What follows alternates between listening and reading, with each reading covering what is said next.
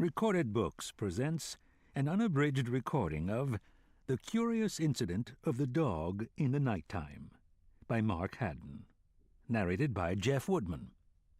This work is copyrighted 2003 by Mark Haddon. This recording is copyrighted 2003 by Recorded Books. Mark Haddon is an author, illustrator, and screenwriter who has written 15 books for children. He lives in Oxford, England. And now, The Curious Incident of the Dog in the Nighttime. Chapter 2. It was 7 minutes after midnight. The dog was lying on the grass in the middle of the lawn in front of Mrs. Shear's house. Its eyes were closed. It looked as if it was running on its side, the way dogs run when they think they're chasing a cat in a dream. But the dog was not running or asleep. The dog was dead. There was a garden fork sticking out of the dog.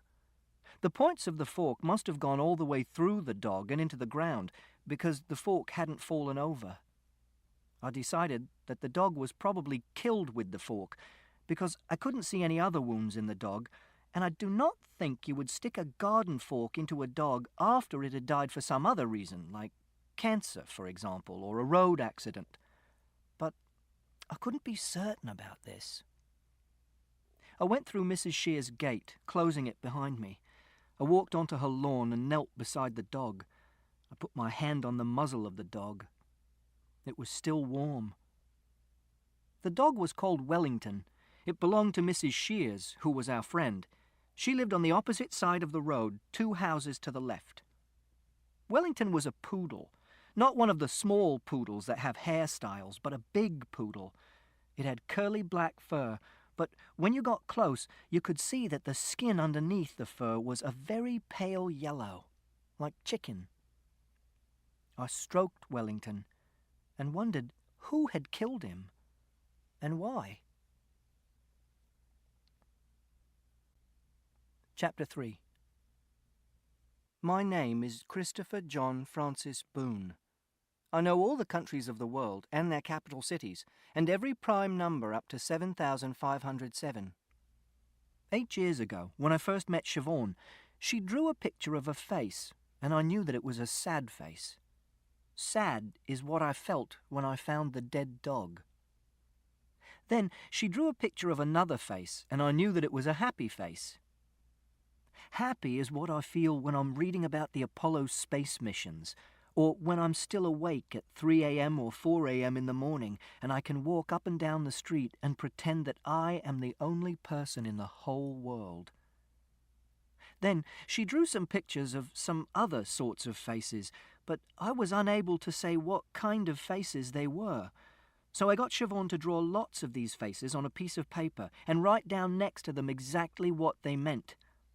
I kept the piece of paper in my pocket and took it out when I didn't understand what someone was saying.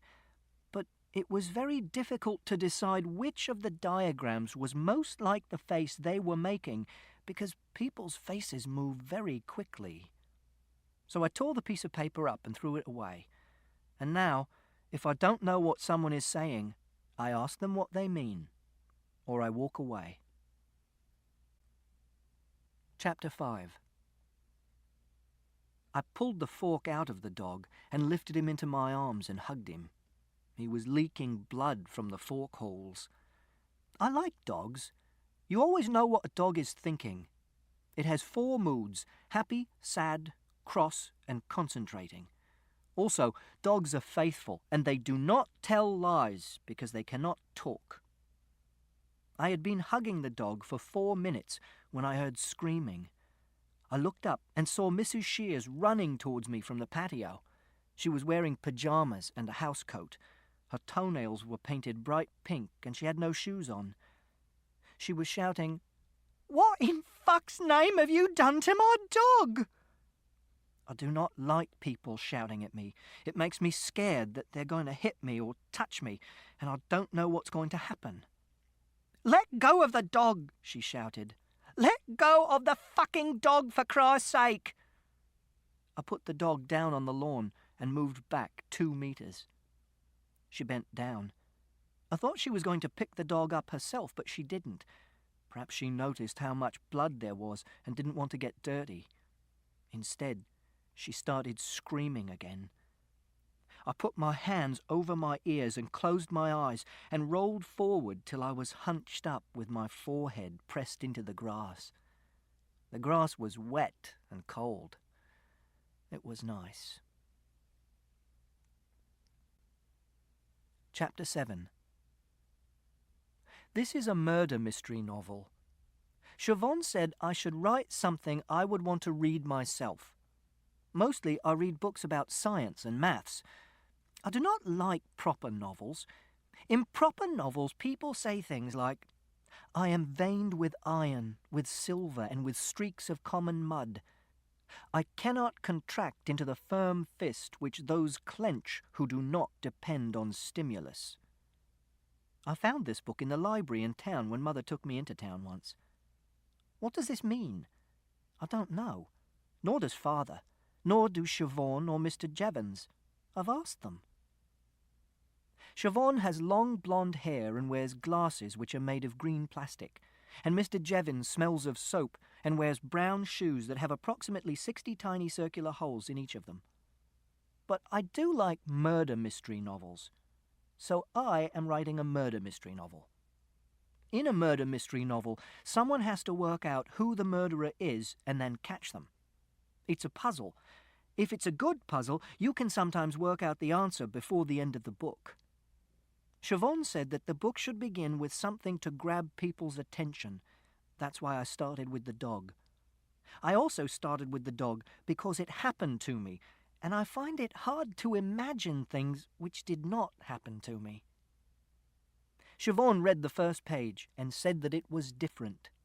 She put this word into inverted commas by making the wiggly quotation sign with her first and second fingers. She said that it was usually people who were killed in murder mystery novels. I said that 2 dogs were killed in The Hound of the Baskervilles, the hound itself and James Mortimer's spaniel, but Siobhan said they weren't the victims of the murder, Sir Charles Baskerville was. She said that this was because readers cared more about people than dogs, so if a person was killed in the book, readers would want to carry on reading. I said that I wanted to write about something real, and I knew people who had died, but I didn't know any people who'd been killed, except Edward's father from school, Mr. Paulson, and that was a gliding accident, not murder, and I didn't really know him. I also said that I cared about dogs because they were faithful and honest, and some dogs were cleverer and more interesting than some people. Steve, for example, who comes to school on Thursdays, needs help to eat his food and couldn't even fetch a stick. Siobhan asked me not to say this to Steve's mother. Chapter 11. Then the police arrived. I like the police. They have uniforms and numbers, and you know what they're meant to be doing. There was a policewoman and a policeman. The policewoman had a little hole in her tights on her left ankle and a red scratch in the middle of the hole. The policeman had a big orange leaf stuck to the bottom of his shoe, which was poking out from one side. The policewoman put her arms round Mrs. Shears and led her back towards the house. I lifted my head off the grass. The policeman squatted down beside me and said, "Would you like to tell me what's been going on here, young man?" I sat up and said, "The dog is dead." "I'd got that far," he said. I said, "I think someone killed the dog." "How old are you?" he asked. I replied, "I am 15 years and 3 months and 2 days. "And what precisely were you doing in the garden?" he asked. "I was holding the dog," I replied. "And why were you holding the dog?" he asked. This was a difficult question. It was something I wanted to do. I like dogs. It made me sad to see that the dog was dead. I like policemen too, and I wanted to answer the question properly, but the policeman did not give me enough time to work out the correct answer. "Why were you holding the dog?" he asked again. "I like dogs," I said. "Did you kill the dog?" he asked. I said, "I did not kill the dog." "Is this your fork?" he asked. I said, "No." "You seem very upset about this," he said. He was asking too many questions, and he was asking them too quickly. They were stacking up in my head like loaves in the factory where Uncle Terry works. The factory is a bakery, and he operates the slicing machines. And sometimes the slicer's not working fast enough, but the bread keeps coming and there's a blockage. I sometimes think of my mind as a machine, but not always as a bread slicing machine. It makes it easier to explain to other people what's going on inside it. The policeman said, "I'm going to ask you once again." I rolled back onto the lawn and pressed my forehead to the ground again and made the noise that Father calls groaning. I make this noise when there's too much information coming into my head from the outside world. It's like when you're upset and you hold the radio against your ear and you tune it halfway between two stations so that all you get is white noise, and then you turn the volume right up so that this is all you can hear, and then you know you're safe because you cannot hear anything else. The policeman took hold of my arm and lifted me onto my feet. And I didn't like him touching me like this. And this is when I hit him. Chapter 13. This will not be a funny book. I cannot tell jokes because I do not understand them. Here is a joke as an example. It's one of Father's. His face was drawn, but the curtains were real. I know why this is meant to be funny, I asked. It's because drawn has three meanings, and they are: 1, drawn with a pencil; 2, exhausted; and 3, pulled across a window. And meaning 1 refers to both the face and the curtains. Meaning 2 refers only to the face, and meaning 3 refers only to the curtains. If I try to say the joke to myself, making the word mean the 3 different things at the same time, it is like hearing 3 different pieces of music at the same time, which is uncomfortable and confusing and not nice like white noise. It's like 3 people trying to talk to you at the same time about different things. And that is why there are no jokes in this book. Chapter 17. The policeman looked at me for a while without speaking. Then he said, "I'm arresting you for assaulting a police officer." This made me feel a lot calmer because it's what policemen say on television and in films. Then he said, "I strongly advise you to get into the back of the police car, because if you try any of that monkey business again, you little shit, I will seriously lose my rag. Is that understood?" I walked over to the police car, which was parked just outside the gate. He opened the back door and I got inside. He climbed into the driver's seat and made a call on his radio to the policewoman who was still inside the house. He said, "Little bugger just had a pop at me, Kate. Can you hang with Mrs. S while I drop him off at the station? I'll get Tony to swing by and pick you up." And she said, "Sure, I'll catch you later." The policeman said, "Okie doke," and we drove off. The police car smelt of hot plastic and aftershave and takeaway chips. I watched the sky as we drove towards the town centre. It was a clear night, and you could see the Milky Way. Some people think the Milky Way is a long line of stars, but it isn't. Our galaxy is a huge disk of stars, millions of light years across, and the solar system is somewhere near the outside edge of the disk. When you look in one direction, at 90 degrees to the disk, you don't see many stars.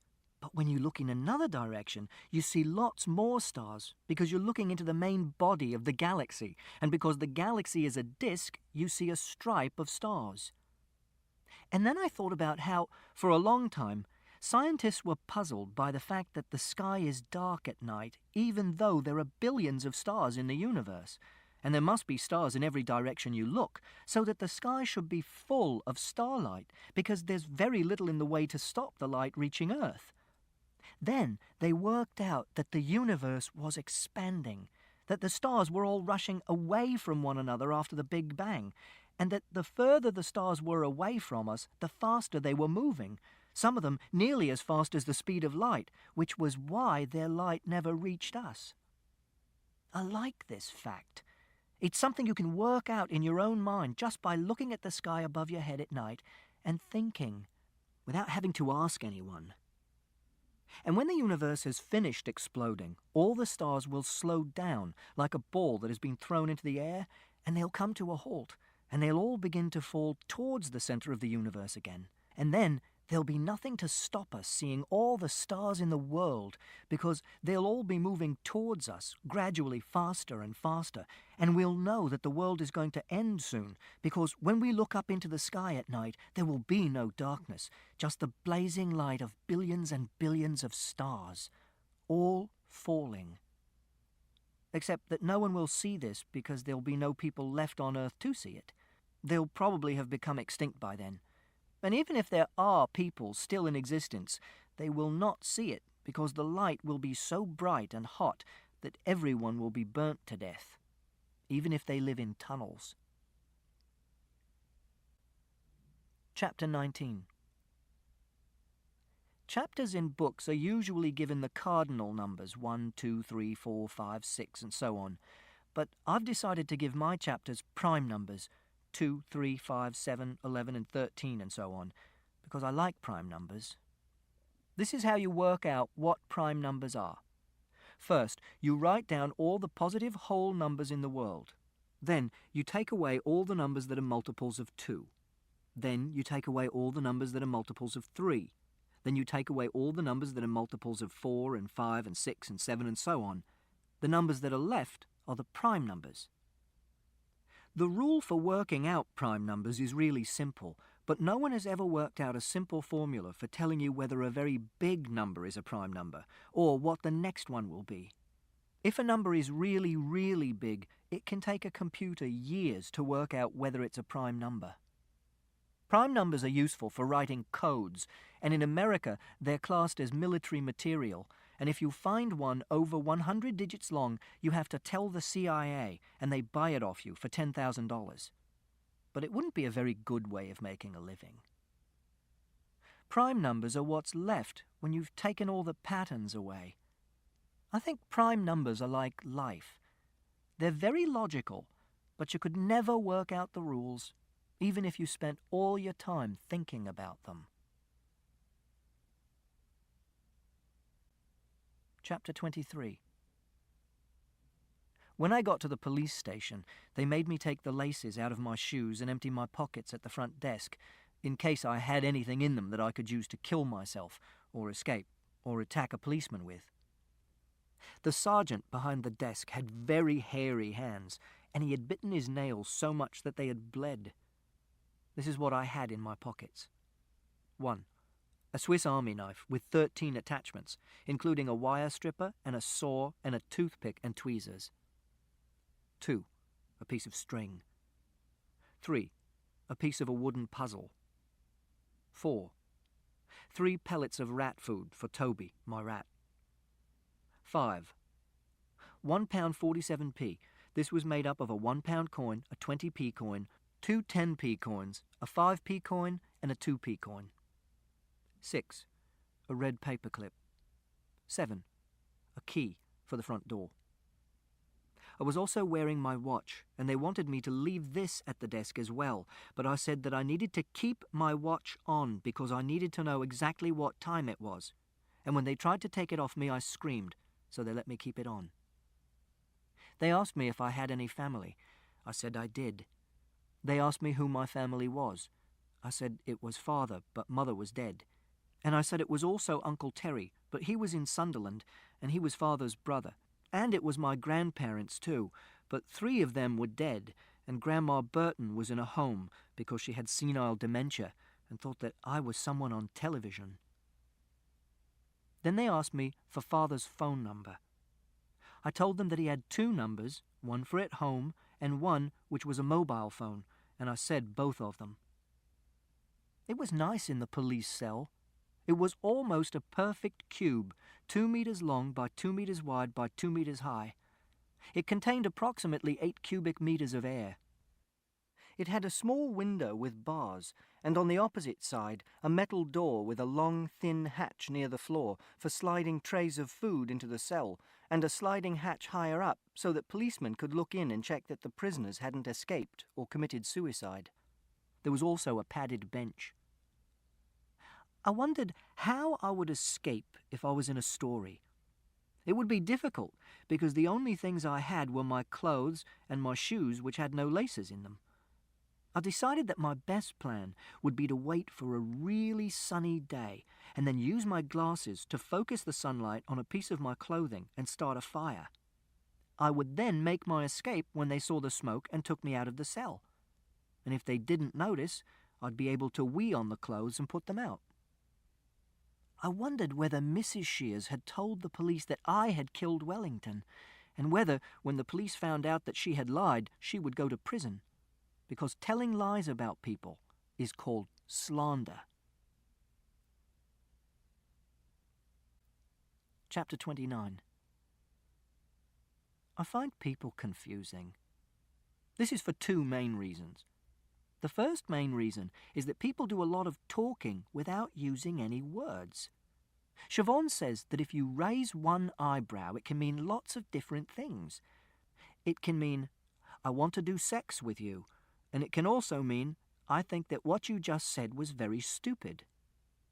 Siobhan also says that if you close your mouth and breathe out loudly through your nose, it can mean that you're relaxed, or that you're bored, or that you're angry, and it all depends on how much air comes out of your nose and how fast, and what shape your mouth is in when you do it, and how you are sitting, and what you said just before, and hundreds of other things which are too complicated to work out in a few seconds. The second main reason is that people often talk using metaphors. These are examples of metaphors. I laughed my socks off. He was the apple of her eye. They had a skeleton in the cupboard. We had a real pig of a day. The dog was stone dead. The word metaphor means carrying something from one place to another, and it comes from the Greek words meta, which means from one place to another, and pherein, which means to carry, and it's when you describe something by using a word for something that it isn't. This means that the word metaphor is a metaphor. I think it should be called a lie, because a pig is not like a day, and people do not have skeletons in their cupboards.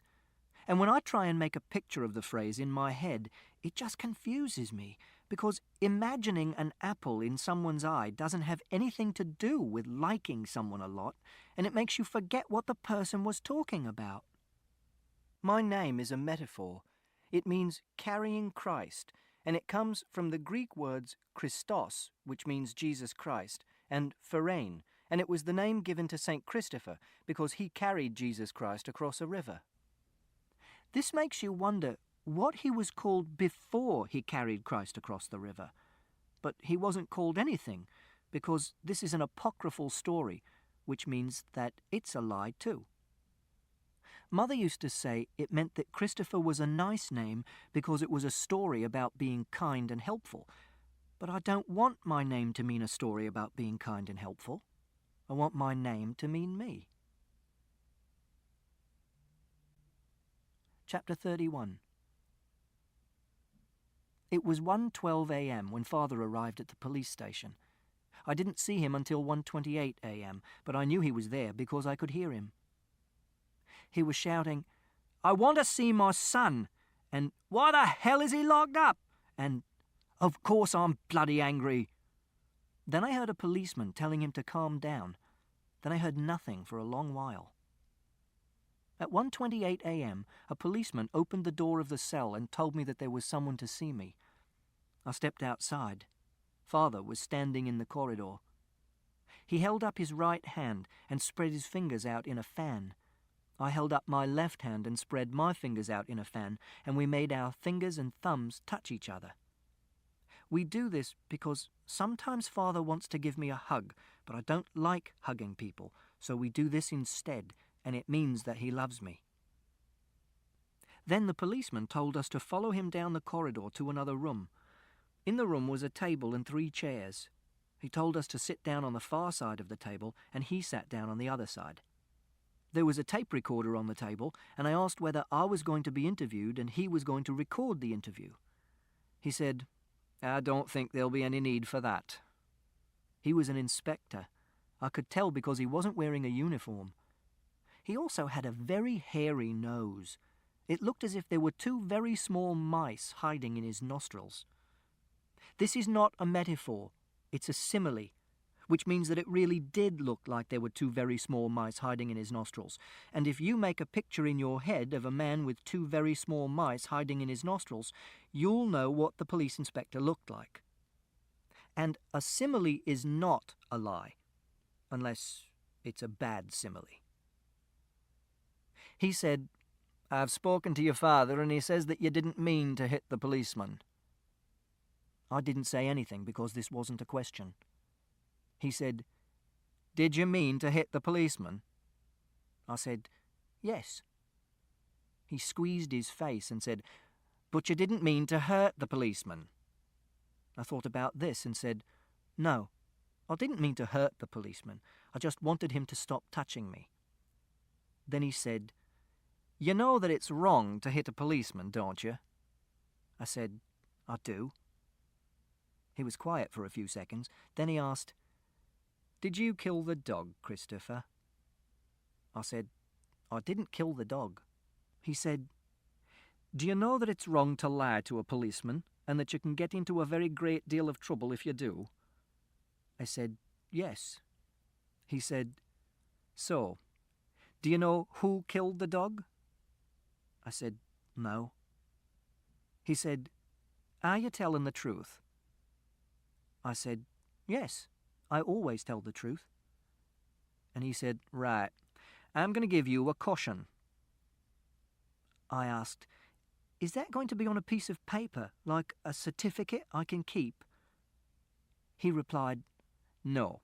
A caution means that we're going to keep a record of what you did, that you hit a policeman, but that it was an accident, and that you didn't mean to hurt the policeman." I said, "But it wasn't an accident."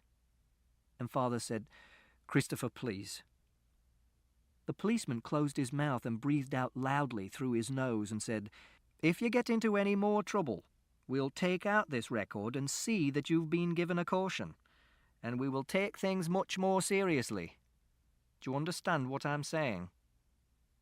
I said that I understood. Then he said that we could go, and he stood up and opened the door, and we walked out into the corridor and back to the front desk, where I picked up my Swiss Army knife and my piece of string and the piece of the wooden puzzle and the 3 pellets of rat food for Toby and my £1.47p and the paperclip and my front door key, which were all in a little plastic bag, and we went out to Father's car, which was parked outside, and we drove home. Chapter 37. I don't tell lies. Mother used to say that this was because I was a good person, but it's not because I'm a good person. It's because I can't tell lies. Mother was a small person who smelt nice, and she sometimes wore a fleece with a zip down the front, which was pink, and it had a tiny label which said Berghaus on the left bosom. A lie is when you say something happened which didn't happen. But there is only ever one thing which happened at a particular time and a particular place, and there are an infinite number of things which didn't happen at that time and at that place. And if I think about something which didn't happen, I start thinking about all the other things which didn't happen. For example, this morning for breakfast, I had ready brek and some hot raspberry milkshake.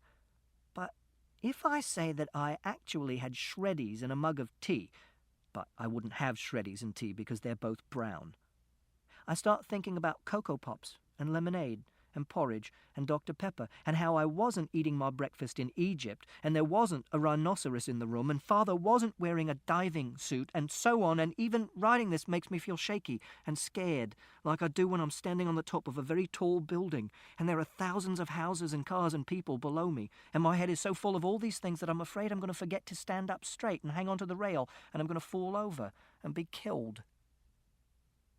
This is another reason why I don't like proper novels, because they're lies about things which didn't happen, and they make me feel shaky and scared.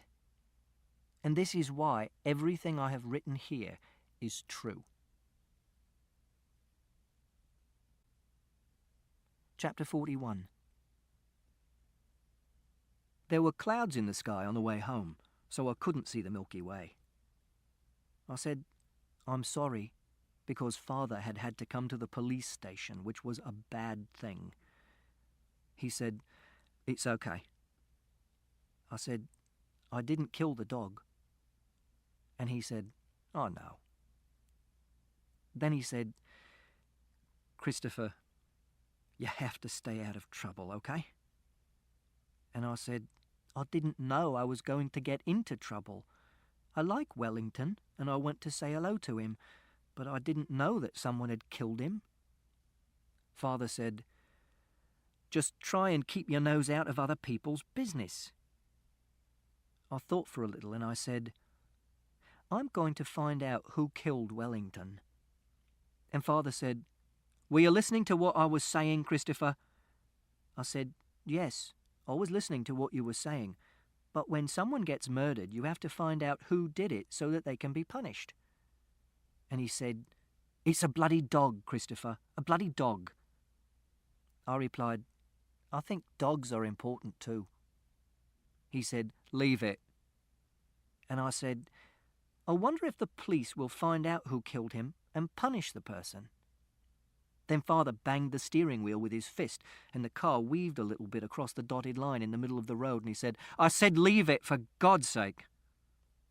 I could tell that he was angry because he was shouting, and I didn't want to make him angry, so I didn't say anything else until we got home. When we came in through the front door, I went into the kitchen and I got a carrot for Toby, and I went upstairs and I shut the door of my room and I let Toby out and gave him the carrot.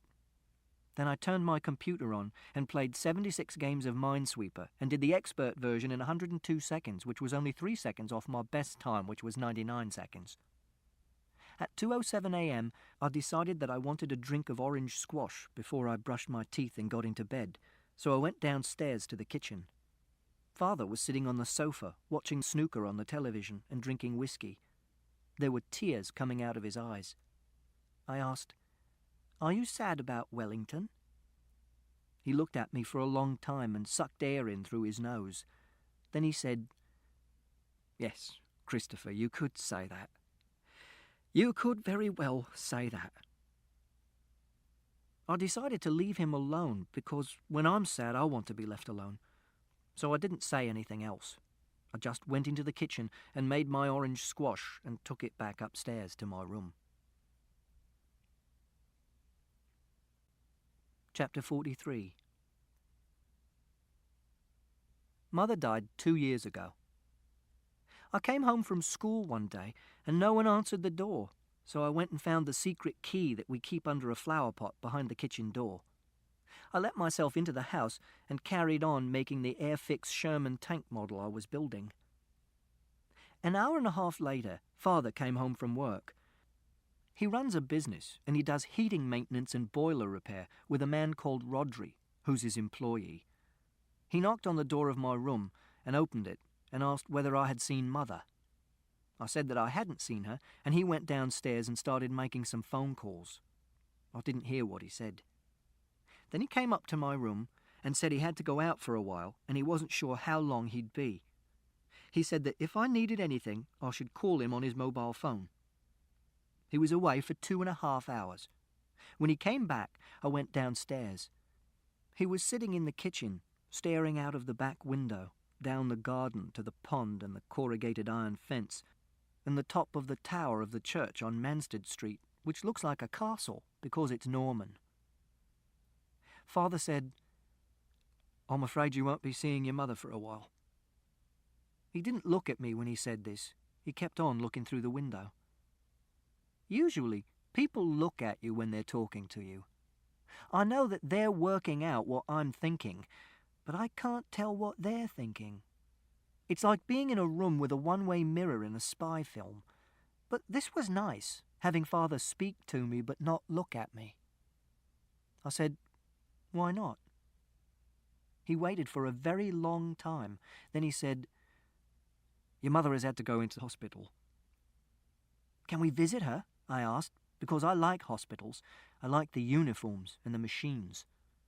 Father said, "No." I said, "Why can't we?"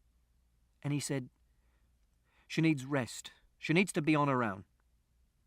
I asked, "Is it a psychiatric hospital?" And Father said, "No, it's an ordinary hospital. She has a problem with her heart. I said, we'll need to take food to her, because I knew that food in hospital was not very good. David from school, he went into hospital to have an operation on his leg to make his calf muscle longer so that he could walk better, and he hated the food, so his mother used to take meals in every day. Father waited a long time again and said, I'll take some into her during the day when you're at school, and I'll give it to the doctors and they can give it to your mum, okay? I said, but you can't cook. Father put his hands over his face and said, Christopher, look, I'll buy some ready-made stuff from Marks and Spencer's and take those in. She likes those. I said I would make her a get-well card, because that's what you do for people when they're in hospital. Father said he would take it in the next day. Chapter 47. In the bus on the way to school next morning, we passed 4 red cars in a row, which meant that it was a good day, so I decided not to be sad about Wellington. Mr. Jevons, the psychologist at the school, once asked me why 4 red cars in a row made it a good day, and 3 red cars in a row made it a quite good day, and 5 red cars in a row made it a super good day, and why 4 yellow cars in a row made it a black day, which is a day when I don't speak to anyone and sit on my own reading books and don't eat my lunch and take no risks. He said that I was clearly a very logical person, so he was surprised that I should think like this, because it wasn't very logical. I said that I liked things to be in a nice order, and one way of things being in a nice order was to be logical, especially if those things were numbers or an argument. But there were other ways of putting things in a nice order, and that was why I had good days and black days. And I said that some people who worked in an office came out of their house in the morning and saw that the sun was shining and it made them feel happy, or they saw that it was raining and it made them feel sad, but the only difference was the weather. And if they worked in an office, the weather didn't have anything to do with whether they had a good day or a bad day. I said that when Father got up in the morning, he always put his trousers on before he put his socks on. And it wasn't logical, but he always did it that way, because he liked things in a nice order too. And whenever he went upstairs, he went up 2 at a time, always starting with his right foot. Mr. Jevons said that I was a very clever boy. I said that I wasn't clever. I was just noticing how things were, and that wasn't clever. That was just being observant. Being clever was when you looked at how things were and used the evidence to work out something new, like the universe expanding, or who committed a murder. Or if you see someone's name and you give each letter a value from 1 to 26, A equals 1, B equals 2, etc., and you add the numbers up in your head and you find that it makes a prime number, like Jesus Christ, 151, or Scooby-Doo, 113, or Sherlock Holmes, 163, or Dr. Watson, 167. Mr. Jevons asked me whether this made me feel safe, having things always in a nice order, and I said it did. Then he asked me if I didn't like things changing, and I said I wouldn't mind things changing if I became an astronaut, for example, which is one of the biggest changes you can imagine, apart from becoming a girl or dying. He asked whether I wanted to become an astronaut, and I said I did. He said that it was very difficult to become an astronaut. I said that I knew. You had to become an officer in the Air Force, and you had to take lots of orders and be prepared to kill other human beings, and I couldn't take orders. Also, I didn't have 20/20 vision, which you needed to be a pilot. But I said that you could still want something that's very unlikely to happen. Terry, who is the older brother of Francis, who is at the school, said I would only ever get a job collecting supermarket trolleys or cleaning out donkey shit at an animal sanctuary, and they didn't let spazzers drive rockets that cost billions of pounds. When I told this to Father, he said that Terry was jealous of my being cleverer than him, which was a stupid thing to think because we weren't in a competition. But Terry is stupid, So quod erat demonstrandum, which is Latin for which is the thing that was going to be proved, which means thus it is proved. I'm not a spazzer, which means spastic, not like Francis, who is a spazzer. And even though I probably won't become an astronaut, I am going to go to university and study mathematics, or physics and mathematics, which is a joint honour school, because I like mathematics and physics and I'm very good at them. But Terry won't go to university. Father says Terry is most likely to wind up in prison. Terry has a tattoo on his arm of a heart shape with a knife through the middle of it. But this is what is called a digression, and now I'm going to go back to the fact that it was a good day. Because it was a good day, I decided that I would try and find out who killed Wellington, because a good day is a day for projects and planning things.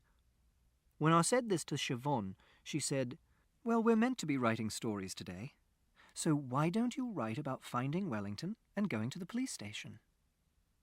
And that's when I started writing this. And Siobhan said that she'd help with the spelling and the grammar and the footnotes.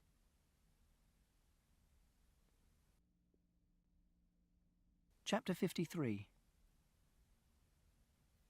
Mother died 2 weeks later. I hadn't been into hospital to see her, but Father had taken in lots of food from Marks and Spencer's. He said that she'd been looking okay and seemed to be getting better. She had sent me lots of love and had my get well card on the table beside her bed. Father said that she liked it very much. The card had pictures of cars on the front. I did it with Mrs. Peters at school, who does art, and it was a lino cut, which is when you draw a picture on a piece of lino and Mrs. Peters cuts round the picture with a Stanley knife, and then you put ink on the lino and press it onto the paper, which is why all the cars looked the same, because I did one car and pressed it onto the paper 9 times. And it was Mrs. Peters' idea to do lots of cars, which I liked, and I coloured all the cars in with red paint to make it a super, super good day for Mother. Father said that she died of a heart attack and it wasn't expected. I said, "What kind of heart attack?" because I was surprised. Mother was only 38 years old, and heart attacks usually happen to older people, and Mother was very active and rode a bicycle and ate food which was healthy and high in fibre and low in saturated fat, like chicken and vegetables and muesli. Father said that he didn't know what kind of heart attack she had, and now wasn't the moment to be asking questions like that. I said that it was probably an aneurysm. A heart attack is when some of the muscles in the heart stop getting blood and die. There are 2 main types of heart attack. The first is an embolism. That's when a blood clot blocks one of the blood vessels taking blood to the muscles in the heart. And you can stop this happening by taking aspirin and eating fish, which is why Eskimos don't get this sort of heart attack, because they eat fish and fish stops their blood clotting. But if they cut themselves badly, they can bleed to death. But an aneurysm is when a blood vessel breaks and the blood doesn't get to the heart muscles because it's leaking. And some people get aneurysms just because there's a weak bit in their blood vessels, like Mrs. Hardesty, who lived at number 72 in our street, who had a weak bit in the blood vessels in her neck and died just because she turned her head round to reverse her car into a parking space. On the other hand, it could have been an embolism, because your blood clots much more easily when you're lying down for a long time, like when you're in hospital. Father said, "I'm sorry, Christopher. I'm really sorry." But it wasn't his fault. Then Mrs. Shears came over and cooked supper for us, and she was wearing sandals and jeans and a T-shirt which had the words windsurf and Corfu and a picture of a windsurfer on it. And Father was sitting down, and she stood next to him and held his head against her bosoms and said, "Come on, Ed, we're going to get you through this." And then she made us spaghetti and tomato sauce. And after dinner she played Scrabble with me, and I beat her 247 points to 134. Chapter 59. I decided that I was going to find out who killed Wellington, even though Father had told me to stay out of other people's business. This is because I don't always do what I'm told. And this is because when people tell you what to do, it's usually confusing and doesn't make sense. For example, people often say, "Be quiet," but they don't tell you how long to be quiet for. Or you see a sign which says, "Keep off the grass," but it should say, "Keep off the grass around this sign," or "Keep off all the grass in this park," because there's lots of grass you are allowed to walk on. Also, people break rules all the time. For example, Father often drives over 30 in a 30-mile-per-hour zone, and sometimes he drives when he's been drinking, and often he doesn't wear his seatbelt when he's driving his van. And in the Bible it says, "Thou shalt not kill," but there were the Crusades and 2 world wars and the Gulf War, and there were Christians killing people in all of them. Also, I don't know what Father means when he says, "Stay out of other people's business," because I don't know what he means by other people's business, because I do lots of things with other people, at school and in the shop and on the bus, and his job is going into other people's houses and fixing their boilers and their heating, and all of these things are other people's business. Siobhan understands. When she tells me not to do something, she tells me exactly what it is that I am not allowed to do, and I like this. For example, she once said, "You must never punch Sarah or hit her in any way, Christopher, even if she hits you first. If she does hit you again, move away from her and stand still and count from 1 to 50. Then come and tell me what she's done, or tell one of the other members of the staff what she's done." Or, for example, she once said, "If you want to go on the swings and there are already people on the swings, you must never push them off. You must ask them if you can have a go, and then you must wait until they have finished." But when other people tell you what you can't do, they don't do it like this. So I decide for myself what I'm going to do and what I'm not going to do. That evening, I went round to Mrs. Shear's house and knocked on the door and waited for her to answer it.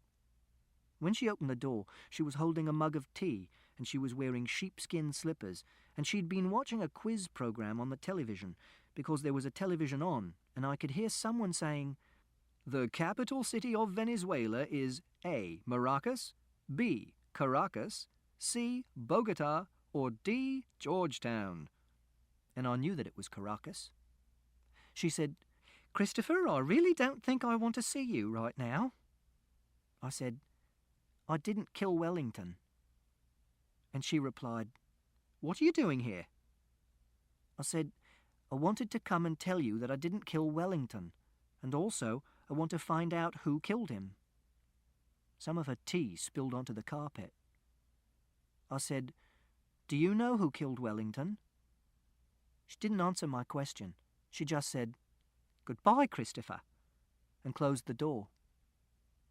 Then I decided to do some detective work. I could see that she was watching me and waiting for me to leave, because I could see her standing in the hall on the other side of the frosted glass in her front door. So I walked down the path and out of the garden. Then I turned round and saw that she wasn't standing in her hall any longer. I made sure that there was no one watching and climbed over the wall and walked down the side of the house into her back garden to the shed where she kept all her gardening tools. The shed was locked with a padlock, and I couldn't go inside, so I walked round to the window in the side. Then I had some good luck. When I looked through the window, I could see a fork that looked exactly the same as the fork that had been sticking out of Wellington. It was lying on the bench by the window, and it had been cleaned because there was no blood on the spikes. I could see some other tools as well, a spade and a rake and one of those long clippers people use for cutting branches which are too high to reach. And they all had the same green plastic handles, like the fork. This meant that the fork belonged to Mrs. Shears. Either that, or it was a red herring, which is a clue which makes you come to a wrong conclusion, or something which looks like a clue, but isn't. I wondered if Mrs. Shears had killed Wellington herself. But if she had killed Wellington herself, why did she come out of the house shouting, "What in fuck's name have you done to my dog?" I thought that Mrs. Shears probably didn't kill Wellington. But whoever had killed him had probably killed him with Mrs. Shears' fork. And the shed was locked. This meant that it was someone who had the key to Mrs. Shear's shed, or that she had left it unlocked, or that she had left her fork lying around in the garden. I heard a noise and turned round and saw Mrs. Shears standing on the lawn looking at me. I said, "I came to see if the fork was in the shed." And she said, "If you don't go now, I'll call the police again." So I went home. When I got home, I said hello to Father and went upstairs to feed Toby, my rat, and felt happy because I was being a detective and finding things out. Chapter 61. Mrs. Forbes at school said that when Mother died, she had gone to heaven. That was because Mrs. Forbes is very old and she believes in heaven. And she wears tracksuit trousers because she says they're more comfortable than normal trousers. And one of her legs is very slightly shorter than the other one because of an accident on a motorbike. But when Mother died, she didn't go to heaven because heaven doesn't exist. Mrs. Peters' husband is a vicar called the Reverend Peters, and he comes to our school sometime to talk to us. And I asked him where heaven was, and he said, "It's not in our universe. It's another kind of place altogether." The Reverend Peters makes a funny ticking noise with his tongue sometimes when he's thinking, and he smokes cigarettes, and you can smell them on his breath, and I don't like this. I said that there wasn't anything outside the universe, and there wasn't another kind of place altogether. Except that there might be if you went through a black hole. But a black hole is what is called a singularity, which means it's impossible to find out what's on the other side, because the gravity of a black hole is so big that even electromagnetic waves, like light, can't get out of it, and electromagnetic waves are how we get information about things which are far away. And if heaven was on the other side of a black hole, dead people would have to be fired into space on rockets to get there, and they aren't, or people would notice. I think people believe in heaven because they don't like to think of the idea of dying, because they want to carry on living, and they don't like the idea that other people will move into their house and put their things into the rubbish. The Reverend Peters said, "Well, when I say that heaven is outside the universe, it's really just a manner of speaking. I suppose what it really means is that they're with God." And I replied, "But where is God?" And the Reverend Peters said that we should talk about this on another day when he had more time. What actually happens when you die is that your brain stops working and your body rots, like Rabbit did when he died, and we buried him in the earth at the bottom of the garden. And all his molecules were broken down into other molecules, and they went into the earth and were eaten by worms and went into the plants. And if we go and dig in the same place in 10 years, there'll be nothing except his skeleton left. And in 1,000 years, even his skeleton will be gone. But that's all right, because he's a part of the flowers and the apple tree and the hawthorn bush now. When people die, they're sometimes put into coffins, which means that they don't mix with the earth for a very long time, until the wood of the coffin rots. But Mother was cremated. This means that she was put into a coffin and burnt and ground up and turned into ash and smoke. I don't know what happens to the ash, and I couldn't ask at the crematorium because I didn't go to the funeral. But the smoke goes out of the chimney and into the air, and sometimes I look up into the sky and I think that there are molecules of Mother up there, or in the clouds over Africa, or the Antarctic, or coming down as rain in the rainforests in Brazil, or in snow somewhere.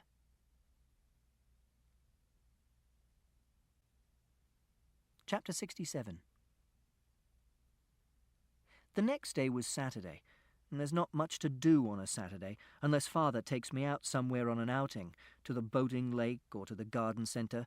But on this Saturday, England were playing Romania at football, which meant that we weren't going to go on an outing because Father wanted to watch the match on the television. So I decided to do some more detection on my own.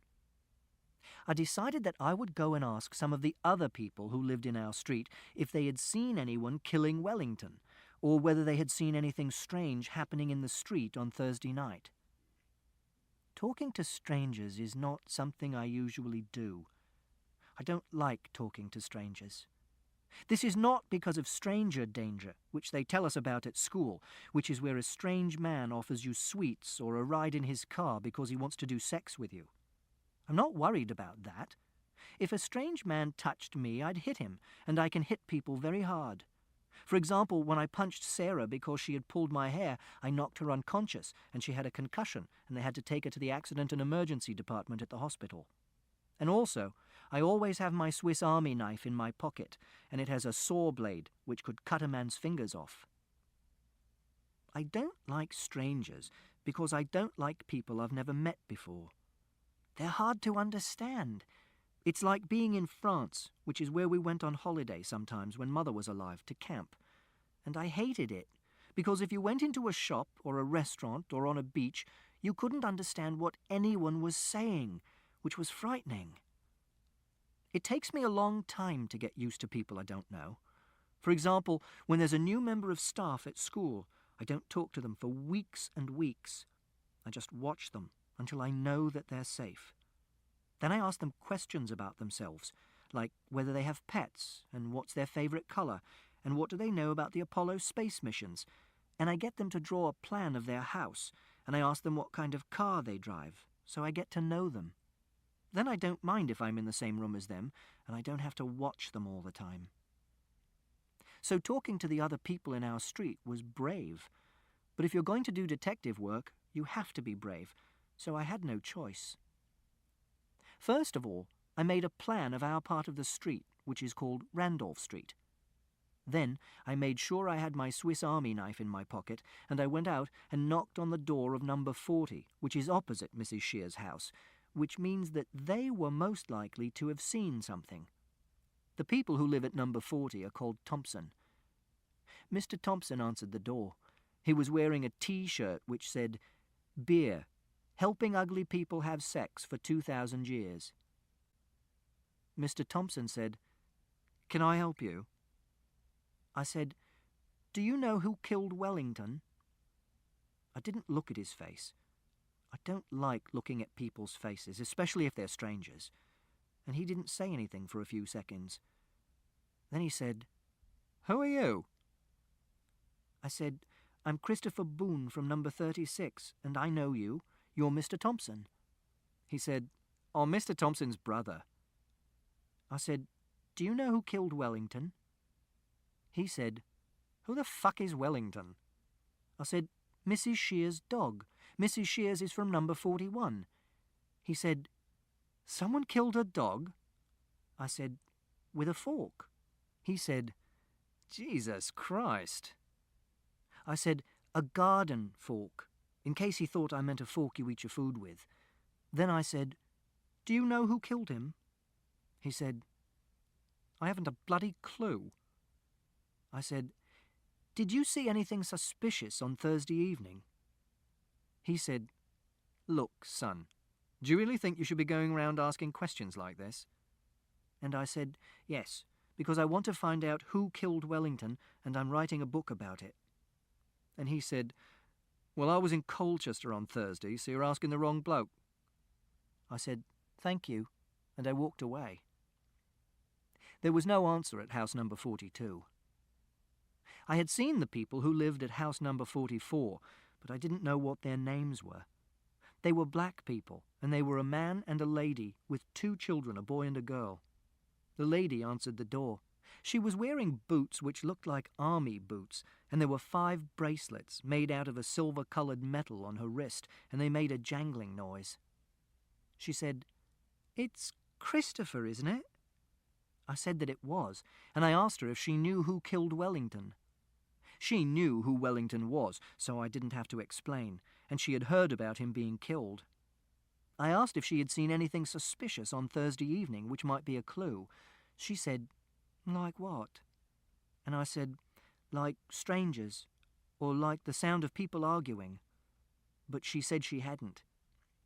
And then I decided to do what is called trying a different tack, and I asked her whether she knew of anyone who might want to make Mrs. Shears sad. And she said, "Perhaps you should be talking to your father about this." and I explained that I couldn't ask my father because the investigation was a secret, because he had told me to stay out of other people's business. She said, "Well, maybe he has a point, Christopher." And I said, "So you don't know anything which might be a clue?" And she said, "No." And then she said, "You be careful, young man." I said that I would be careful, and then I said thank you to her for helping me with my questions, and I went to number 43, which is the house next to Mrs. Shear's house. The people who live at number 43 are Mr. Wise and Mr. Wise's mother, who's in a wheelchair, which is why he lives with her, so he can take her to the shops and drive her around. It was Mr. Wise who answered the door. He smelt of body odour and old biscuits and off popcorn, which is what you smell of if you haven't washed for a very long time, like Jason at school smells, because his family's poor. I asked Mr. Wise if he knew who had killed Wellington on Thursday night. He said, "Bloody hell, policemen really are getting younger, aren't they?" Then he laughed. I don't like people laughing at me, so I turned and walked away. I didn't knock at the door of number 38, which is the house next to our house, because the people there take drugs, and Father says that I should never talk to them, so I don't. And they play loud music at night, and they make me scared sometimes when I see them in the street, and it's not really their house.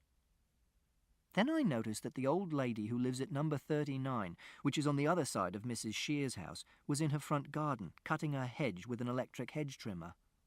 Her name is Mrs. Alexander. She has a dog. It's a dachshund, so she was probably a good person because she liked dogs. But the dog wasn't in the garden with her. It was inside the house. Mrs. Alexander was wearing jeans and training shoes, which old people don't normally wear. And there was mud on the jeans, and the trainers were New Balance trainers, and the laces were red. I went up to Mrs. Alexander and said, "Do you know anything about Wellington being killed?" Then she turned off the electric hedge trimmer and said, "I'm afraid you're going to have to say that again. I'm a little deaf." So I said, "Do you know anything about Wellington being killed?" And she said, "I heard about it yesterday. Dreadful, dreadful." I said, "Do you know who killed him?" And she said, "No, I don't."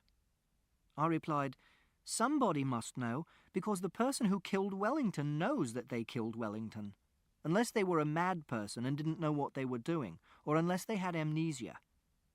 And she said, "Well, I suppose you're probably right." I said, "Thank you for helping me with my investigation." And she said, "You're Christopher, aren't you?" I said, "Yes, I live at number 36. And she said, "We haven't talked before, have we?" I said, "No, I don't like talking to strangers, but I'm doing detective work." And she said, "I see you every day going to school." I didn't reply to this.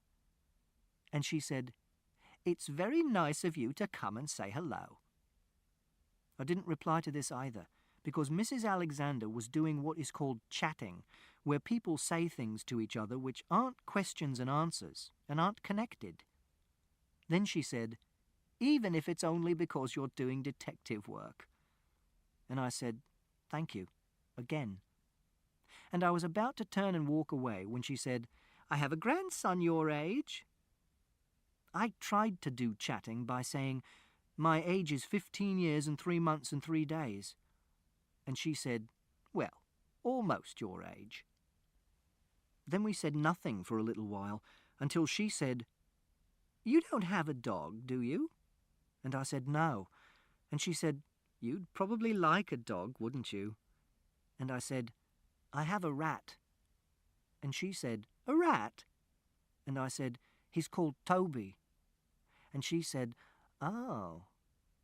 And I said, "Most people don't like rats because they think they carry diseases like bubonic plague. But that's only because they live in sewers and stowed away on ships coming from foreign countries where there were strange diseases. But rats are very clean. Toby is always washing himself. And you don't have to take him out for walks. I just let him run around my room so he gets some exercise. And sometimes he sits on my shoulder or hides in my sleeve like it's a burrow, but rats don't live in burrows in nature. Mrs. Alexander said, "Do you want to come in for tea?" And I said, "I don't go into other people's houses." And she said, "Well, maybe I could bring some out here. Do you like lemon squash?" I replied, "I only like orange squash." And she said, "Luckily I have some of that as well. And what about Battenberg?" And I said, "I don't know, because I don't know what Battenberg is." She said, "It's a kind of cake. It has 4 pink and yellow squares in the middle, and it has marzipan icing round the edge." And I said, "Is it a long cake with a square cross-section which is divided into equally sized, alternately coloured squares?" And she said, "Yes, I think you could probably describe it like that." And I said, "I think I'd like the pink squares, but not the yellow squares, because I don't like yellow. And I don't know what marzipan is, so I don't know whether I'd like that." And she said, "I'm afraid marzipan is yellow too. Perhaps I should bring out some biscuits instead. Do you like biscuits?" And I said, "Yes, some sorts of biscuits." And she said, "I'll get a selection." Then she turned and went into the house. She moved very slowly because she was an old lady, and she was inside the house for more than 6 minutes, and I began to get nervous because I didn't know what she was doing in the house. I didn't know her well enough to know whether she was telling the truth about getting orange squash and Battenberg cake, and I thought she might be ringing the police, and then I'd get into much more serious trouble because of the caution. So I walked away. And as I was crossing the street, I had a stroke of inspiration about who might have killed Wellington. I was imagining a chain of reasoning inside my head, which was like this. 1. Why would you kill a dog? A. Because you hated the dog. B. Because you were mad. C. Because you wanted to make Mrs. Shears upset. 2. I didn't know anyone who hated Wellington, so if it was A, it was probably a stranger. 3. I didn't know any mad people, so if it was B, it was also probably a stranger. 4. Most murders are committed by someone who is known to the victim. In fact, you're most likely to be murdered by a member of your own family on Christmas Day. This is a fact. Wellington was therefore most likely to have been killed by someone known to him. 5. If it was C, I only knew one person who didn't like Mrs. Shears, and that was Mr. Shears, who knew Wellington very well indeed. This meant that Mr. Shears was my prime suspect. Mr. Shears used to be married to Mrs. Shears, and they lived together until 2 years ago. Then Mr. Shears left and didn't come back. This was why Mrs. Shears came over and did lots of cooking for us after Mother died, because she didn't have to cook for Mr. Shears anymore, and she didn't have to stay at home and be his wife. And also, Father said that she needed company and didn't want to be on her own. And sometimes Mrs. Shears stayed overnight at our house, and I liked it when she did, because she made things tidy, and she arranged the jars and pans and tins in order of their height on the shelves in the kitchen, and she always made their labels face outwards, and she put the knives and forks and spoons in the correct compartments in the cutlery drawer.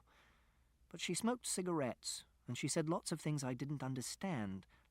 For example, "I'm going to hit the hay," and "It's brass monkeys out there," and "Let's rustle up some tucker."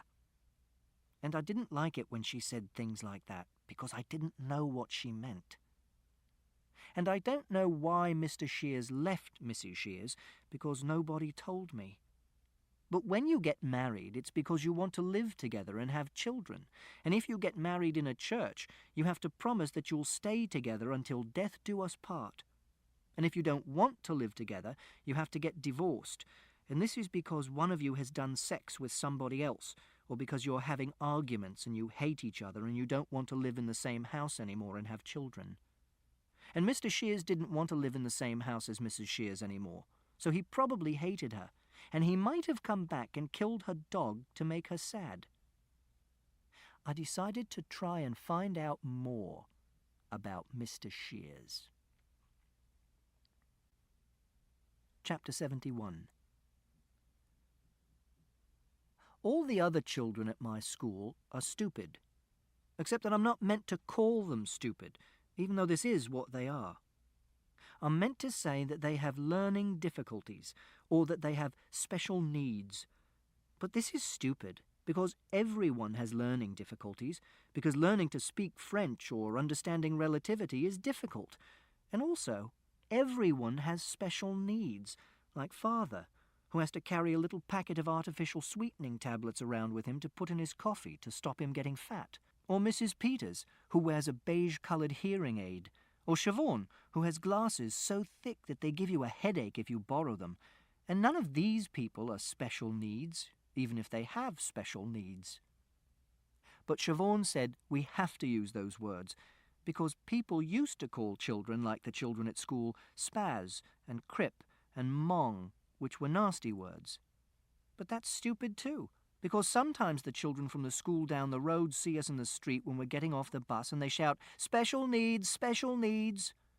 But I don't take any notice, because I don't listen to what other people say, and only sticks and stones can break my bones, and I have my Swiss Army knife. If they hit me, and if I kill them, it will be self-defense, and I won't go to prison. I am going to prove that I'm not stupid.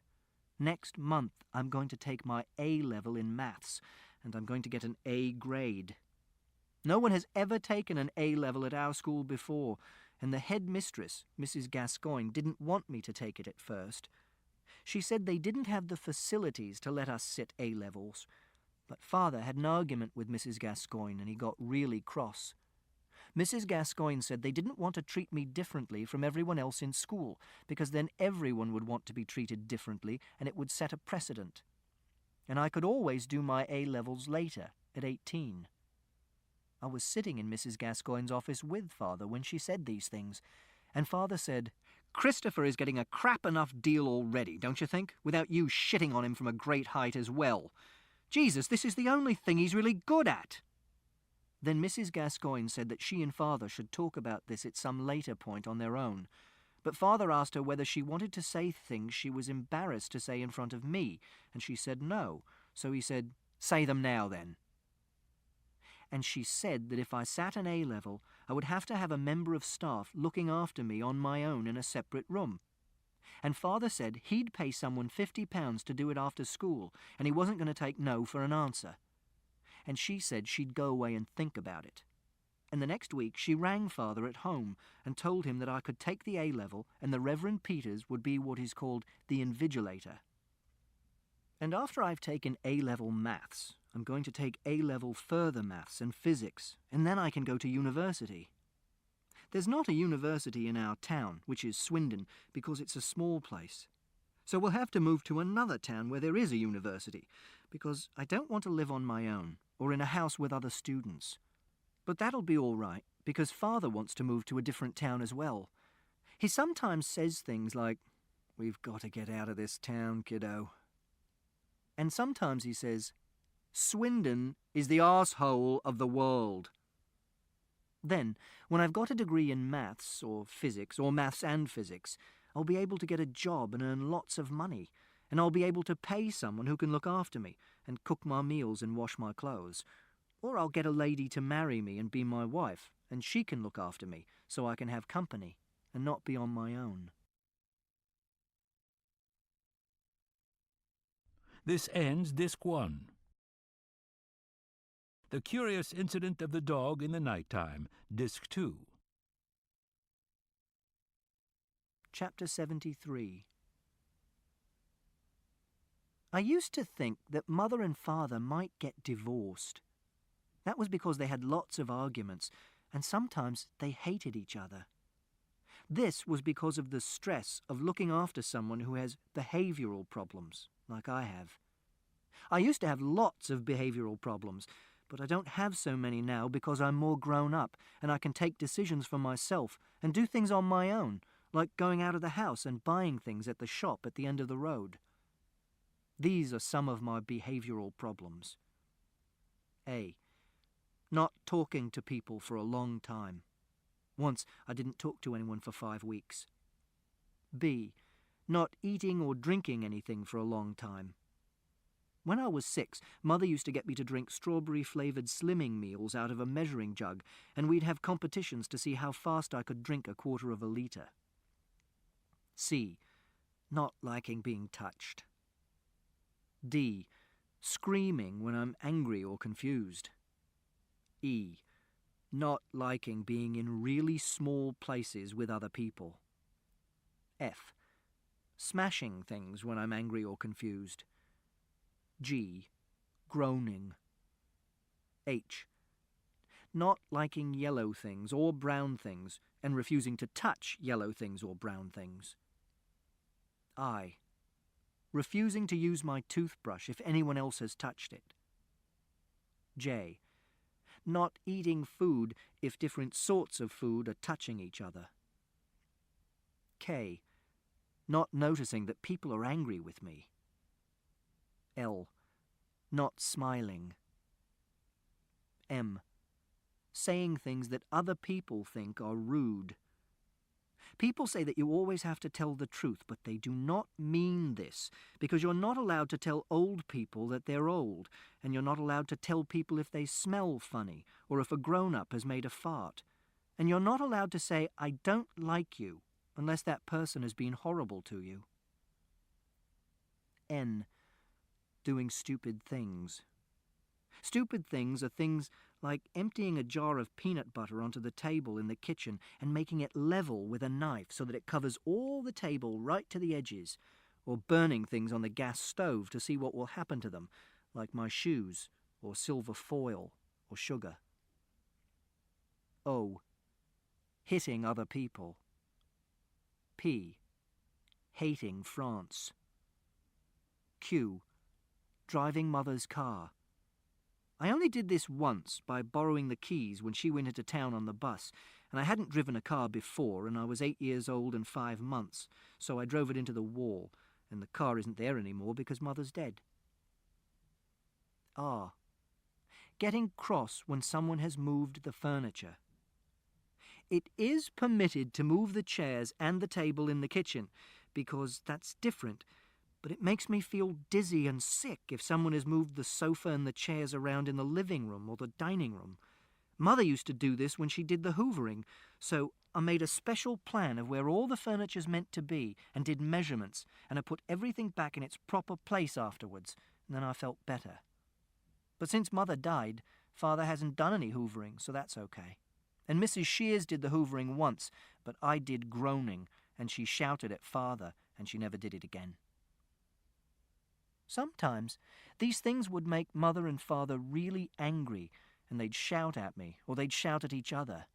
Sometimes Father would say, "Christopher, if you do not behave, I swear I shall knock the living daylights out of you." Or Mother would say, "Jesus, Christopher, I'm seriously considering putting you in a home." Or Mother would say, "You are going to drive me into an early grave." Chapter 79. When I got home, Father was sitting at the table in the kitchen, and he had made my supper. He was wearing a lumberjack shirt.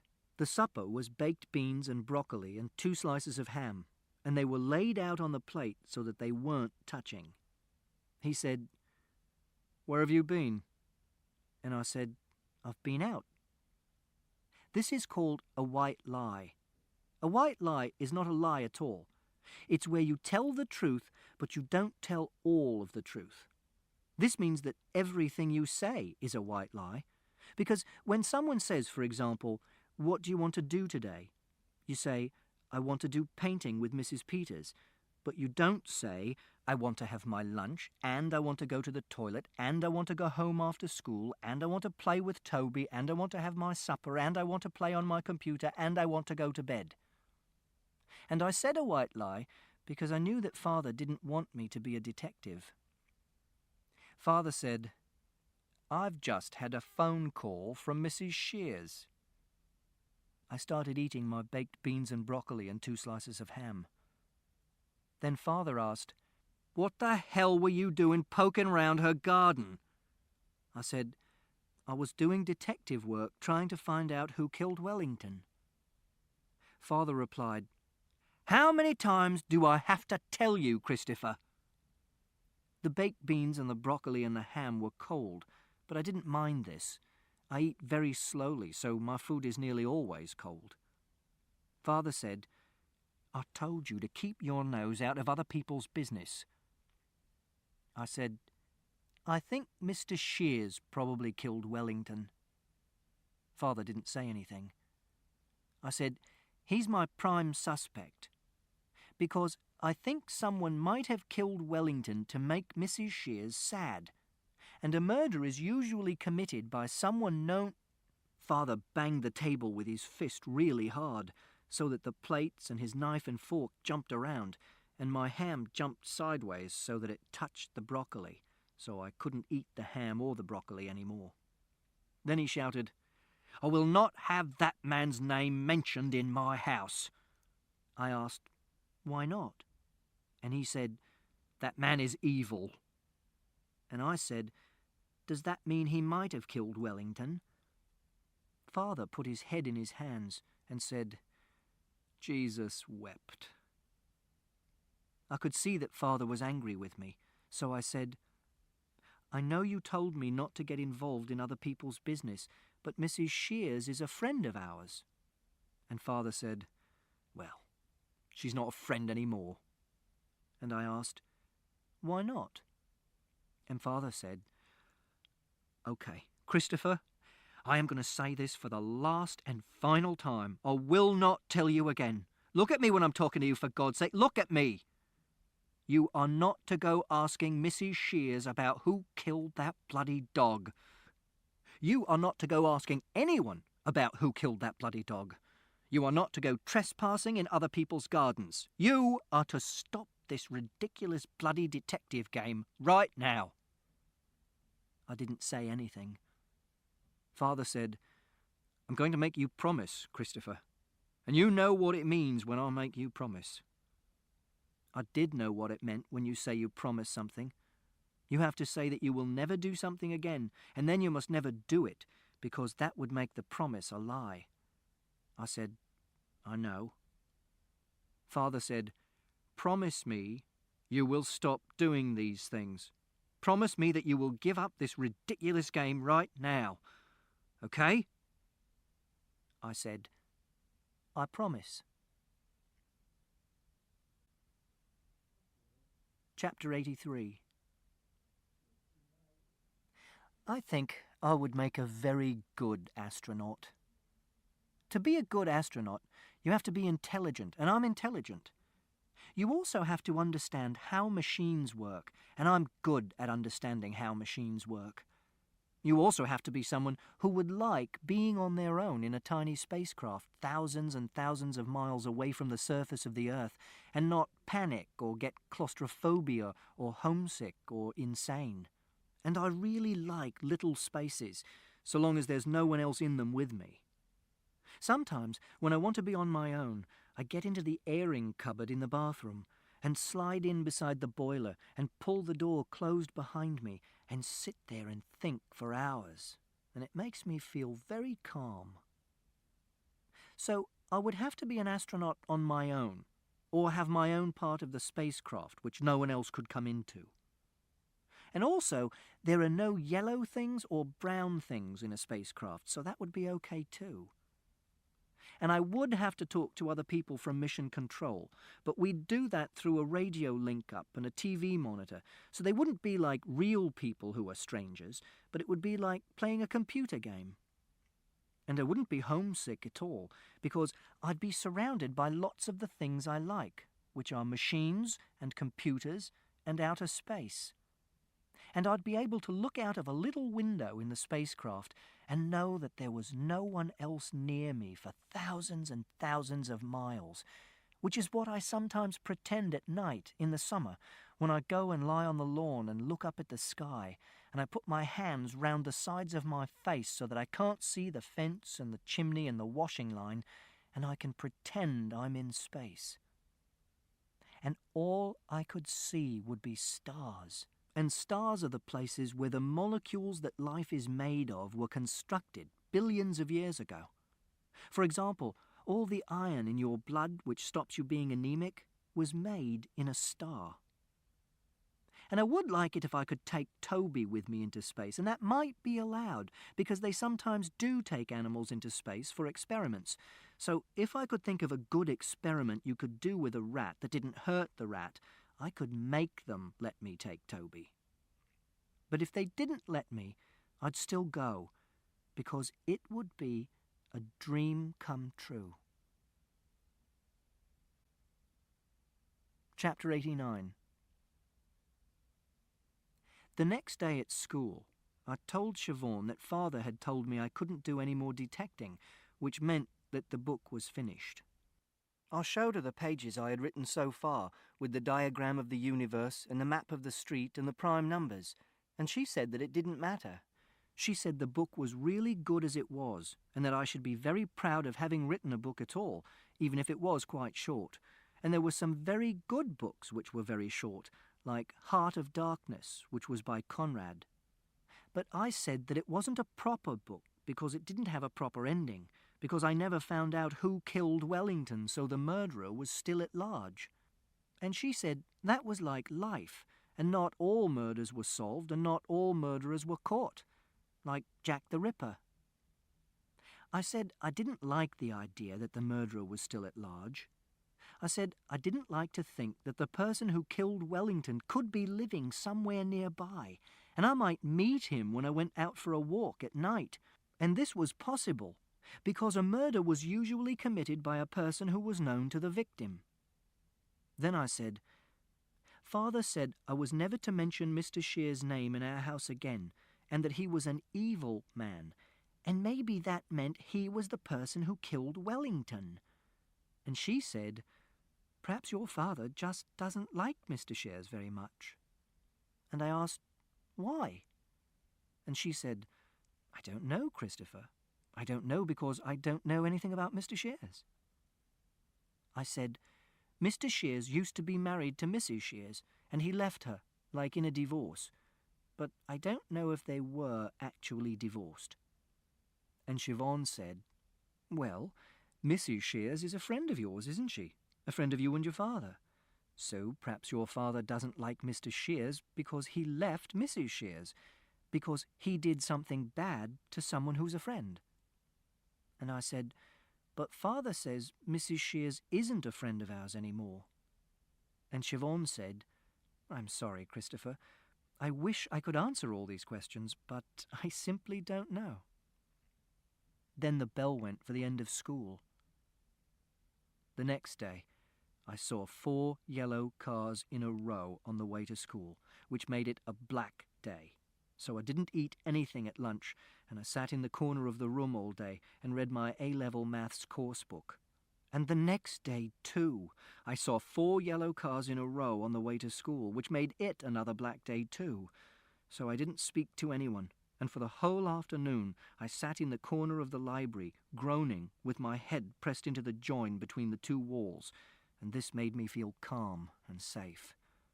But on the 3rd day, I kept my eyes closed all the way to school until we got off the bus, because after I've had 2 black days in a row, I'm allowed to do that.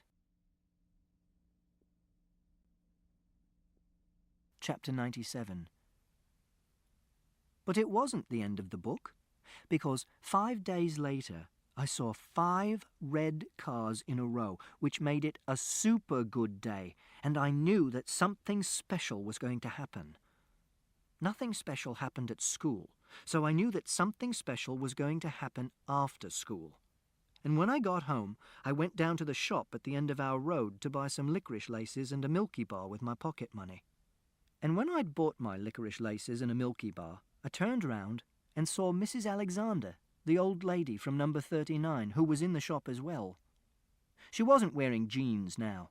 She was wearing a dress like a normal old lady, and she smelt of cooking. She said, "What happened to you the other day?" I asked, "Which day?" And she said, "I came out again and you'd gone. I had to eat all the biscuits myself. I said, I went away. And she said, I gathered that. I said, I thought you might ring the police. And she said, why on earth would I do that? And I said, because I was poking my nose into other people's business, and Father said I shouldn't investigate who killed Wellington, and a policeman gave me a caution, and if I get into trouble again, it will be a lot worse because of the caution. Then the Indian lady behind the counter said to Mrs. Alexander, can I help you? And Mrs. Alexander said she'd like a pint of milk and a packet of Jaffa cakes, and I went out of the shop. When I was outside the shop, I saw that Mrs. Alexander's dachshund was sitting on the pavement. It was wearing a little coat made out of tartan material, which is Scottish and Czech. She had tied its lead to the drain pipe next to the door. I liked dogs, so I bent down and I said hello to her dog, and it licked my hand. Its tongue was rough and wet, and it liked the smell on my trousers and started sniffing them. Then Mrs. Alexander came outside and said, his name is Ivor. I didn't say anything. And Mrs. Alexander said, you're very shy, aren't you, Christopher? And I said, I'm not allowed to talk to you. And she said, don't worry, I'm not going to tell the police, and I'm not going to tell your father, because there's nothing wrong with having a chat. Having a chat is just being friendly, isn't it? I said, I can't do chatting. Then she said, do you like computers?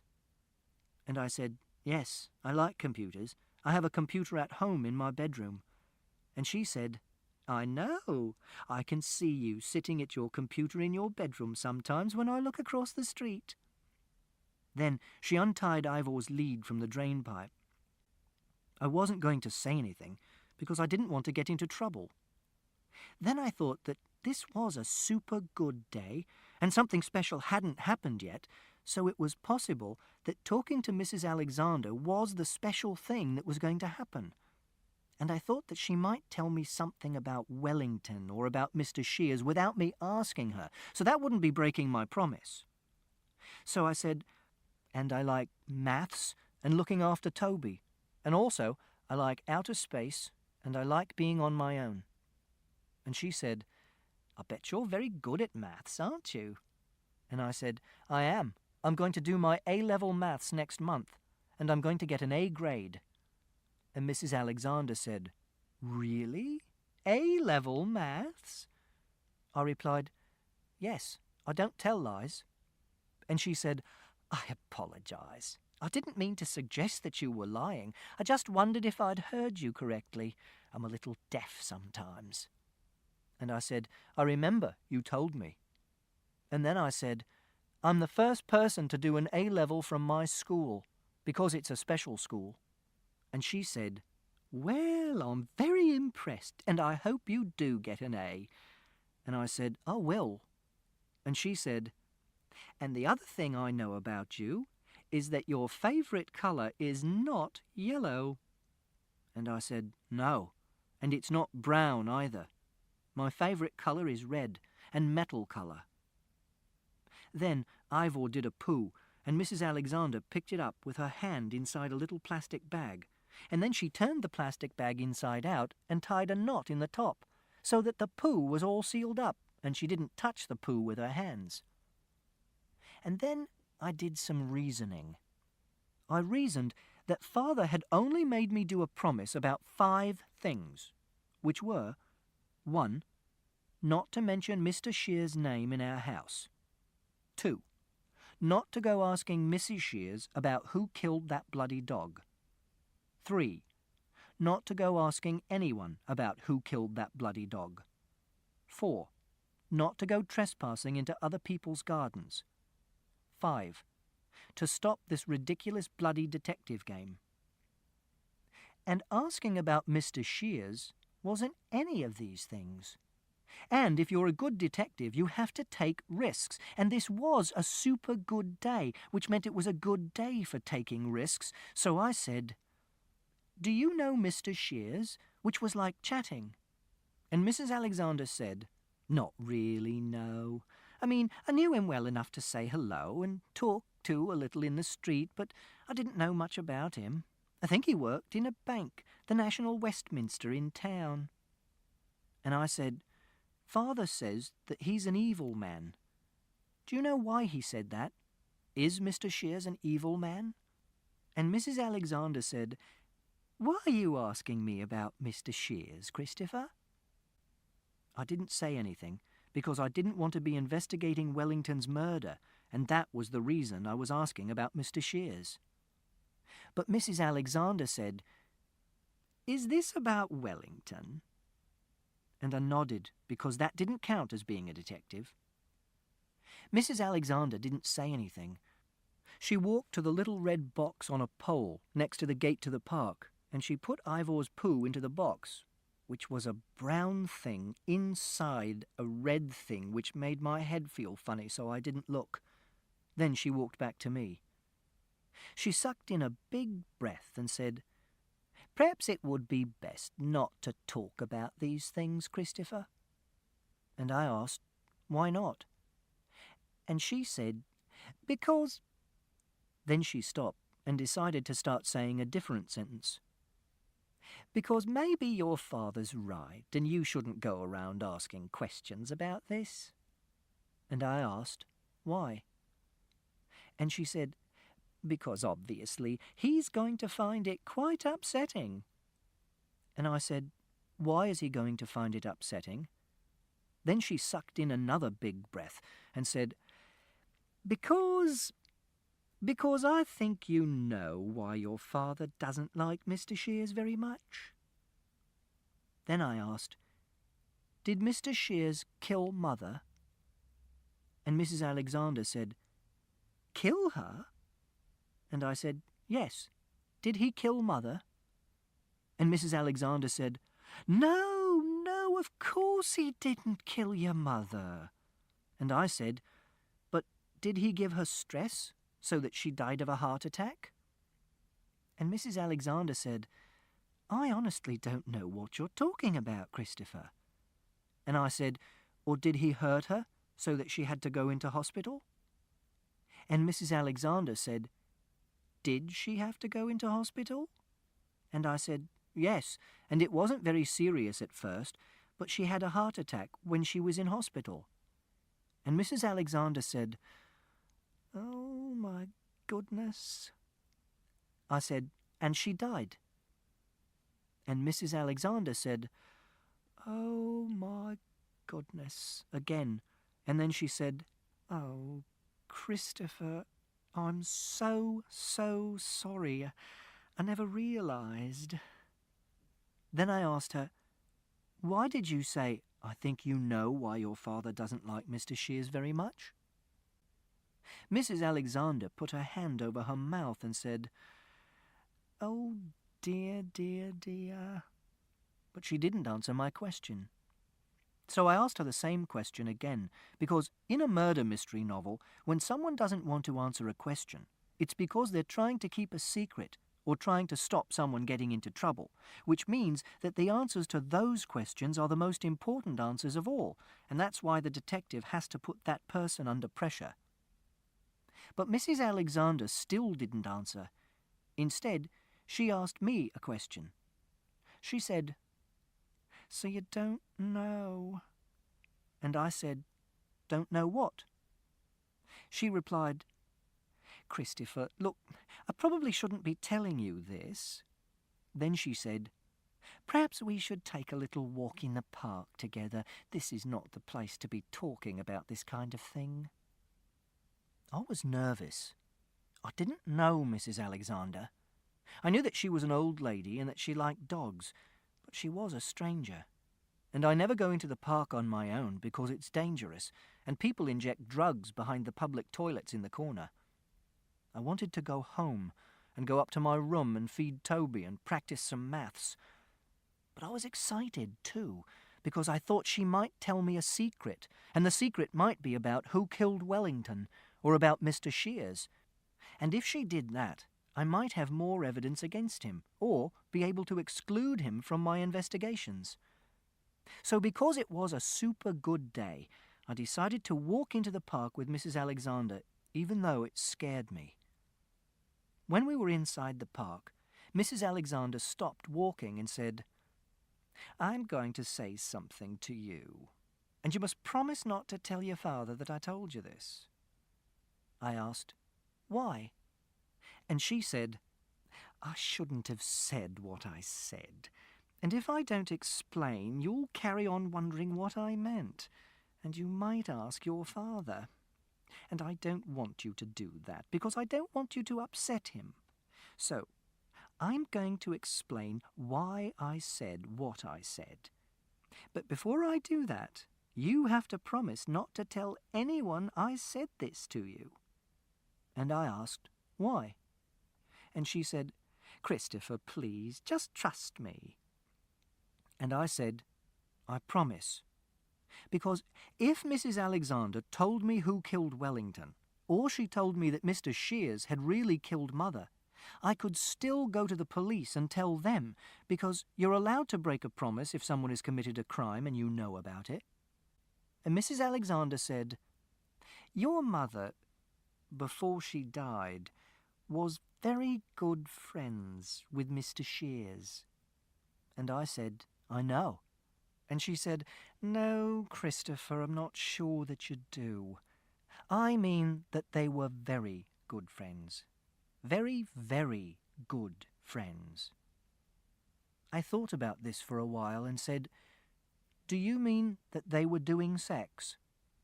And Mrs. Alexander said, "Yes, Christopher, that is what I mean." Then she didn't say anything for about 30 seconds. Then she said, "I'm sorry, Christopher. I really didn't mean to say anything that was going to upset you, but I wanted to explain why I said what I said. You see, I thought you knew. That's why your father thinks that Mr. Shears is an evil man, and that will be why he doesn't want you going around talking to people about Mr. Shears, because that will bring back bad memories." And I said, "Was that why Mr. Shears left Mrs. Shears, because he was doing sex with someone else when he was married to Mrs. Shears?" And Mrs. Alexander said, "Yes, I expect so." Then she said, "I'm sorry, Christopher. I really am." And I said, "I think I should go now." And she said, "Are you okay, Christopher?" And I said, "I'm scared of being in the park with you because you're a stranger." And she said, "I'm not a stranger, Christopher. I'm a friend." And I said, "I'm going to go home now." And she said, "If you want to talk about this, you can come and see me any time you want. You only have to knock on my door." And I said, "Okay." And she said, "Christopher?"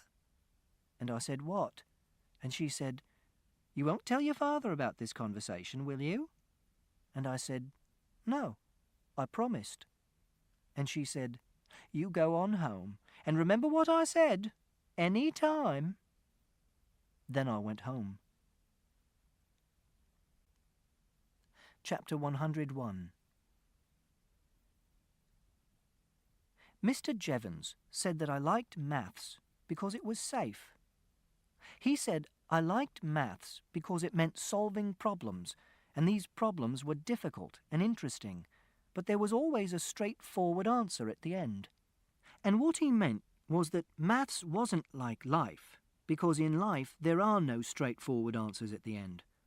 I know he meant this, because this is what he said. This is because Mr. Jevons doesn't understand numbers. Here is a famous story called The Monty Hall Problem, which I've included in this book because it illustrates what I mean. There used to be a column called Ask Marilyn in a magazine called Parade in America. And this column was written by Marilyn Vos Savant, and in the magazine it said that she had the highest IQ in the world in the Guinness Book of World Records Hall of Fame. And in the column she answered maths questions sent in by readers. And in September 1990, this question was sent in by Craig F. Whitaker of Columbia, Maryland, but it's not what's called a direct quote because I've made it simpler and easier to understand. You're on a game show on television. On this game show, the idea is to win a car as a prize. The game show host shows you 3 doors. He says that there is a car behind one of the doors and there are goats behind the other 2 doors. He asks you to pick a door. You pick a door, but the door is not opened. Then, the game show host opens one of the doors you didn't pick to show you a goat, because he knows what is behind the doors. Then, he says that you have one final chance to change your mind before the doors are opened and you get a car or a goat. So he asks you if you want to change your mind and pick the other unopened door instead. What should you do? Marilyn Vos Savant said that you should always change and pick the final door because the chances are 2 in 3 that there will be a car behind that door. But if you use your intuition, you think that chance is 50-50 because you think there's an equal chance that the car is behind any door. Lots of people wrote to the magazine to say that Marilyn Vos Savant was wrong, even when she explained very carefully why she was right. 92% of the letters she got about the problem said that she was wrong, and lots of these were from mathematicians and scientists. Here are some of the things that they said.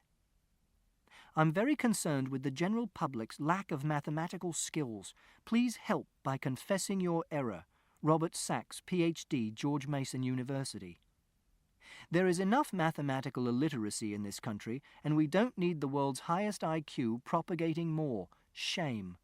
Scott Smith, Ph.D., University of Florida. I am in shock that after being corrected by at least 3 mathematicians, you still do not see your mistake. Kent Ford, Dickinson State University. I am sure you will receive many letters from high school and college students. Perhaps you should keep a few addresses for help with future columns. W. Robert Smith, Ph.D., Georgia State University. You are utterly incorrect. How many irate mathematicians are needed to get you to change your mind? E. Ray Bobo, Ph.D., Georgetown University. If all those PhDs were wrong, the country would be in very serious trouble. Everett Harmon, Ph.D., U.S. Army Research Institute. But Marilyn Vos Savant was right, and there are 2 ways you can show this. Firstly, you can do it by maths with an equation. The second way you can work it out is by stating all the possible outcomes, like this. You are asked to choose a door.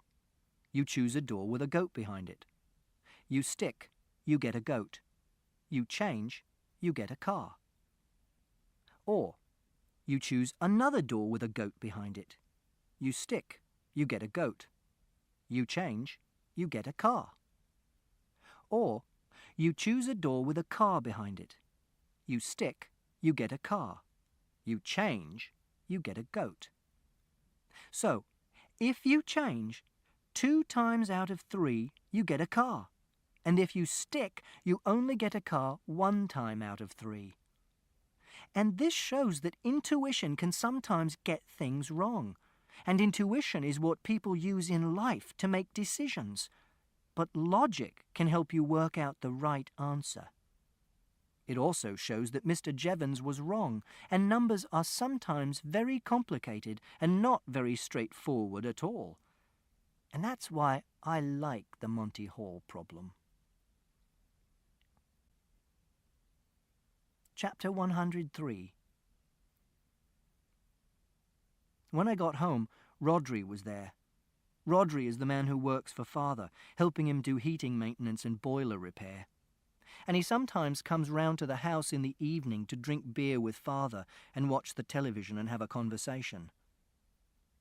Rodri was wearing a pair of white dungarees which had dirty marks all over them, and he had a gold ring on the middle finger of his left hand, and he smelt of something I don't know the name of, which Father often smells of when he comes home from work.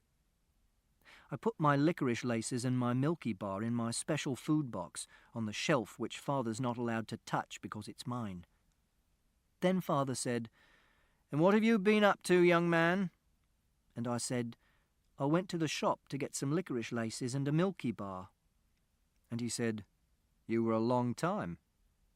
And I said, I talked to Mrs. Alexander's dog outside the shop, and I stroked him and he sniffed my trousers, which was another white lie. Then Rhodri said to me, "God, you do get the 3rd degree, don't you?" But I didn't know what the 3rd degree was.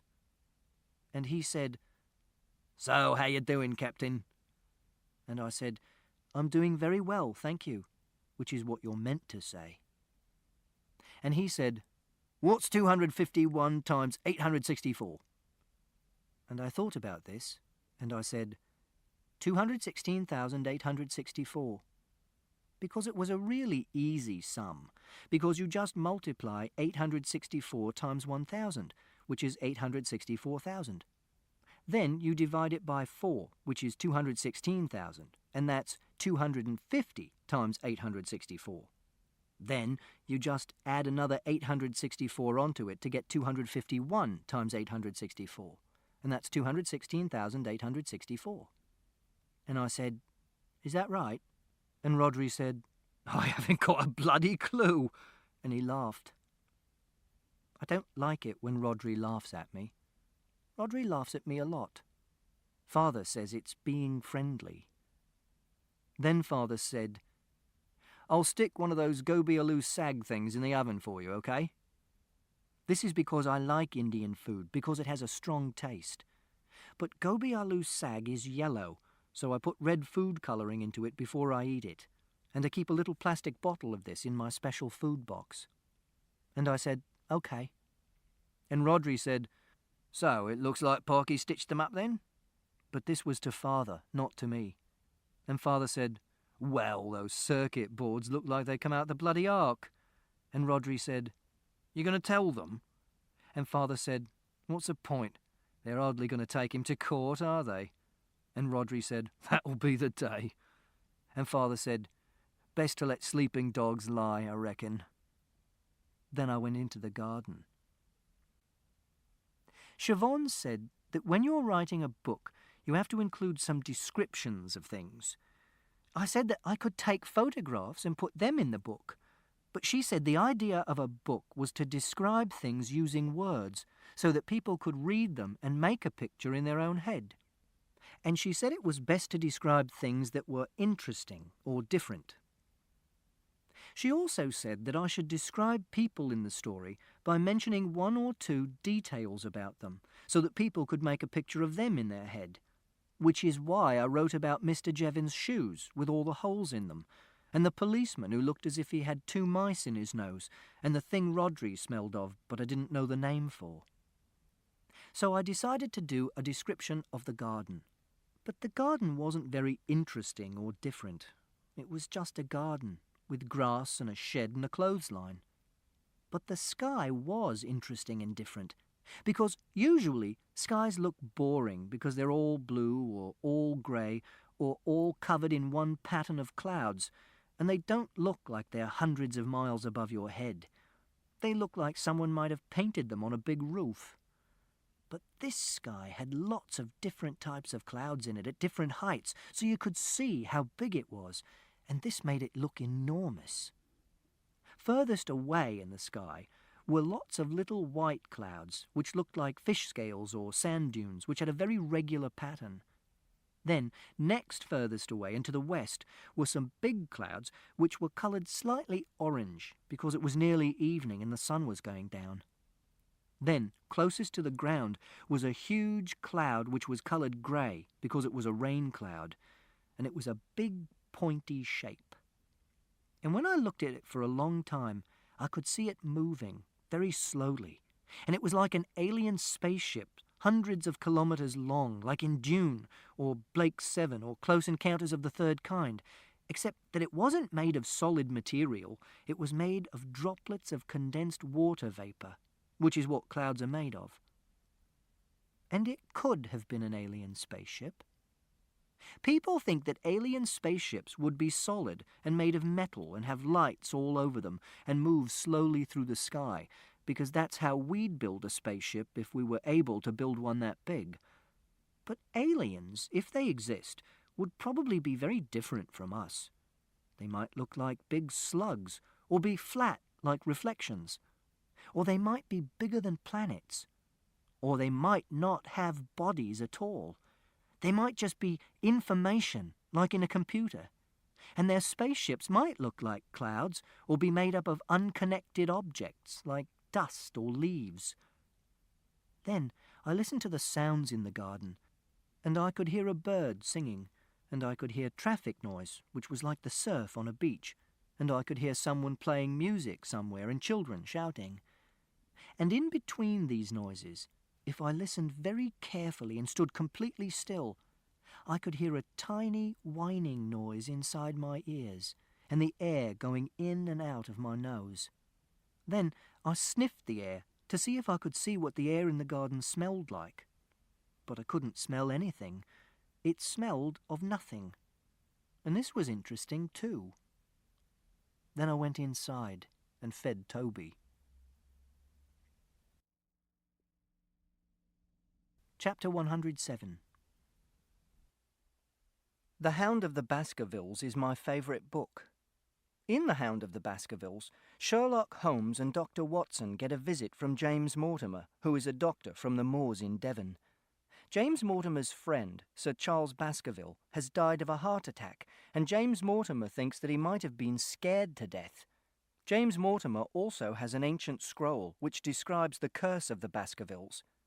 On this scroll, it says that Sir Charles Baskerville had an ancestor called Sir Hugo Baskerville, who was a wild, profane and godless man, and he tried to do sex with the daughter of a yeoman, but she escaped, and he chased her across the moor, and his friends, who were daredevil roisterers, chased after him. And when they found him, the daughter of the yeoman had died of exhaustion and fatigue, and they saw a great black beast shaped like a hound, yet larger than any hound that ever mortal eye has rested on, and this hound was tearing the throat out of Sir Hugo Baskerville. And one of the friends died of fear that very night, and the other two were broken men for the rest of their days. James Mortimer thinks that the Hound of the Baskervilles might have scared Sir Charles to death, and he's worried that his son and heir, Sir Henry Baskerville, will be in danger when he goes to the Hall in Devon. So Sherlock Holmes sends Dr. Watson to Devon with Sir Henry Baskerville and James Mortimer, and Dr. Watson tries to work out who might have killed Sir Charles Baskerville. And Sherlock Holmes says that he will stay in London, but he travels to Devon secretly and does investigations of his own. And Sherlock Holmes finds out that Sir Charles was killed by a neighbour called Stapleton, who's a butterfly collector and a distant relation of the Baskervilles.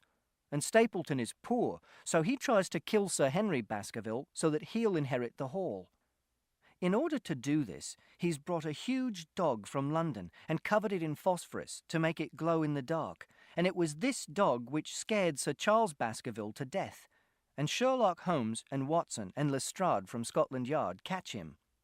And Sherlock Holmes and Watson shoot the dog, which is one of the dogs which gets killed in the story, which isn't nice because it's not the dog's fault. And Stapleton escapes into the Grimpen Mire, which is part of the moor, and he dies because he's sucked into a bog. There are some bits of the story I don't like. One bit is the ancient scroll, because it's written in old language which is difficult to understand, like this. Learn then from this story not to fear the fruits of the past, but rather to be circumspect in the future, that those foul passions whereby our family has suffered so grievously may not again be loosed to our undoing. And sometimes Sir Arthur Conan Doyle, who's the author, describes people like this.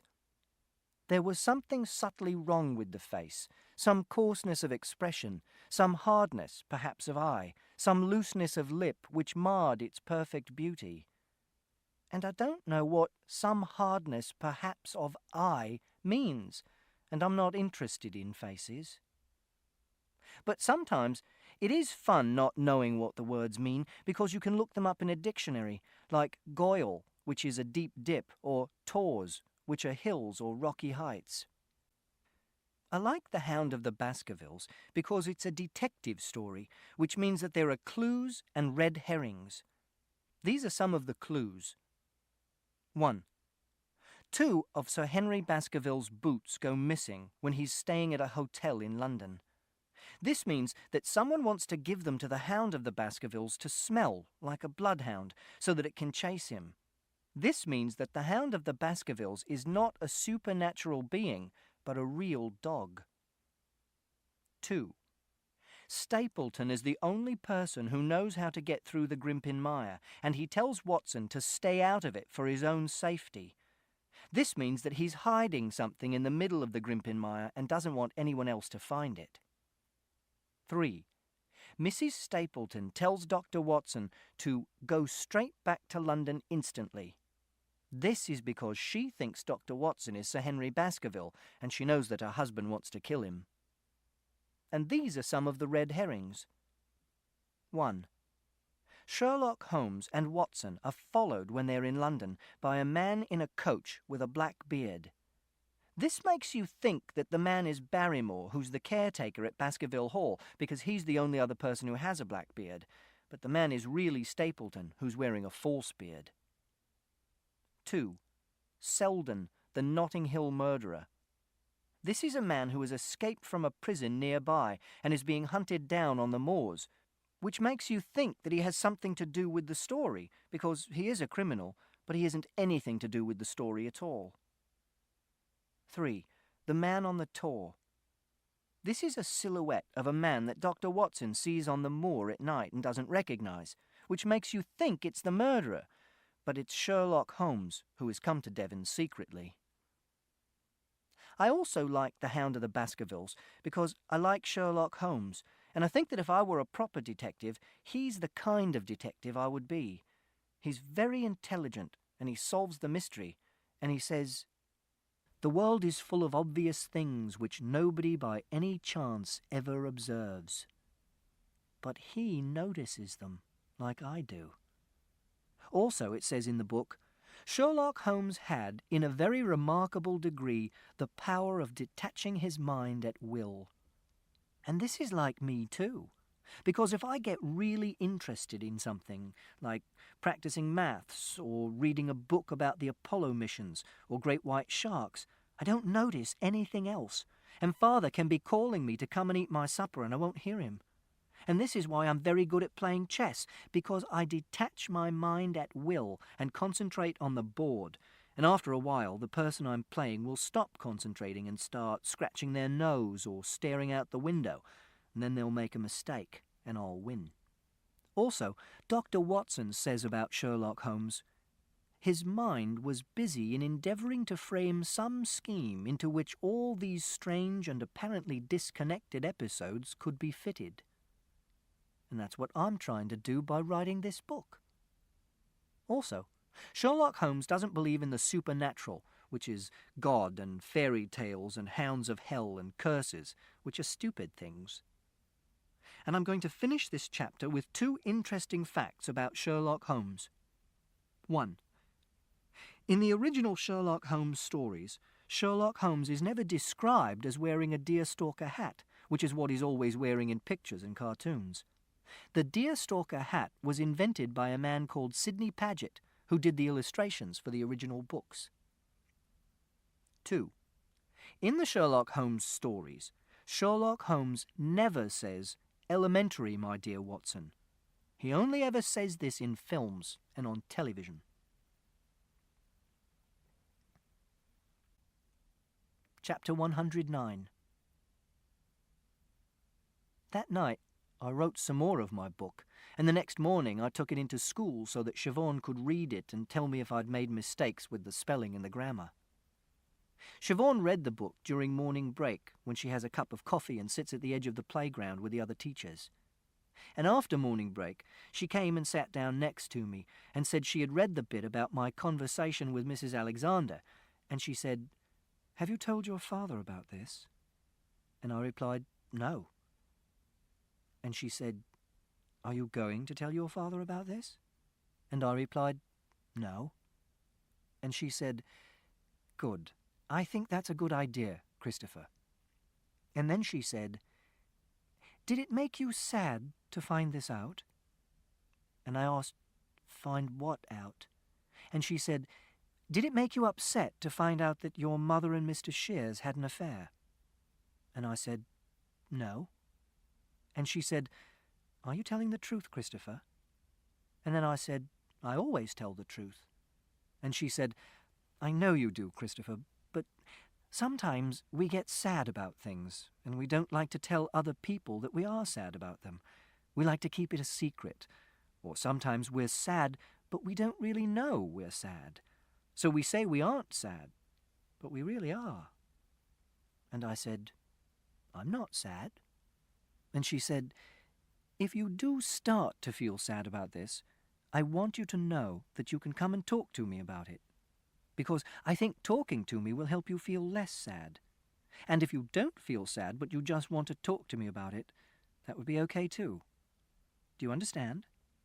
And I said, "I understand." And she said, "Good." And I replied, "But I don't feel sad about it, because Mother's dead, and because Mr. Shears isn't around anymore. So I would be feeling sad about something that isn't real and doesn't exist. And that would be stupid." And then I practiced maths for the rest of the morning, and at lunch I didn't have the quiche because it was yellow, but I did have the carrots and the peas and lots of tomato ketchup. And for afters I had some blackberry and apple crumble, but not the crumble bit because that was yellow too, and I got Mrs. Davis to take the crumble bit off before she put it onto my plate, because it doesn't matter if different sorts of food are touching before they're actually on your plate. Then, after lunch, I spent the afternoon doing art with Mrs. Peters, and I painted some pictures of aliens.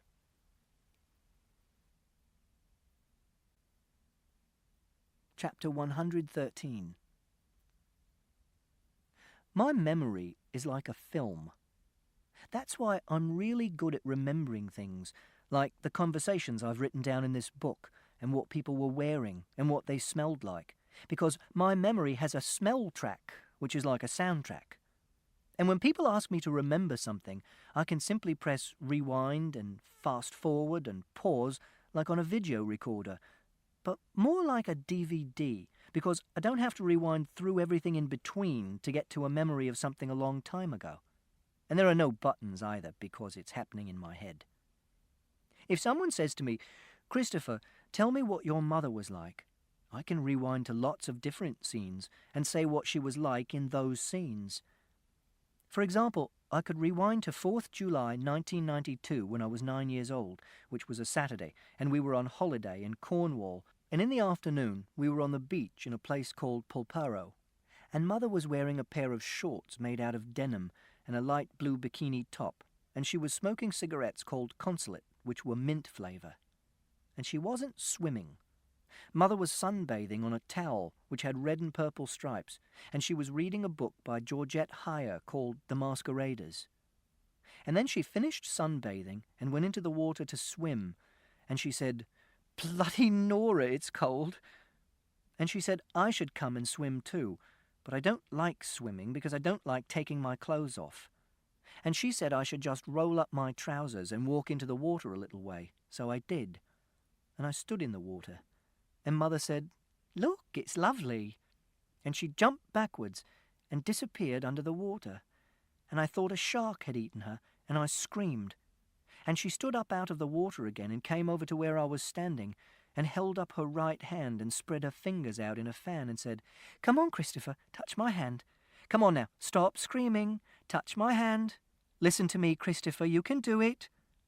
And after a while I stopped screaming and held up my left hand and spread my fingers out in a fan, and we made our fingers and our thumbs touch each other. And Mother said, "It's okay, Christopher, it's okay. There aren't any sharks in Cornwall." And then I felt better. Except I can't remember anything before I was about 4, because I wasn't looking at things in the right way before then, so they didn't get recorded properly. And this is how I recognize someone if I don't know who they are. I see what they're wearing, or if they have a walking stick, or funny hair, or a certain type of glasses, or they have a particular way of moving their arms, and I do a search through my memories to see if I've met them before. And this is also how I know how to act in difficult situations when I don't know what to do. For example, if people say things which don't make sense, like, "See you later, alligator," or "You'll catch your death in that," I'd do a search and see if I've ever heard someone say this before. And if someone is lying on the floor at school, I do a search through my memory to find a picture of someone having an epileptic fit. And then I compare the picture with what's happening in front of me, so I can decide whether they're just lying down and playing a game, or having a sleep, or whether they're having an epileptic fit. And if they are having an epileptic fit, I move any furniture out of the way to stop them banging their head, and I take my jumper off and I put it underneath their head, and I go and find a teacher. Other people have pictures in their heads too, but they're different, because the pictures in my head are all pictures of things which really happened. But other people have pictures in their heads of things which aren't real and didn't happen. For example, sometimes Mother used to say, "If I hadn't married your father, I think I'd be living in a little farmhouse in the south of France with someone called Jean. And he'd be, a local handyman, doing painting and decorating for people, gardening, building fences. And we'd have a veranda with figs growing over it. And there'd be a field of sunflowers at the bottom of the garden and a little town on the hill in the distance. And we'd sit outside in the evening and drink red wine and smoke Gauloise cigarettes and watch the sun go down." And Siobhan once said that when she felt depressed or sad, she'd close her eyes and she'd imagine that she was staying in a house on Cape Cod with her friend Ellie, and they'd take a trip on a boat from Provincetown and go out into the bay to watch the humpback whales, and that made her feel calm and peaceful and happy. And sometimes, when someone has died, like Mother died, people say, "What would you want to say to your mother if she was here now?" Or, "What would your mother think about that?" Which is stupid, because Mother's dead, and you can't say anything to people who are dead, and dead people can't think. And Grandmother has pictures in her head too, but her pictures are all confused, like someone's muddled the film up and she can't tell what happened in what order, so she thinks that dead people are still alive, and she doesn't know whether something happened in real life or whether it happened on television. Chapter 127. When I got home from school, Father was still out at work, so I unlocked the front door and went inside and took my coat off. I went into the kitchen and put my things on the table, and one of the things was this book, which I had taken into school to show to Siobhan. I made myself a raspberry milkshake and heated it up in the microwave, and then went through to the living room to watch one of my Blue Planet videos about life in the deepest parts of the ocean. The video was about the sea creatures who live around sulfur chimneys, which are underwater volcanoes where gases are ejected from the Earth's crust into the water. Scientists never expected there to be any living organisms there because it was so hot and so poisonous, but there are whole ecosystems there. I like this bit because it shows you that there's always something new that science can discover, and all the facts that you take for granted can be completely wrong. And also, I like the fact that they're filming in a place which is harder to get to than the top of Mount Everest, but is only a few miles away from sea level. And it's one of the quietest and darkest and most secret places on the surface of the Earth. And I like imagining that I'm there sometimes, in a spherical metal submersible with windows that are 30 centimeters thick to stop them from imploding under the pressure. And I imagine that I am the only person inside it, and that it's not connected to a ship at all, but it can operate under its own power, and I can control the motors and move anywhere I want to on the seabed, and I can never be found. Father came home at 5:48 p.m. I heard him come through the front door. Then he came into the living room. He was wearing a lime green and sky blue check shirt, and there was a double knot on one of his shoes, but not on the other. He was carrying an old advert for Fussel's milk powder, which was made of metal and painted with blue and white enamel and covered with little circles of rust which were like bullet holes, but he didn't explain why he was carrying this. He said, "Howdy, pardner," which is a joke he does. And I said, "Hello." I carried on watching the video, and Father went into the kitchen. I had forgotten that I had left my book lying on the kitchen table because I was too interested in the Blue Planet video. This is what is called relaxing your guard, and it's what you must never do if you're a detective. It was 5:54 p.m. when Father came back into the living room. He said, "What is this?" But he said it very quietly, and I didn't realise that he was angry because he wasn't shouting. He was holding the book in his right hand. I said, "It's a book I'm writing." And he said, "Is this true? Did you talk to Mrs. Alexander?" He said this very quietly as well, so I still didn't realise that he was angry. And I said, "Yes." Then he said, "Holy fucking Jesus, Christopher, how stupid are you?" This is what Siobhan says is called a rhetorical question. It has a question mark at the end, but you're not meant to answer it because the person who's asking it already knows the answer. It's difficult to spot a rhetorical question. Then Father said, "What the fuck did I tell you, Christopher?" This was much louder. And I replied, "Not to mention Mr. Shear's name in our house, and not to go asking Mrs. Shears or anyone about who killed that bloody dog, and not to go trespassing in other people's gardens, and to stop this ridiculous bloody detective game, except I haven't done any of those things. I just asked Mrs. Alexander about Mr. Shears because—" But Father interrupted me and said, "Don't give me that bollocks, you little shit. You knew exactly what you were bloody doing. I've read the book, remember?" And when he said this, he held up the book and shook it. "What else did I say, Christopher?" I thought that this might be another rhetorical question, but I wasn't sure. I found it hard to work out what to say because I was starting to get scared and confused. Then Father repeated the question. "What else did I say, Christopher?" I said, "I don't know." And he said, "Come on, you're the fucking memory man." But I couldn't think. And Father said, "Not to go around sticking your fucking nose into other people's business." And what do? You go around sticking your nose into other people's business. You go around raking up the past and sharing it with every Tom, Dick and Harry you bump into. What am I going to do with you, Christopher? What the fuck am I going to do with you? I said, "I was just doing chatting with Mrs. Alexander. I wasn't doing investigating." And he said, "I ask you to do one thing for me, Christopher, one thing." And I said, "I didn't want to talk to Mrs. Alexander. It was Mrs. Alexander who—" But Father interrupted me and grabbed hold of my arm really hard. Father had never grabbed hold of me like that before. Mother had hit me sometimes because she was a very hot-tempered person, which means that she got angry more quickly than other people and she shouted more often. But Father is a more level-headed person, which means he doesn't get angry as quickly and he doesn't shout as often. So I was very surprised when he grabbed me.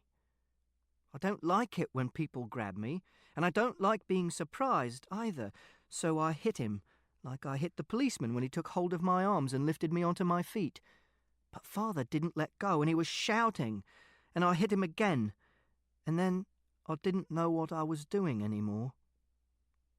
I had no memories for a short while. I know it was a short while because I checked my watch afterwards. It was like someone had switched me off and then switched me on again. And when they switched me on again, I was sitting on the carpet with my back against the wall, and there was blood on my right hand, and the side of my head was hurting. And Father was standing on the carpet a metre in front of me, looking down at me, and he was still holding my book in his right hand, but it was bent in half, and all the corners were messed up, and there was a scratch on his neck and a big rip in the sleeve of his green and blue check shirt, and he was breathing really deeply. After about a minute, he turned and he walked through to the kitchen. Then he unlocked the back door into the garden and went outside. I heard him lift the lid of the dustbin and drop something into it and put the lid of the dustbin back on. Then he came back into the kitchen again, but he wasn't carrying the book anymore. Then he locked the back door and put the key into the little china jug that's shaped like a fat nun, and he stood in the middle of the kitchen and closed his eyes. Then he opened his eyes and he said, "I need a fucking drink." And he got himself a... Chapter 131. These are some of the reasons why I hate yellow and brown. Yellow. 1. Custard. 2. Bananas. Bananas also turn brown. 3. Double yellow lines. 4. Yellow fever, which is a disease from tropical America and West Africa, which causes a high fever, acute nephritis, jaundice and hemorrhages. And it's caused by a virus transmitted by the bite of a mosquito called Aedes aegypti, which used to be called Stegomyia fasciata, and nephritis is inflammation of the kidneys. 5. Yellow flowers, because I get hay fever from flower pollen, which is one of 3 sorts of hay fever, and the others are from grass pollen and fungus pollen, and it makes me feel ill. 6. Sweet corn, because it comes out in your poo and you don't digest it, so you're not really meant to eat it, like grass or leaves. Brown. 1. Dirt. 2. Gravy. 3. Poo. 4. Wood, because people used to make machines and vehicles out of wood, but they don't anymore because wood breaks and goes rotten and has worms in sometimes, and now people make machines and vehicles out of metal and plastic, which are much better and more modern. 5. Melissa Brown, who is a girl at school who is not actually brown like Anil or Mohammed.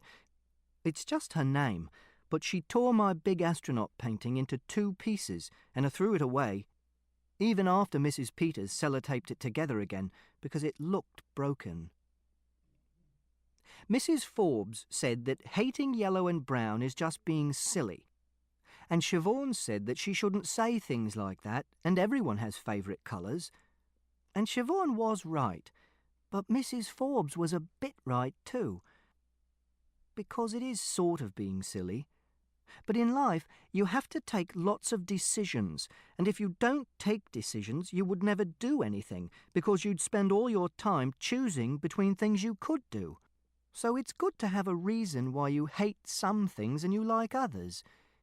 It's like being in a restaurant, like when Father takes me out to a Burney Inn sometimes, and you look at the menu and you have to choose what you're going to have. But you don't know if you're going to like something because you haven't tasted it yet.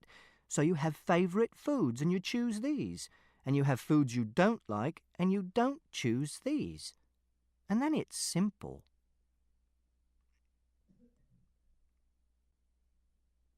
Chapter 137. The next day, Father said he was sorry that he had hit me and he didn't mean to. He made me wash the cut on my cheek with Dettol to make sure that it wasn't infected. Then he got me to put a plaster on it so it didn't bleed. Then, because it was a Saturday, he said he was going to take me on an expedition to show me that he was properly sorry, and we were going to Twycross Zoo. So he made me some sandwiches with white bread and tomatoes and lettuce and ham and strawberry jam for me to eat, because I don't like eating food from places I don't know. And he said it would be okay, because there wouldn't be too many people at the zoo because it was forecast to rain. And I was glad about that, because I don't like crowds of people and I like it when it's raining. So I went and got my waterproof, which is orange. Then we drove to Twycross Zoo. I had never been to Twycross Zoo before, so I didn't have a picture of it in my mind before we got there, so we bought a guidebook from the information centre, and then we walked round the whole zoo, and I decided which were my favourite animals. My favourite animals were: 1. Randy Man, which is the name of the oldest red-faced black spider monkey, Atles paniscus paniscus, ever kept in captivity. Randy Man is 44 years old, which is the same age as Father. He used to be a pet on a ship and have a metal band round his stomach, like in a story about pirates. 2. The Patagonian sea lions, which are called Miracle and Star. 3. Maliku, which is an orangutan. I liked it especially because it was lying in a kind of hammock made out of a pair of stripy green pajama bottoms, and on the blue plastic notice next to the cage, it said it made the hammock itself. Then we went to the cafe, and Father had plaice and chips and apple pie and ice cream and a pot of Earl Grey tea, and I had my sandwiches, and I read the guidebook to the zoo. And Father said, "I love you very much, Christopher.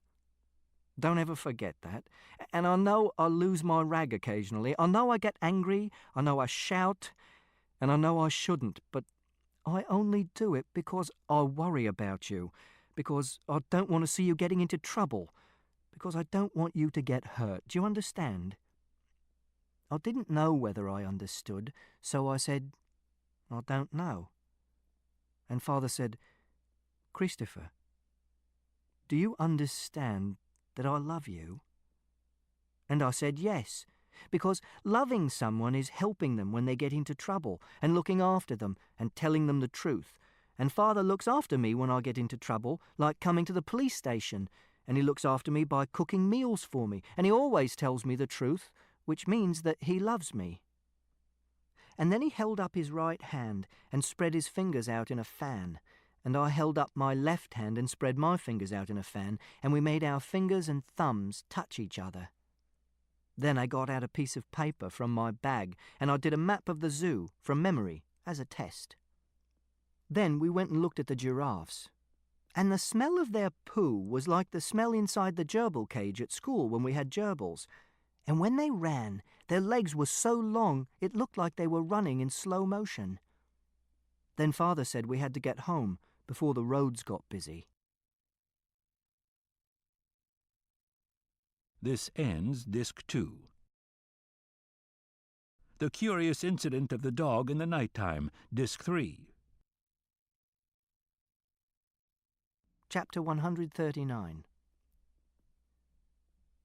I like Sherlock Holmes, but I do not like Sir Arthur Conan Doyle, who was the author of the Sherlock Holmes stories. That is because he wasn't like Sherlock Holmes, and he believed in the supernatural. And when he got old, he joined the Spiritualist Society, which meant that he believed you could communicate with the dead. This was because his son died of influenza during the First World War, and he still wanted to talk to him. And in 1917, something famous happened called the Case of the Cottingley Fairies. 2 cousins called Francis Griffiths, who was 9 years old, and Elsie Wright, who was 16 years old, said they used to play with fairies by a stream called Cottingley Beck, and they used Francis's father's camera to take 5 photographs of the fairies. But they weren't real fairies.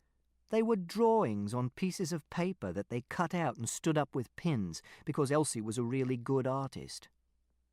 Harold Snelling, who was an expert in fake photography, said, "These dancing figures are not made of paper, nor any fabric. They are not painted on a photographic background. But what gets me most is that all these figures have moved during the exposure."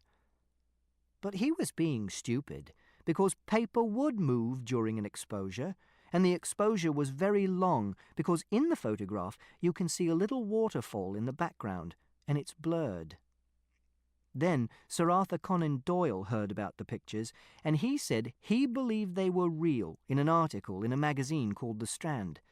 But he was being stupid too, because if you look at the pictures, you can see that the fairies look just like fairies in old books, and they have wings and dresses and tights and shoes, which is like aliens landing on Earth and being like Daleks from Doctor Who, or Imperial Stormtroopers from the Death Star in Star Wars, or little green men like in cartoons of aliens. And in 1981, a man called Joe Cooper interviewed Elsie Wright and Francis Griffiths for an article in a magazine called The Unexplained. And Elsie Wright said all 5 photographs had been faked, and Francis Griffiths said that 4 had been faked but 1 was real. And they said Elsie had drawn the fairies from a book called Princess Mary's Gift Book by Arthur Shepperson. And this shows that sometimes people want to be stupid and they do not want to know the truth. And it shows that something called Occam's razor is true. And Occam's razor is not a razor that men shave with, but a law. And it says, Entia non sunt multiplicanda praeter necessitatem, which is Latin, and it means, no more things should be presumed to exist than are absolutely necessary. Which means that a murder victim is usually killed by someone known to them, and fairies are made out of paper, and you can't talk to someone who is dead. Chapter 149. When I went to school on Monday, Siobhan asked me why I had a bruise on the side of my face. I said that Father was angry and he had grabbed me, so I had hit him, and then we had a fight. Siobhan asked whether Father had hit me, and I said I didn't know because I got very cross and it made my memory go strange. And then she asked if Father had hit me because he was angry, and I said he didn't hit me, he grabbed me, but he was angry. And Siobhan asked if he grabbed me hard, and I said that he had grabbed me hard. And Siobhan asked if I was frightened about going home, and I said I wasn't. And then she asked me if I wanted to talk about it any more, and I said that I didn't. And then she said, okay. And we didn't talk about it anymore, because grabbing is okay if it's on your arm or your shoulder when you're angry, but you can't grab someone's hair or their face. But hitting is not allowed, except if you're already in a fight with someone, then it's not so bad. When I got home from school, Father was still at work, so I went into the kitchen and I took the key out of the little china jug shaped like a nun and opened the back door and went outside and looked inside the dustbin to find my book. I wanted to get my book back because I liked writing it. I liked having a project to do, and I liked it especially if it was a difficult project like a book. Also, I still didn't know who had killed Wellington, and my book was where I had kept all the clues that I had discovered, and I did not want them to be thrown away. But my book wasn't in the dustbin. I put the lid back on the dustbin and walked down the garden to have a look in the bin where Father keeps the garden waste, such as lawn clippings and apples that have fallen off the trees, but my book wasn't in there either. I wondered if Father had put it into his van and driven to the tip and put it into one of the big bins there, but I didn't want that to be true, because then I would never see it again. One other possibility was that Father had hidden my book somewhere in the house, so I decided to do some detecting and see if I could find it, except that I had to keep listening really hard all the time so I would hear his van when he pulled up outside the house so he wouldn't catch me being a detective. I started by looking in the kitchen. My book was approximately 25 centimetres by 35 centimetres by 1 centimetre, so it couldn't be hidden in a very small place, which meant that I didn't have to look in any really small places. I looked on top of the cupboards and down the back of the drawers and under the oven, and I used my special maglite torch and a piece of mirror from the utility room to help me see into the dark spaces at the back of the cupboards where the mice used to get in from the garden and have their babies. Then I detected in the utility room. Then I detected in the dining room. Then I detected in the living room, where I found the missing wheel from my Airfix Messerschmitt BF 109 G6 model under the sofa. Then I thought I heard Father coming through the front door, and I jumped, and I tried to stand up fast, and I banged my knee on the corner of the coffee table, and it hurt a lot, but it was only one of the drug people next door dropping something on the floor. Then I went upstairs, but I didn't do any detecting in my own room because I reasoned that Father wouldn't hide something from me in my own room unless he was being very clever and doing what's called a double bluff, like in a real murder mystery novel. So I decided to look in my own room only if I couldn't find the book anywhere else. I detected in the bathroom, but the only place to look was in the airing cupboard, and there was nothing in there. Which meant that the only room left to detect in was Father's bedroom. I didn't know whether I should look in there, because he had told me not to mess with anything in his room. But if he was going to hide something from me, the best place to hide it would be in his room. So I told myself I would not mess with things in his room. I would move them, and then I would move them back. And he would never know I'd done it, so he wouldn't be angry. I started by looking under the bed. There were 7 shoes, and a comb with lots of hair in it, and a piece of copper pipe, and a chocolate biscuit, and a porn magazine called Fiesta, and a dead bee, and a Homer Simpson pattern tie, and a wooden spoon. But not my book. Then I looked in the drawers on either side of the dressing table, but these only contained aspirin and nail clippers and batteries and dental floss and a tampon and tissues and a spare false tooth in case Father lost the false tooth he had to fill the gap where he knocked a tooth out when he fell off the ladder putting a bird box up in the garden, but my book wasn't in there either. Then I looked in his clothes cupboard. This was full of clothes on hangers. There was also a little shelf at the top that I could see onto if I stood on the bed, but I had to take my shoes off in case I left a dirty footprint that would be a clue if Father decided to do some detecting. But the only things on the shelf were more porn magazines and a broken sandwich toaster and 12-wire coat hangers and an old hairdryer that used to belong to Mother. In the bottom of the cupboard was a large plastic toolbox, which was full of tools for doing do-it-yourself, like a drill and a paintbrush and some screws and a hammer. But I could see these without opening the box, because it was made of transparent grey plastic. Then I saw that there was another box underneath the toolbox, so I lifted the toolbox out of the cupboard. The other box was an old cardboard box that's called a shirt box, because people used to buy shirts in them. And when I opened the shirt box, I saw my book was inside. Then I didn't know what to do. I was happy because Father hadn't thrown my book away, but if I took the book, he would know I had been messing with things in his room, and he'd be very angry, and I had promised not to mess with things in his room. Then I heard his van pulling up outside the house, and I knew that I had to think fast and be clever. So I decided that I would leave the book where it was, because I reasoned that Father wasn't going to throw it away if he had put it into the shirt box, and I could carry on writing in another book that I would keep really secret, and then, maybe later, he might change his mind and let me have the first book back again, and I could copy the new book into it.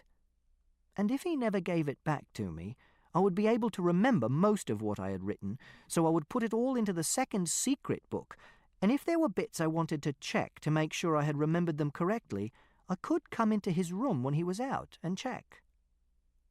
Then I heard Father shutting the door of the van. And that was when I saw the envelope. It was an envelope addressed to me, and it was lying under my book in the shirt box with some other envelopes. I picked it up. It had never been opened. It said, Christopher Boone, 36 Randolph Street, Swindon, Wiltshire. Then I noticed that there were lots of other envelopes, and they were all addressed to me. And this was interesting and confusing. And then I noticed how the words Christopher and Swindon were written. They were written with little circles instead of dots over the letter I. I only know 3 people who do little circles instead of dots over the letter I, and one of them is Siobhan, and one of them was Mr. Loxley, who used to teach at the school, and one of them was Mother.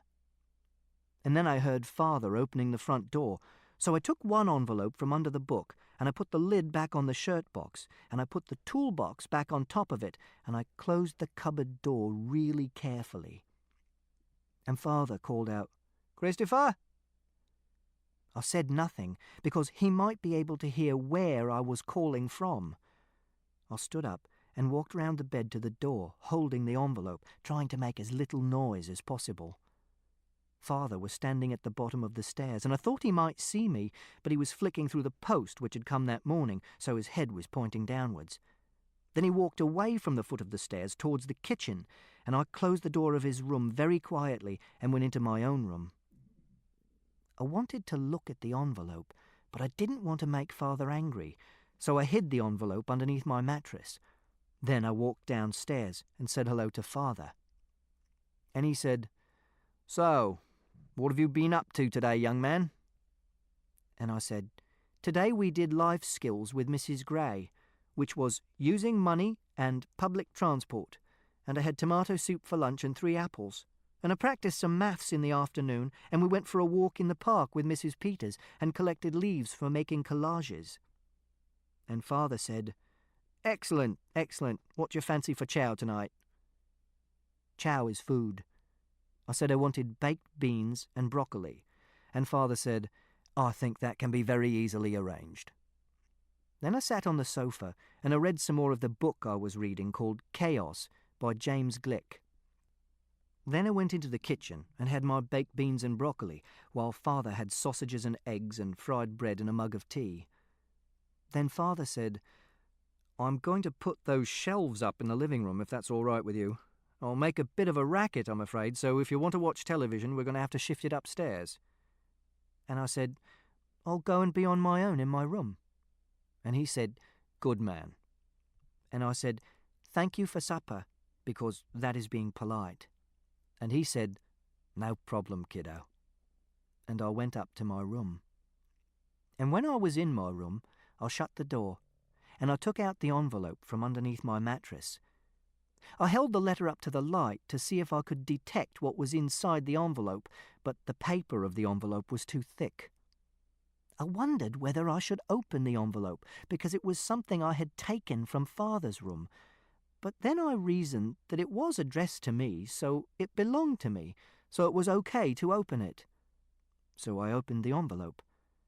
Inside there was a letter, and this is what was written in the letter. 451 Chapter Road, Willesden, London, NW25NG, 0208-887-8907. Dear Christopher, I'm sorry it's been such a very long time since I wrote my last letter to you. I've been very busy. I've got a new job working as a secretary for a factory that makes things out of steel. You'd like it a lot. The factory is full of huge machines that make the steel and cut it and bend it into whatever shapes they need. This week they're making a roof for a cafe in a shopping centre in Birmingham. It's shaped like a huge flower, and they're going to stretch canvas over it to make it look like an enormous tent. Also, we've moved into the new flat at last, as you can see from the address. It's not as nice as the old one, and I don't like Willesden very much, but it's easier for Roger to get to work, and he's bought it. He only rented the other one, so we can get our own furniture and paint the walls the colour we want to.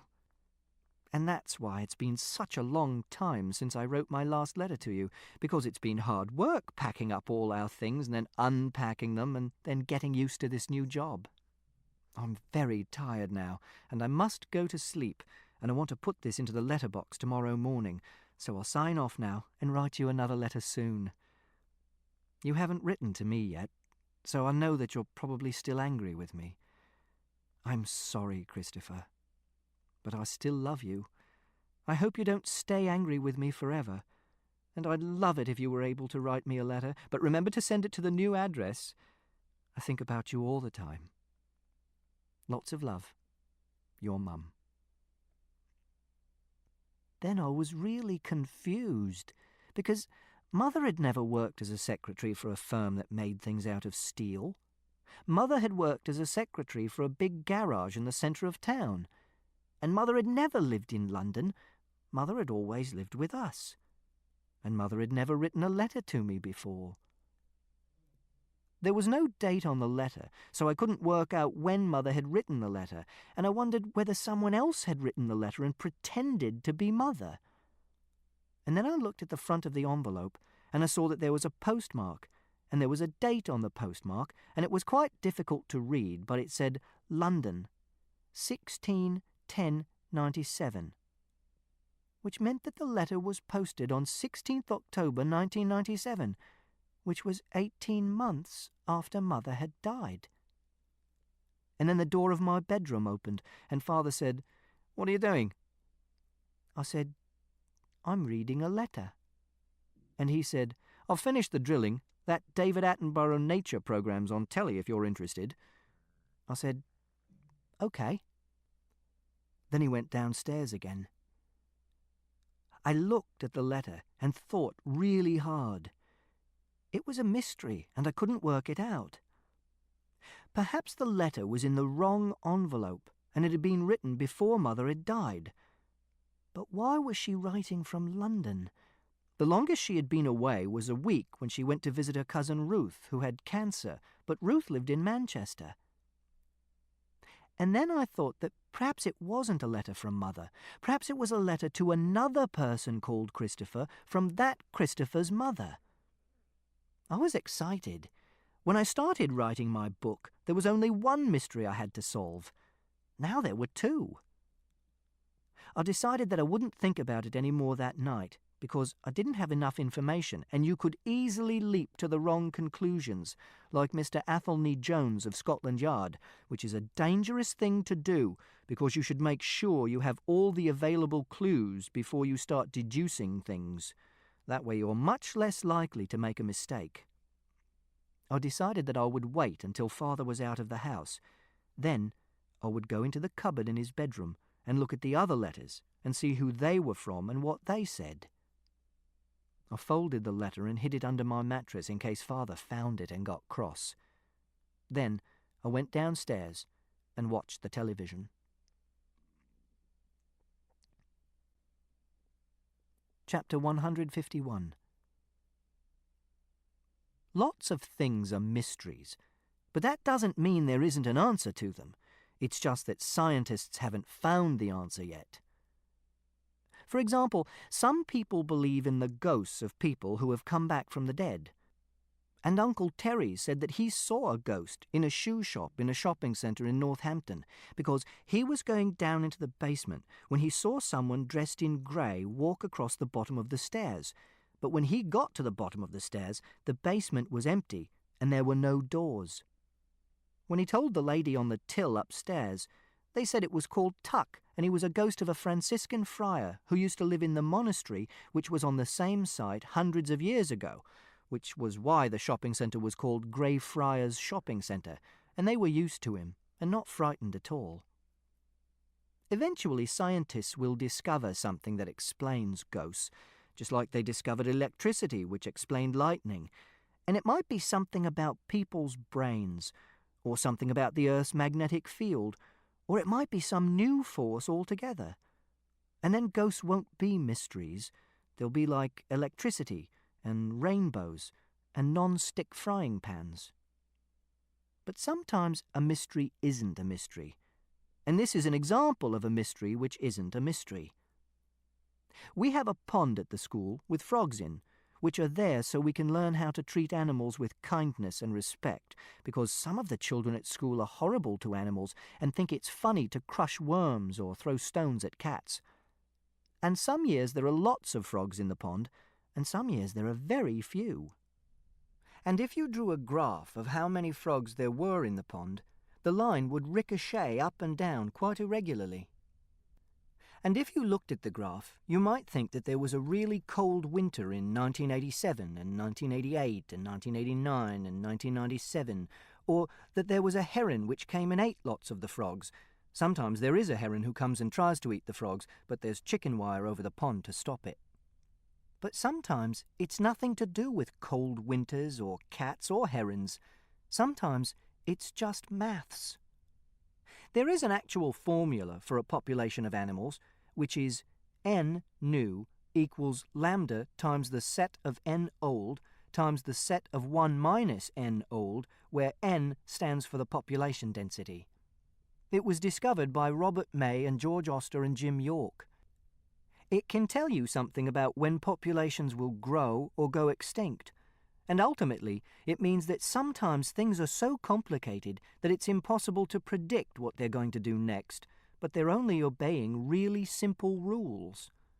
And it means that sometimes a whole population of frogs or worms or people can die for no reason whatsoever, just because that's the way the numbers work. Chapter 157. It was 6 days before I could go back into Father's room to look in the shirt box in the cupboard. On the first day, which was a Wednesday, Joseph Fleming took his trousers off and went to the toilet all over the floor in the changing room and started to eat it, but Mr. Davis stopped him. Joseph eats everything. He once ate one of the little blocks of blue disinfectant which hang inside the toilets, and he once ate a £50 note from his mother's wallet, and he eats string and rubber bands and tissues and writing paper and paints and plastic forks. Also, he bangs his chin and screams a lot. Tyrone said that there was a horse and a pig in the poo, so I said he was being stupid, but Siobhan said he wasn't. They were small plastic animals from the library that the staff used to make people tell stories, and Joseph had eaten them. So I said I wasn't going to go into the toilets because there was poo on the floor, and it made me uncomfortable to think about it, even though Mr. Ennison had come in and cleaned it up. And I wet my trousers, and I had to put on some spare ones from the spare clothes locker in Mrs. Gascoigne's room. So Siobhan said I could use the staff room toilets for 2 days, but only 2 days, and then I'd have to use the children's toilets again. And we made this a deal. On the 2nd, 3rd, and 4th days, which were Thursday, Friday, and Saturday, nothing interesting happened. On the 5th day, which was a Sunday, it rained very hard. I like it when it rains hard. It sounds like white noise everywhere, which is like silence, but not empty. I went upstairs and sat in my room and watched the water falling in the street. It was falling so hard that it looked like white sparks, and this is a simile too, not a metaphor. And there was no one around because everyone was staying indoors. And it made me think how all the water in the world was connected. And this water had evaporated from the ocean somewhere, in the middle of the Gulf of Mexico or Baffin Bay, and now it was falling in front of the house, and it would drain away into the gutters and flow to a sewage station where it would be cleaned, and then it would go into a river and go back into the ocean again. And in the evening on Monday, Father got a phone call from a lady whose cellar had flooded, and he had to go out and fix it in an emergency. If there's only one emergency, Rodri goes and fixes it, because his wife and children went to live in Somerset, which means he doesn't have anything to do in the evenings apart from playing snooker and drinking and watching the television, and he needs to do overtime to earn money to send to his wife to help her look after the children. And Father has me to look after. But this evening there were 2 emergencies, so Father told me to behave and to ring him on his mobile phone if there was a problem, and then he went out in the van. So I went into his bedroom and opened up the cupboard and lifted the toolbox off the top of the shirt box and opened the shirt box. I counted the letters. There were 43 of them. They were all addressed to me in the same handwriting. I took one out and opened it. Inside was this letter. 3rd May, 451C Chapter Road, London, NW2 5NG. 0208-887-8907. Dear Christopher, we have a new fridge and cooker at last. Roger and I drove to the tip at the weekend to throw the old ones away. It's where people throw everything away. There are huge bins for 3 different colours of bottles and cardboard and engine oil and garden waste and household waste and larger items. That's where we put the old fridge and cooker. Then we went to a second-hand shop and bought a new cooker and a new fridge. Now the house feels a little bit more like home. I was looking through some old photos last night, which made me sad. Then I found a photo of you playing with the train set we bought for you a couple of Christmases ago, and that made me happy because it was one of the really good times we had together. Do you remember how you played with it all day, and you refused to go to bed at night because you were still playing with it? And do you remember how we told you about train timetables? And you made a train timetable, and you had a clock, and you made the trains run on time. And there was a little wooden station, too, and we showed you how the people who wanted to go on the train went to the station and bought a ticket and then got on the train. And then we got out a map, and we showed you the little lines which were the train lines connecting all the stations. And you played with it for weeks and weeks and weeks, and we bought you more trains, and you knew where they were all going. I liked remembering that a lot. Oh, I have to go now. It's 3:30 in the afternoon. I know you always like to know exactly what time it is. And I have to go to the co-op and buy some ham to make Roger's tea with. I'll put this letter in the postbox on the way to the shop. Love, your Mum. Then I opened another envelope. This was the letter that was inside. Flat 1, 312 Lausanne Road, London, N8 5BV, 0208 756 4321. Dear Christopher, I said that I wanted to explain to you why I went away when I had the time to do it properly. Now I have lots of time, so I'm sitting on the sofa here with this letter and the radio on, and I'm going to try and explain. I was not a very good mother, Christopher. Maybe if things had been different, maybe if you'd been different, I might have been better at it. But that's just the way things turned out. I'm not like your father. Your father's a much more patient person. He just gets on with things, and if things upset him, he doesn't let it show. But that's not the way I am, and there's nothing I can do to change that. Do you remember once when we were shopping in town together? And we went into Bental's, and it was really crowded, and we had to get a Christmas present for Grandma. And you were frightened because of all the people in the shop. It was the middle of Christmas shopping when everyone was in town. And I was talking to Mr. Land, who works on the kitchen floor and went to school with me. And you crouched down on the floor and put your hands over your ears, and you were in the way of everyone. So I got cross, because I don't like shopping at Christmas either, and I told you to behave, and I tried to pick you up and move you. But you shouted, and you knocked those mixers off the shelf, and there was a big crash. And everyone turned round to see what was going on. And Mr. Land was really nice about it, but there were boxes and bits of broken bowl on the floor, and everyone was staring. And I saw that you'd wet yourself, and I was so cross, and I wanted to take you out of the shop, but you wouldn't let me touch you. And you just lay on the floor and screamed and banged your hands and feet on the floor. And the manager came and asked what the problem was, and I was at the end of my tether, and I had to pay for 2 broken mixers, and we just had to wait until you stopped screaming. And I had to walk you all the way home, which took hours because I knew you wouldn't go on the bus again. And I'll remember that night I just cried and cried and cried, and your father was really nice about it at first, and he made you supper and he put you to bed, and he said these things happen and it would be okay. But I said I couldn't take it anymore. And eventually he got really cross and he told me I was being stupid and said I should pull myself together, and I hit him, which was wrong, but I was so upset. We had a lot of arguments like that, because I often thought I couldn't take it anymore. And your father's really patient, but I'm not. I get cross, even though I don't mean to. And by the end, we stopped talking to each other very much, because we knew it would always end up in an argument and it would go nowhere.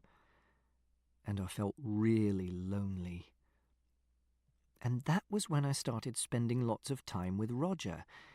I mean, obviously, we'd always spent lots of time with Roger and Eileen, but I started seeing Roger on his own because I could talk to him.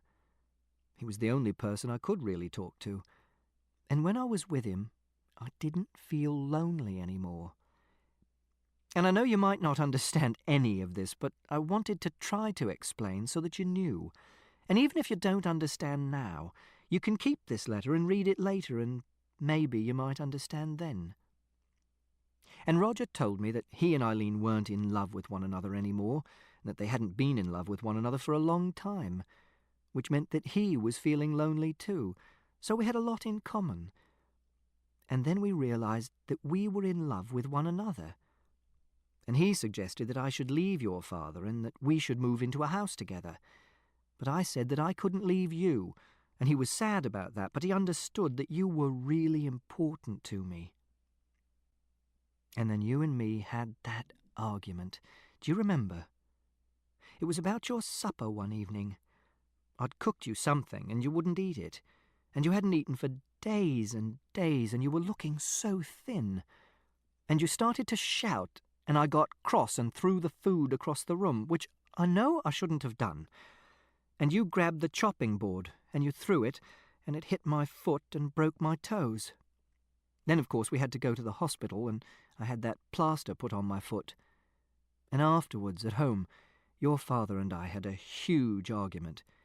He blamed me for getting cross with you, and he said I should just give you what you wanted, even if it was just a plate of lettuce or a strawberry milkshake.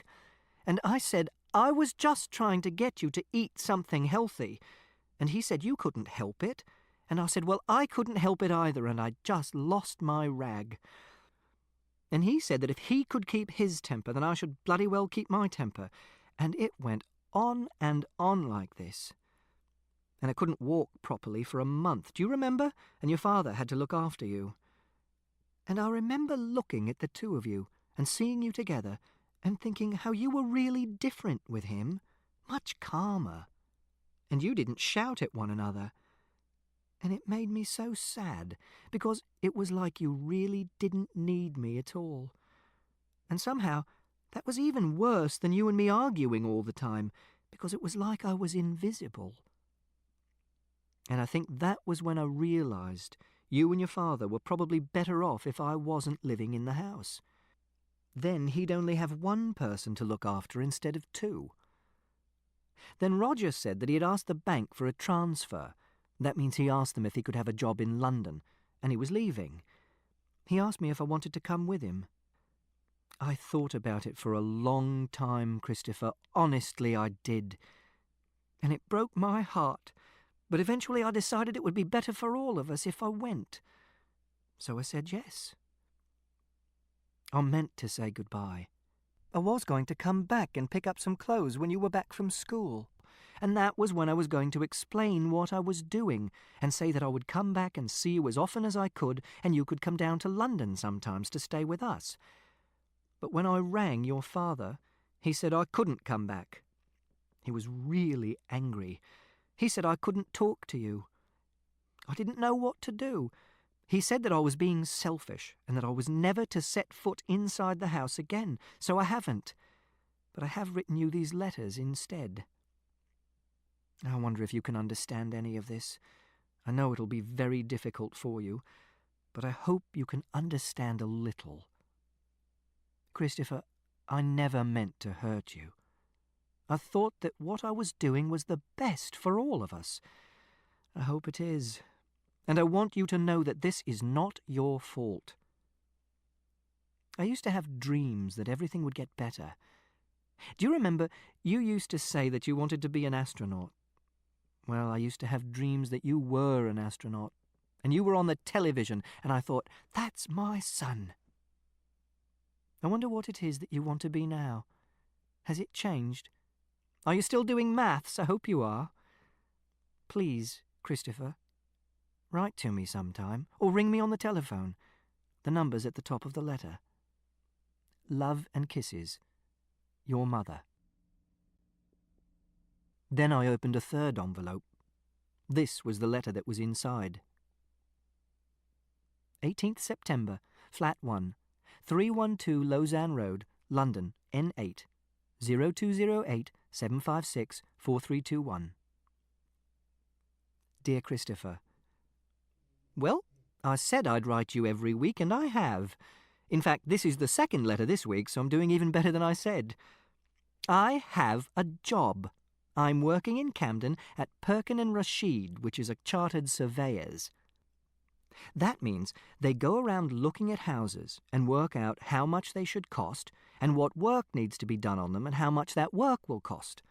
And also, they work out how much new houses and offices and factories will cost to build. It's a nice office. The other secretary is Angie. Her desk is covered in little teddy bears and furry toys and pictures of her children, so I've put a picture of you in a frame on my desk. She's really nice, and we always go out for lunch together. I don't know how long I'll stay here, though. I have to do a lot of adding up of numbers for when we send bills out to clients, and I'm not very good at doing this. You'd be better at it than I am. The company is run by two men called Mr. Perkin and Mr. Rashid. Mr. Rashid is from Pakistan and very stern and always wants us to work faster. And Mr. Perkin is weird. Angie calls him Pervy Perkin. When he comes and stands next to me to ask a question, he always puts his hand on my shoulder and squats down so his face is really near mine and I can smell his toothpaste, which gives me the creeps. And the pay's not very good either, so I shall be looking for something better as soon as I get the chance. I went up to Alexandra Palace the other day. It's a big park just round the corner from our flat, and the park is a huge hill with a big conference centre on the top, and it made me think of you, because if you came here, we could go there and fly kites or watch the planes coming into Heathrow Airport, and I know you'd like that. I have to go now, Christopher. I'm writing this in my lunch hour. Angie's off sick with the flu, so we can't have lunch together. Please write to me sometime and tell me about how you are and what you're doing at school. I hope you got the present I sent you. Have you solved it yet? Roger and I saw it in a shop in Camden Market, and I know you've always liked puzzles. Roger tried to get the two pieces apart before we wrapped it up, but he couldn't do it. He said that if you managed to do it, you were a genius. Loads and loads of love. Your mother. And this was the fourth letter. 23rd August, Flat 1, 312 Lausanne Road, London, N8. Dear Christopher, I'm sorry I didn't write last week. I had to go to the dentist and have 2 of my molars out. You might not remember when we had to take you to the dentist. You wouldn't let anyone put their hand inside your mouth, so we had to put you to sleep so that the dentist could take one of your teeth out. Well, they didn't put me to sleep. They just gave me what is called a local anaesthetic, which means that you can't feel anything in your mouth, which is just as well because they had to saw through the bone to get the tooth out. And it didn't hurt at all.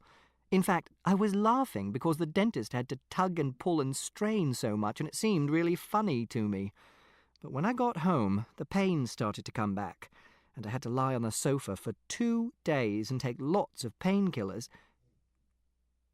Then I stopped reading the letter because I felt sick. Mother had not had a heart attack. Mother had not died. Mother had been alive all the time, and Father had lied about this. I tried really hard to think if there was any other explanation, but I couldn't think of one. And then I couldn't think of anything at all, because my brain wasn't working properly. I felt giddy. It was like the room was swinging from side to side, as if it was at the top of a really tall building and the building was swinging backwards and forwards in a strong wind. This is a simile too. But I knew that the room couldn't be swinging backwards and forwards, so it must have been something which was happening inside my head. I rolled onto the bed and curled up in a ball. My stomach hurt. I don't know what happened then, because there's a gap in my memory, like a bit of the tape had been erased. But I know that a lot of time must have passed, because later on, when I opened my eyes again, I could see that it was dark outside the window. And I'd been sick, because there was sick all over the bed and on my hands and arms and face. But before this, I heard Father coming into the house and calling out my name, which is another reason why I know a lot of time had passed. And it was strange, because he was calling, "Christopher? Christopher?" and I could see my name written out as he was saying it. Often I can see what someone is saying written out, like it's being printed on a computer screen, especially if they're in another room. But this wasn't on a computer screen. I could see it written really large, like it was on a big advert on the side of a bus. And it was in my mother's handwriting, with little circles over the letter I. And then I heard Father come up the stairs and walk into the room. He said, "Christopher, what the hell are you doing?" and I could tell that he was in the room, but his voice sounded tiny and far away, like people's voices sometimes do when I'm groaning and I don't want them to be near me. And he said, "What the fuck are you—" "That's my cupboard, Christopher. Those are—" Oh, shit. Shit. Then he said nothing for a while. Then he put his hand on my shoulder and moved me onto my side, and he said, "Oh, Christ." But it didn't hurt when he touched me, like it normally does. I could see him touching me, like I was watching a film of what was happening in the room, but I could hardly feel his hand at all. It was just like the wind blowing against me. And then he was silent again for a while. Then he said, "I'm sorry, Christopher. I'm so sorry." And then I noticed again that I had been sick because I could feel something wet all over me, and I could smell it like when someone's sick at school. Then he said, "You read the letters." Then I could hear that he was crying, because his breath sounded all bubbly and wet, like it does when someone has a cold and they have lots of snot in their nose. Then he said, "I did it for your good, Christopher.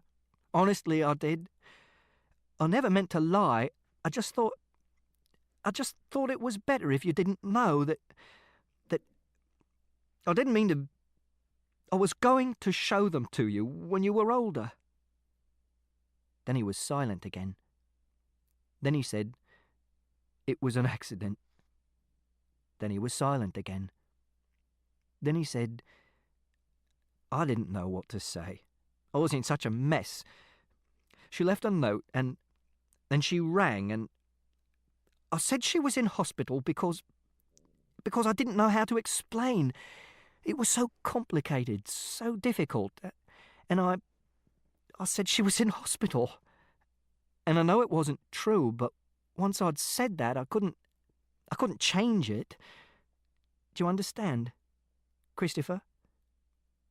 Christopher? It got out of control, and I wish... Then he was silent for a really long time. Then he touched me on the shoulder again and said, "Christopher, we have to get you cleaned up, okay?" He shook my shoulder a little bit, but I didn't move. And he said, "Christopher, I'm going to go to the bathroom and I'm going to run you a hot bath. Then I'm going to come back and take you to the bathroom, okay? Then I can put the sheets into the washing machine." Then I heard him get up and go to the bathroom and turn the taps on. I listened to the water running into the bath. He didn't come back for a while. Then he came back and touched my shoulder again and said, "Let's do this really gently, Christopher. Let's sit you up and get your clothes off and get you into the bath, okay? I'm going to have to touch you, but it's going to be all right." Then he lifted me up and made me sit on the side of the bed. He took my jumper and my shirt off and put them on the bed. Then he made me stand up and walk through to the bathroom. And I didn't scream, and I didn't fight, and I didn't hit him.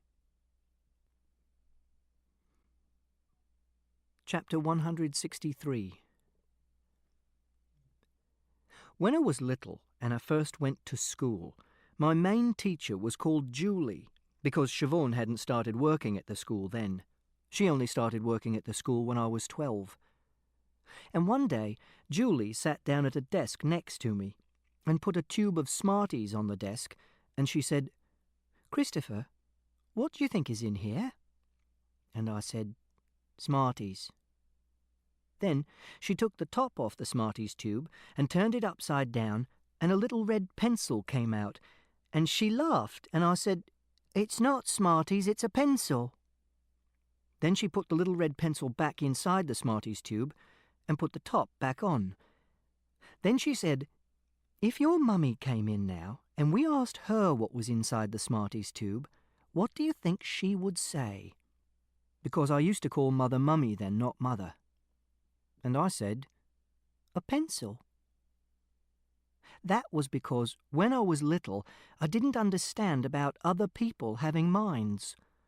And Julie said to Mother and Father that I would always find this very difficult. But I don't find this difficult now because I decided that it was a kind of puzzle, and if something is a puzzle, there's always a way of solving it.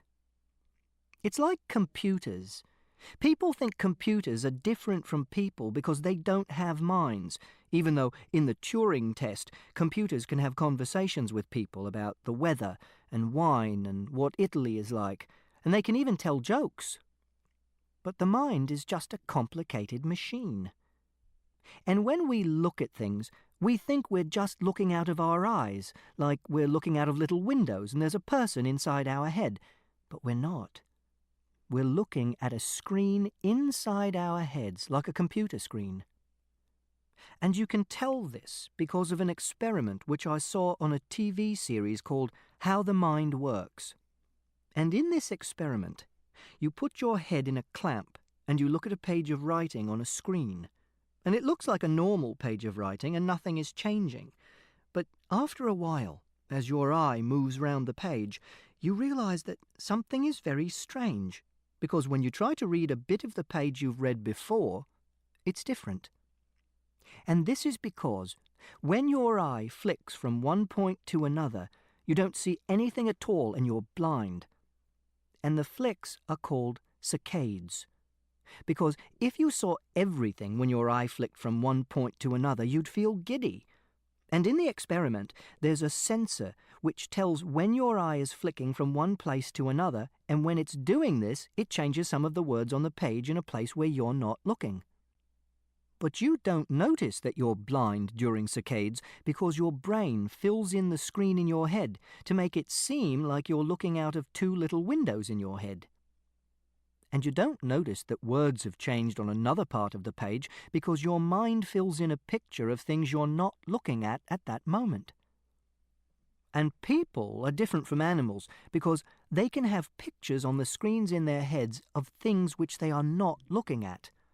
They can have pictures of someone in another room, or they can have a picture of what's going to happen tomorrow, or they can have pictures of themselves as an astronaut, or they can have pictures of really big numbers, or they can have pictures of chains of reasoning when they're trying to work something out. And that is why a dog can go to the vet and have a really big operation and have metal pins sticking out of its leg, but if it sees a cat, it forgets that it has pins sticking out of its leg and chases after the cat. But when a person has an operation, it has a picture in its head of the hurt carrying on for months and months. And it has a picture of all the stitches in its leg, and the broken bone and the pins, and even if it sees a bus it has to catch, it doesn't run, because it has a picture in its head of the bones crunching together, and the stitches breaking, and even more pain. And that's why people think that computers don't have minds, and why people think that their brains are special and different from computers. Because people can see the screen inside their head, and they think there's someone in their head sitting there looking at the screen, like Captain Jean-Luc Picard in Star Trek The Next Generation, sitting in his captain's seat looking at a big screen. And they think that this person is their special human mind, which is called a homunculus, which means little man. And they think that computers don't have this homunculus. But this homunculus is just another picture on the screen in their heads. And when the homunculus is on the screen in their heads, because the person is thinking about the homunculus, there's another bit of the brain watching the screen. And when the person thinks about this part of the brain, the bit that's watching the homunculus on the screen, they put this bit of the brain on the screen. And there's another bit of the brain watching the screen. But the brain doesn't see this happen because it's like the eye flicking from one place to another, and people are blind inside their heads when they do the changing from thinking about one thing to thinking about another. And this is why people's brains are like computers. And it's not because they're special, but because they have to keep turning off for fractions of a second while the screen changes. And because there's something they can't see, people think it has to be special. Because people always think there's something special about what they can't see, like the dark side of the moon, or the other side of a black hole, or in the dark when they wake up at night and they're scared. Also, People think they're not computers because they have feelings and computers don't have feelings. But feelings are just having a picture on the screen in your head of what is going to happen tomorrow or next year, or what might have happened instead of what did happen, and if it's a happy picture, they smile, and if it's a sad picture, they cry.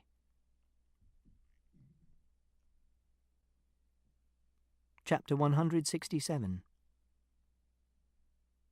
After Father had given me a bath and cleaned the sick off me and dried me off with a towel, he took me to my bedroom and put some clean clothes on me. Then he said, "Have you had anything to eat yet this evening?" But I didn't say anything. Then he said, "Can I get you anything to eat, Christopher?" But I still didn't say anything. So he said, "Okay, look, I'm going to go and put your clothes and the bed sheets into the washing machine, and then I'll come back, okay?" I sat on the bed and looked at my knees. So Father went out of the room and picked up my clothes from the bathroom floor and put them on the landing. Then he went and got the sheets from his bed and brought them out onto the landing together with my shirt and my jumper. Then he picked them all up and took them downstairs. Then I heard him start the washing machine, and I heard the boiler starting up and the water in the pipes going into the washing machine. That was all I could hear for a long time. I doubled twos in my head because it made me feel calmer. I got to 33,554,432, which is 2 to the 25th power, which was not very much because I've gotten to 2 to the 45th power before, but my brain wasn't working very well. Then Father came back into the room again and said, "How are you feeling? Can I get you anything?" I didn't say anything. I carried on looking at my knees. And Father didn't say anything either. He just sat down on the bed next to me and put his elbows on his knees and looked down at the carpet between his legs, where there was a little red piece of Lego with 8 knobbles on. Then I heard Toby waking up because he's nocturnal, and I heard him rustling in his cage. And Father was silent for a really long time. Then he said, "Look, maybe I shouldn't say this, but I want you to know that you can trust me. And, okay, maybe I don't tell the truth all the time. God knows I try, Christopher, God knows I do, but life is difficult, you know? It's bloody hard telling the truth all the time. Sometimes it's impossible. And I want you to know that I'm trying, I really am. And perhaps this is not a very good time to say this, and I know you're not going to like it, but you have to know that I'm going to tell you the truth from now on about everything. Because if you don't tell the truth now, then later on it hurts even more." So Father rubbed his face with his hands and pulled his chin down with his fingers and stared at the wall. I could see him out of the corner of my eye. And he said, "I killed Wellington, Christopher." I wondered if this was a joke, because I don't understand jokes, and when people tell jokes, they don't mean what they say. But then Father said, "Please, Christopher, just let me explain." Then he sucked in some air and he said, "When your mum left, Eileen, Mrs. Shears, she was very good to us, very good to me. She helped me through a very difficult time, and I'm not sure I would have made it without her. Well, you know how she was round here most days, helping out with the cooking and the cleaning, popping over to see if we were okay, if we needed anything. I thought, well, shit, Christopher, I'm trying to keep this simple. I thought she might carry on coming over. I thought maybe I was being stupid. I thought she might eventually want to move in here, or that we might move into her house. We got on really, really well. I thought we were friends. And I guess I thought wrong. I guess, in the end, it comes down to... Shit. We argued, Christopher, and she said some things I'm not going to say to you because they're not nice, but they hurt. But I think she cared more for that bloody dog than for me. For us. And maybe that's not so stupid, looking back. Maybe we are a bloody handful.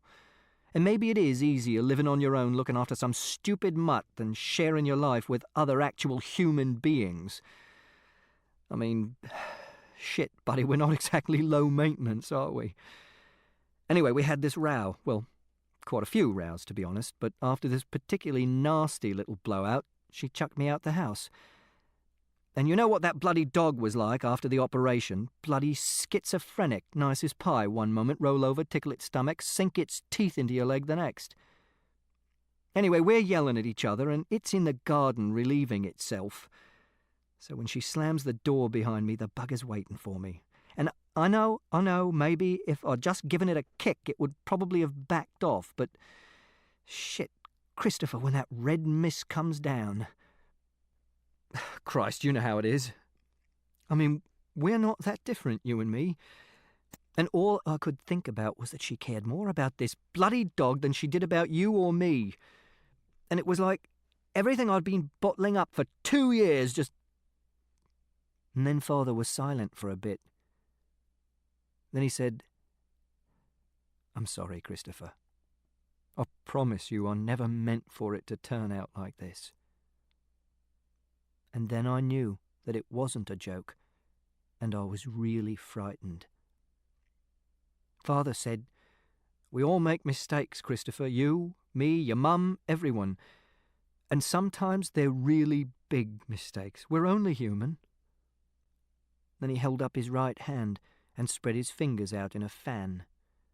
But I screamed and pushed him backwards so that he fell off the bed and onto the floor. He sat up and said, "Okay, look, Christopher, I'm sorry. Let's leave it for tonight, okay? I'm going to go downstairs and you get some sleep and we'll talk in the morning." Then he said, "It's going to be all right, honestly. Trust me." Then he stood up and took a deep breath and went out of the room. I sat on the bed for a long time looking at the floor. Then I heard Toby scratching in his cage. I looked up and saw him staring through the bars at me. I had to get out of the house. Father had murdered Wellington. That meant he could murder me because I couldn't trust him, even though he had said trust me, because he had told a lie about a big thing. But I couldn't get out of the house straight away because he'd see me, so I'd have to wait until he was asleep. The time was 11:16 p.m. I tried doubling twos again, but I couldn't get past 2 to the 15th power, which was 32,768, so I groaned to make the time pass quicker and not think. Then it was 1:20 a.m., but I hadn't heard Father come upstairs to bed. I wondered if he was asleep downstairs or whether he was waiting to come in and kill me. So I got out my Swiss Army knife and opened the saw blade so that I could defend myself. Then I went out of my bedroom really quietly and listened. I couldn't hear anything, so I started going downstairs really quietly and really slowly. And when I got downstairs, I could see Father's foot through the door of the living room. I waited for 4 minutes to see if it moved, but it didn't move, so I carried on walking till I got to the hallway. Then I looked round the door of the living room. Father was lying on the sofa with his eyes closed. I looked at him for a long time. Then he snored, and I jumped, and I could hear the blood in my ears, and my heart going really fast, and a pain like someone had blown up a really big balloon inside my chest. I wondered if I was going to have a heart attack. Father's eyes were still closed. I wondered if he was pretending to be asleep, so I gripped the penknife really hard and I knocked on the doorframe. Father moved his head from one side to the other and his foot twitched and he said, but his eyes stayed closed. And then he snored again. He was asleep. That meant I could get out of the house if I was really quiet so I didn't wake him up. I took both my coats and my scarf from the hooks next to the front door, and I put them all on because it would be cold outside at night. Then I went upstairs again really quietly, but it was difficult because my legs were shaking. I went into my room and I picked up Toby's cage. He was making scratching noises, so I took off one of the coats and put it over the cage to make the noise quieter. Then I carried him downstairs again. Father was still asleep. I went into the kitchen and I picked up my special food box. I unlocked the back door and stepped outside. Then I held the handle of the door down as I shut it again so that the click wasn't too loud. Then I walked down to the bottom of the garden. At the bottom of the garden is a shed. It has the lawnmower and the hedge cutter in, and lots of gardening equipment that Mother used to use, like pots and bags of compost and bamboo canes and string and spades. It would be a bit warmer in the shed, but I knew that Father might look for me in the shed, so I went round the back of the shed and I squeezed into the gap between the wall of the shed and the fence, behind the big black plastic tub for collecting rainwater. Then I sat down and I felt a bit safer. I decided to leave my other coat over Toby's cage because I didn't want him to get cold and die. I opened up my special food box. Inside was the Milky Bar and 2 licorice laces and 3 clementines and a pink wafer biscuit and my red food colouring. I didn't feel hungry, but I knew that I should eat something because if you don't eat something you can get cold, so I ate 2 clementines and the Milky Bar. Then I wondered what I would do next. Chapter 173. Between the roof of the shed and the big plant that hangs over the fence from the house next door, I could see the constellation Orion. People say that Orion is called Orion because Orion was a hunter, and the constellation looks like a hunter with a club and a bow and arrow.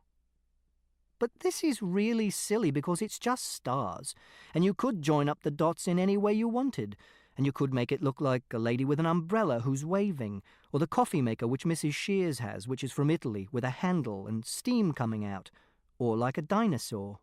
And there aren't any lines in space, so you could join bits of Orion to bits of Lepus or Taurus or Gemini and say that they were a constellation called the Bunch of Grapes, or Jesus, or the Bicycle, except that they didn't have bicycles in Roman and Greek times, which was when they called Orion Orion. And anyway, Orion is not a hunter or a coffee maker or a dinosaur. It's just Betelgeuse and Bellatrix and Anilam and Rigel, and 17 other stars I don't know the names of, and they're nuclear explosions billions of miles away. And that is the truth. Chapter 179. I stayed awake until 3:47. That was the last time I looked at my watch before I fell asleep. It has a luminous face and lights up if you press a button, so I could read it in the dark. I was cold, and I was frightened Father might come out and find me, but I felt safer in the garden because I was hidden. I looked at the sky a lot. I like looking up at the sky in the garden at night. In summer, I sometimes come outside at night with my torch and my planisphere, which is 2 circles of plastic with a pin through the middle. And on the bottom is a map of the sky, and on top is an aperture, which is an opening shaped in a parabola, and you turn it round to see a map of the sky that you can see on that day of the year from the latitude 51.5 degrees north, which is the latitude that Swindon is on, because the largest bit of the sky is always on the other side of the earth. And when you look at the sky, you know you're looking at stars which are hundreds and thousands of light years away from you. And some of the stars don't even exist anymore, because their light has taken so long to get to us that they're already dead, or they've exploded and collapsed into red dwarfs. And that makes you seem very small. And if you have difficult things in your life, it's nice to think that they're what is called negligible, which means that they're so small you don't have to take them into account when you're calculating something.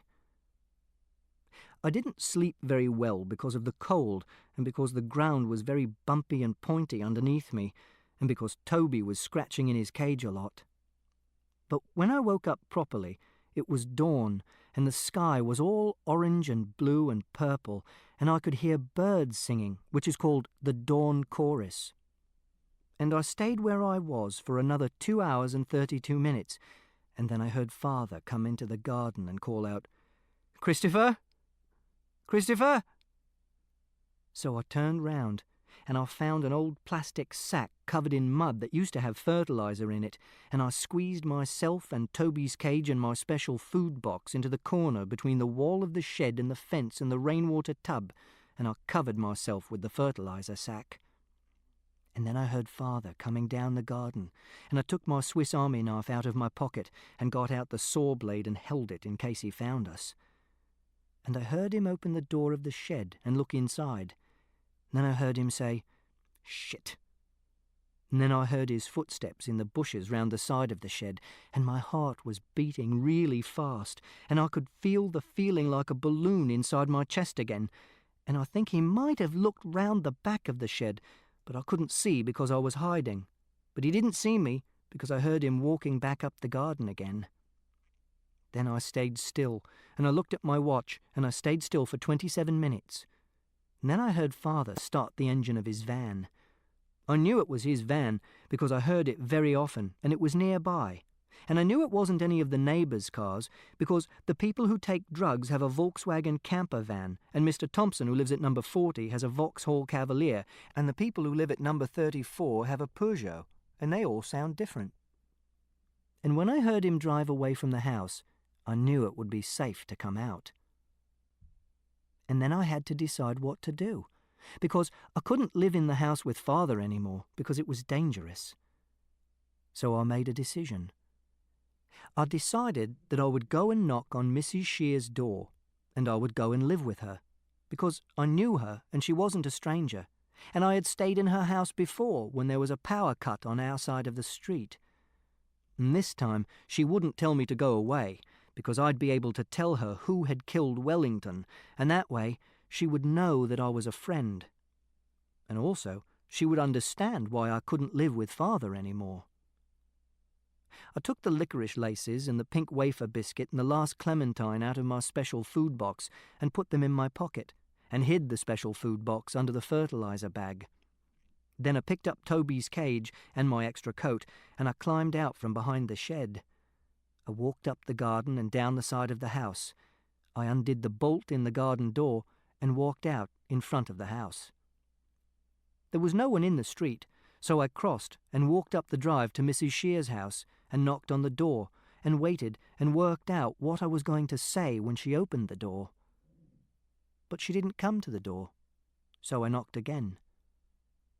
Then I turned round and saw some people walking down the street, and I was frightened again because it was two of the people who take drugs in the house next door. So I grabbed Toby's cage and went round the side of Mrs. Shear's house and sat down behind the dustbin so they couldn't see me. And then I had to work out what to do. And I did this by thinking of all the things I could do and deciding whether they were the right decision or not. I decided that I couldn't go home again. And I decided that I couldn't go and live with Siobhan because she couldn't look after me when school was closed because she was a teacher and not a friend or a member of my family. And I decided that I couldn't go and live with Uncle Terry because he lived in Sunderland and I didn't know how to get to Sunderland, and I didn't like Uncle Terry because he smoked cigarettes and stroked my hair. And I decided I couldn't go and live with Mrs. Alexander because she wasn't a friend or a member of my family, even if she had a dog, because I couldn't stay overnight in the house or use her toilet because she had used it and she was a stranger. And then I thought that I could go and live with Mother because she was my family, and I knew where she lived because I could remember the address from the letters, which was 451C Chapter Road, London, NW2 5NG. Except that she lived in London, and I'd never been to London before. I'd only been to Dover to go to France, and to Sunderland to visit Uncle Terry, and to Manchester to visit Aunt Ruth, who had cancer, except she didn't have cancer when I was there. And I had never been anywhere, apart from the shop at the end of the road, on my own. And the thought of going somewhere on my own was frightening. But then I thought about going home again, or staying where I was, or hiding in the garden every night, and Father finding me, and that made me feel even more frightened. And when I thought about that, I felt like I was going to be sick again, like I did the night before. And then I realized that there was nothing I could do which felt safe. And I made a picture in my head of all the possibilities. 1. Living with Mrs. Shears. 2. Going home. 3. Staying in the garden. 4. Going to live with Uncle Terry. 5. Going to live with Mother. And then I imagined crossing out all the possibilities which were impossible, which is like in a maths exam, when you look at all the questions and you decide which ones you're going to do and which ones you're not going to do, and you cross out all the ones which you're not going to do because then your decision is final and you can't change your mind. Which meant that I had to go to London to live with Mother. And I could do it by going on a train, because I knew all about trains from the train set, how you looked at the timetable and went to the station and bought a ticket and looked at the departure board to see if your train was on time, and then you went to the right platform and got on board. And I would go from Swindon Station, where Sherlock Holmes and Dr. Watson stop for lunch when they're on their way to Ross from Paddington in the Boscombe Valley mystery. This ends Disc 3. The Curious Incident of the Dog in the Nighttime, Disc 4. And then I looked at the wall on the opposite side of the little passage down the side of Mrs. Shears' house where I was sitting, and there was the circular lid of a very old metal pan leaning against the wall, and it was covered in rust, and it looked like the surface of a planet, because the rust was shaped like countries and continents and islands. And then I thought how I could never be an astronaut, because being an astronaut meant being hundreds of thousands of miles away from home, and my home was in London now, and that was about 100 miles away, which was more than 1,000 times nearer than my home would be if I was in space, and thinking about this made me hurt. Like when I fell over in the grass at the edge of a playground once, and I cut my knee on a piece of broken bottle that someone had thrown over the wall, and I sliced a flap of skin off, and Mr. Davis had to clean the flesh under the flap with disinfectant to get the germs and the dirt out, and it hurt so much I cried. But this hurt was inside my head, and it made me sad to think that I could never become an astronaut. And then I thought that I had to be like Sherlock Holmes, and I had to detach my mind at will to a remarkable degree, so that I didn't notice how much it was hurting inside my head. And then I thought I would need money if I was going to go to London, and I would need food to eat because it was a long journey and I wouldn't know where to get food from. And then I thought I would need someone to look after Toby when I went to London because I couldn't take him with me. And then I formulated a plan, and that made me feel better, because there was something inside my head that had an order and a pattern, and I just had to follow the instructions, one after the other. I stood up, and I made sure there was no one in the street. Then I went to Mrs. Alexander's house, which is next door to Mrs. Shears' house, and I knocked on the door. Then Mrs. Alexander opened the door, and she said, "Christopher, what on earth has happened to you?" And I said, "Can you look after Toby for me?" And she said, "Who's Toby?" And I said, "Toby's my pet rat." Then Mrs. Alexander said, Oh, yes, I remember now. You told me." Then I held Toby's cage up and said, "This is him." Mrs. Alexander took a step backwards into her hallway, and I said, "He eats special pellets and you can buy them from a pet shop. But he also eats biscuits and carrots and bread and chicken bones. But you mustn't give him chocolate because it's got caffeine and theobromine in, which are methylxanthines, and it's poisonous for rats in large quantities. And he needs new water in his bottle every day too. And he won't mind being in someone else's house because he's an animal. And he likes to come out of his cage, but it doesn't matter if you don't take him out." Then Mrs. Alexander said, "Why do you need someone to look after Toby, Christopher?" And I said, "I'm going to London." And she said, "How long are you going for?" And I said, "Until I go to university." And she said, "Can't you take Toby with you?" And I said, "London's a long way away, and I don't want to take him on the train because I might lose him." And Mrs. Alexander said, "Right." And then she said, "Are you and your father moving house?" And I said, "No." And she said, "So why are you going to London?" And I said, "I'm going to live with Mother." And she said, "I thought you told me your mother was dead."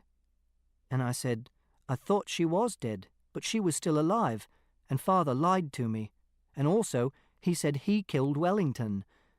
And Mrs. Alexander said, "Oh my goodness." And I said, "I'm going to live with my mother because Father killed Wellington and he lied and I'm frightened of being in the house with him." And Mrs. Alexander said, "Is your mother here?" And I said, "No, Mother is in London." And she said, "So you're going to London on your own?" And I said, "Yes." And she said, "Look, Christopher, why don't you come inside and sit down and we can talk about this and work out what's the best thing to do?" And I said, "No, I can't come inside. Will you look after Toby for me?" And she said, "I really don't think that would be a good idea, Christopher." And I didn't say anything. And she said, "Where's your father at the moment, Christopher?" And I said, "I don't know." And she said, "Well, perhaps we should try and give him a ring and see if we can get in touch with him. I'm sure he's worried about you, and I'm sure that there's been some dreadful misunderstanding." So I turned round, and I ran across the road back to our house. And I didn't look before I crossed the road, and a yellow Mini had to stop, and the tyres squealed on the road. And I ran down the side of the house and back through the garden gate, and I bolted it behind me. I tried to open the kitchen door, but it was locked, so I picked up a brick that was lying on the ground, and I smashed it through the window, and the glass shattered everywhere. Then I put my arm through the broken glass, and I opened the door from the inside. I went into the house, and I put Toby down on the kitchen table. Then I ran upstairs, and I grabbed my school bag, and I put some food for Toby in it, and some of my maths books, and some clean pants and a vest and a clean shirt. Then I came downstairs, and I opened the fridge, and I put a carton of orange juice into my bag, and a bottle of milk that hadn't been opened. And I took 2 more clementines, and 2 tins of baked beans and a packet of custard creams from the cupboard, and I put them in my bag as well, because I could open them with the can opener on my Swiss Army knife. Then I looked at the surface next to the sink, and I saw Father's mobile phone, and his wallet, and his address book, and I felt my skin cold under my clothes, like Dr. Watson in The Sign of the Four, when he sees the tiny footsteps of Tonga, the Andaman Islander, on the roof of Bartholomew Sholto's house in Norwood, because I thought Father had come back and he was in the house, and the pain in my head got much worse. But then I rewound the pictures in my memory, and I saw that his van wasn't parked outside the house, so he must have left his mobile phone and his wallet and his address book when he left the house. And I picked up his wallet, and I took his bank card out, because that was how I could get money, because the card has a PIN number, which is the secret code which you put into the machine at the bank to get money out. And Father hadn't written it down in a safe place, which is what you're meant to do, but he had told me, because he said I'd never forget it. And it was 3558, and I put the card into my pocket. Then I took Toby out of his cage and put him into the pocket of one of my coats, because the cage was very heavy to carry all the way to London. And then I went out of the kitchen door into the garden. I went out through the garden gate, and I made sure there wasn't anyone watching, and then I started walking towards the school, because that was a direction I knew, and when I got to school, I could ask Siobhan where the train station was. Normally, I would have got more and more frightened if I was walking to school, because I had never done it before. But I was frightened in 2 different ways, and one way was being frightened of being far away from a place I was used to, and the other was being frightened of being near where Father lived, and they were in inverse proportion to one another, so that the total fear remained a constant as I got further away from home and further away from father. Like this. Fear, total, is almost equal to fear new place times fear near father is almost equal to constant. It takes 19 minutes for the bus to get to school from our house, but it took me 47 minutes to walk the same distance, so I was very tired when I got there, and I hoped that I could stay at school for a little while and have some biscuits and some orange juice before I went to the train station. But I couldn't, because when I got to the school, I saw that father's van was parked outside in the car park. And I knew it was his van because it said Ed Boone, Heating, Maintenance and Boiler Repair on the side with a crossed spanners sign. And when I saw the van, I was sick again. But I knew I was going to be sick this time, so I didn't sick all over myself, and I was just sick onto the wall and the pavement, and there wasn't very much sick because I hadn't eaten much. And when I had been sick, I wanted to curl up on the ground and do groaning. But I knew that if I curled up on the ground and did groaning, then father would come out of the school, and he'd see me and he'd catch me and take me home. So I took lots of deep breaths, like Siobhan says I have to do if someone hits me at school, and I counted 50 breaths, and I concentrated very hard on the numbers, and I did their cubes as I said them, and that made the hurt less painful. And then I cleaned the sick away from my mouth, and I made a decision that I would have to find out how to get to the train station, and I would do this by asking someone, and it would be a lady, because when they talk to us about stranger danger at school, they say that if a man comes up to you and talks to you and you feel frightened, you should call out and find a lady to run to, because ladies are safer. So I got out my Swiss Army knife, and I flicked out the saw blade, and I held it tightly in the pocket that Toby wasn't in, so that I could stab someone if they grabbed hold of me. And then I saw a lady on the other side of the street with a baby in a pushchair and a little boy with a toy elephant, so I decided to ask her. And this time I looked left and right and left again so that I wouldn't be run over by a car, and I crossed the road. And I said to the lady, "Where can I buy a map?" And she said, "Pardon?"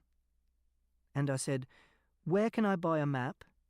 And I could feel the hand that was holding the knife shaking, even though I wasn't shaking it. And she said, "Patrick, put that down, it's dirty. A map of where?" And I said, "A map of here." And she said, "I don't know." And then she said, "Where do you want to get to?" And I said, "I'm going to the train station."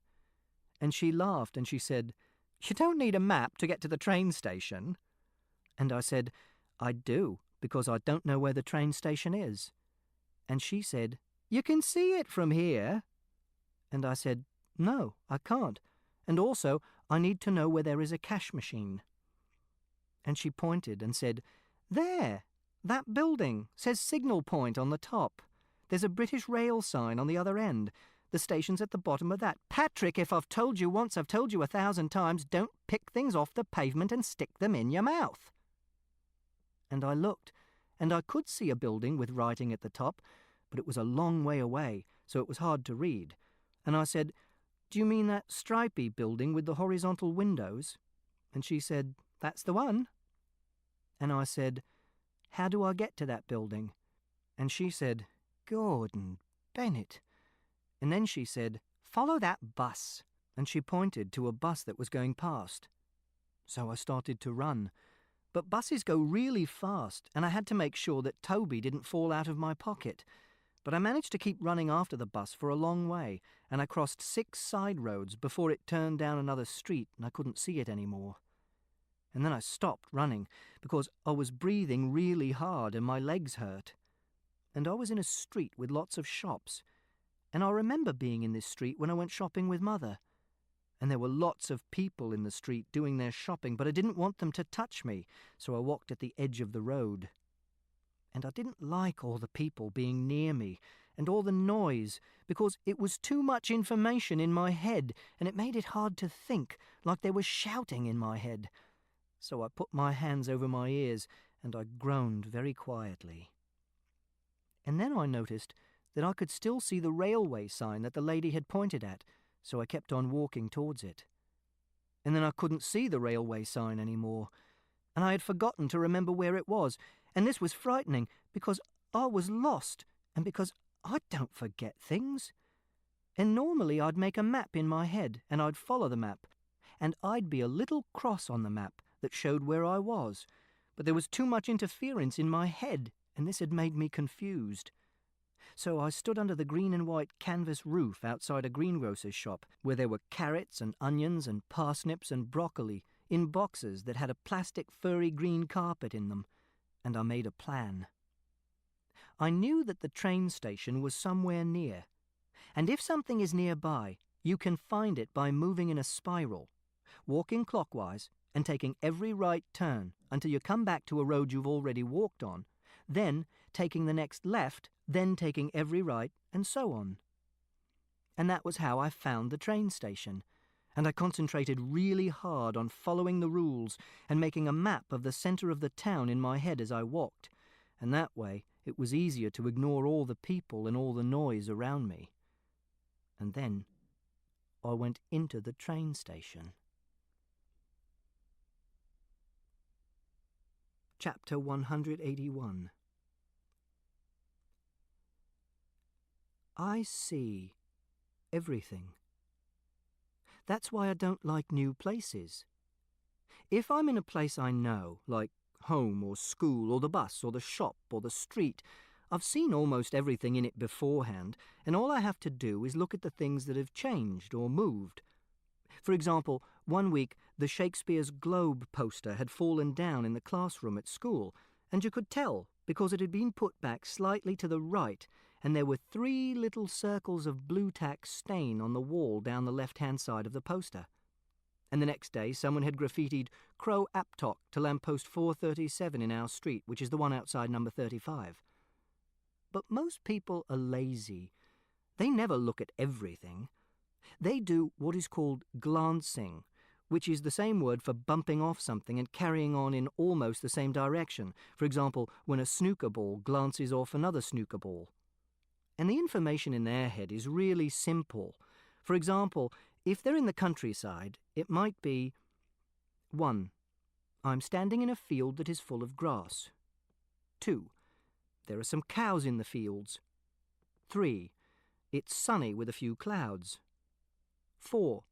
There are some flowers in the grass. 5. There's a village in the distance. 6. There's a fence at the edge of the field, and it has a gate in.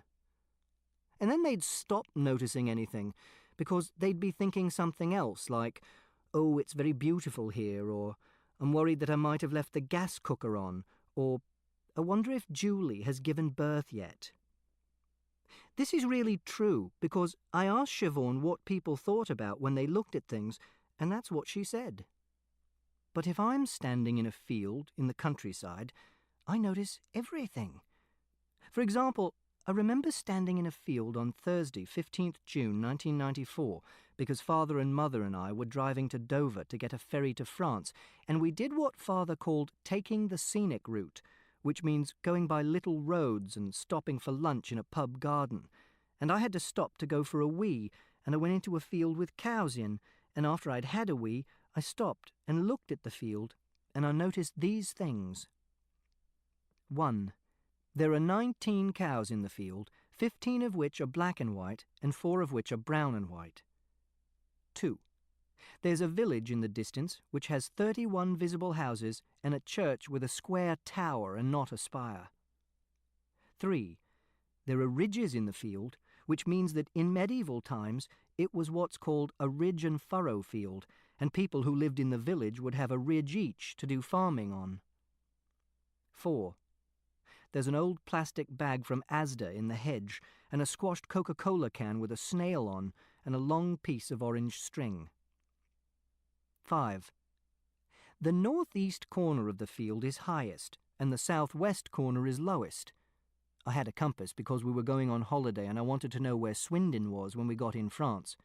and the field is folded downwards slightly along the line between these two corners, so that the northwest and southeast corners are slightly lower than they would be if the field was a flat inclined plane. 6. I can see 3 different types of grass and 2 colours of flowers in the grass. 7. The cows are mostly facing uphill. And there were 31 more things in this list of things I noticed, but Siobhan said I didn't need to write them all down. And it means that it's very tiring if I'm in a new place, because I see all these things. And if someone asked me afterwards what the cows looked like, I could ask which one, and I could do a drawing of them at home and say that a particular cow had particular patterns on it. And I realised that I told a lie in chapter 13 because I said I cannot tell jokes. Because I do know 3 jokes that I can tell and I understand, and one of them's about a cow. And Siobhan said I didn't have to go back and change what I wrote in chapter 13 because it doesn't matter, because it's not a lie, just a clarification. And this is the joke. There are 3 men on a train. One of them is an economist, and one of them is a logician, and one of them is a mathematician. And they've just crossed the border into Scotland. I don't know why they're going to Scotland.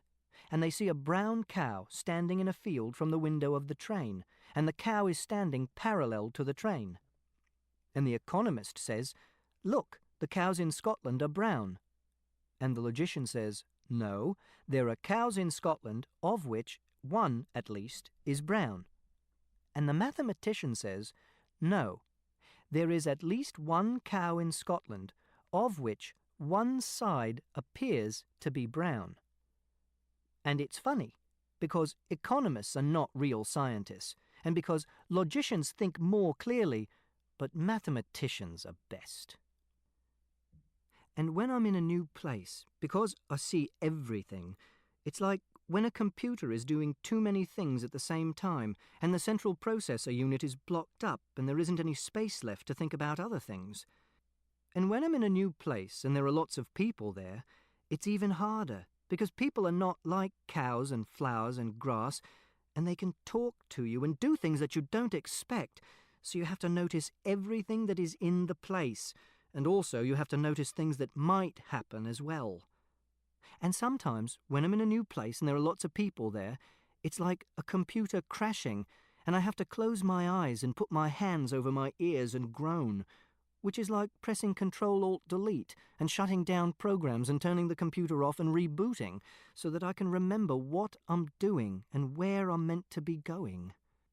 And that's why I'm good at chess and maths and logic, because most people are almost blind, and they don't see most things, and there's lots of spare capacity in their heads, and it's filled with things which aren't connected and are silly, like, I'm worried that I might have left the gas cooker on.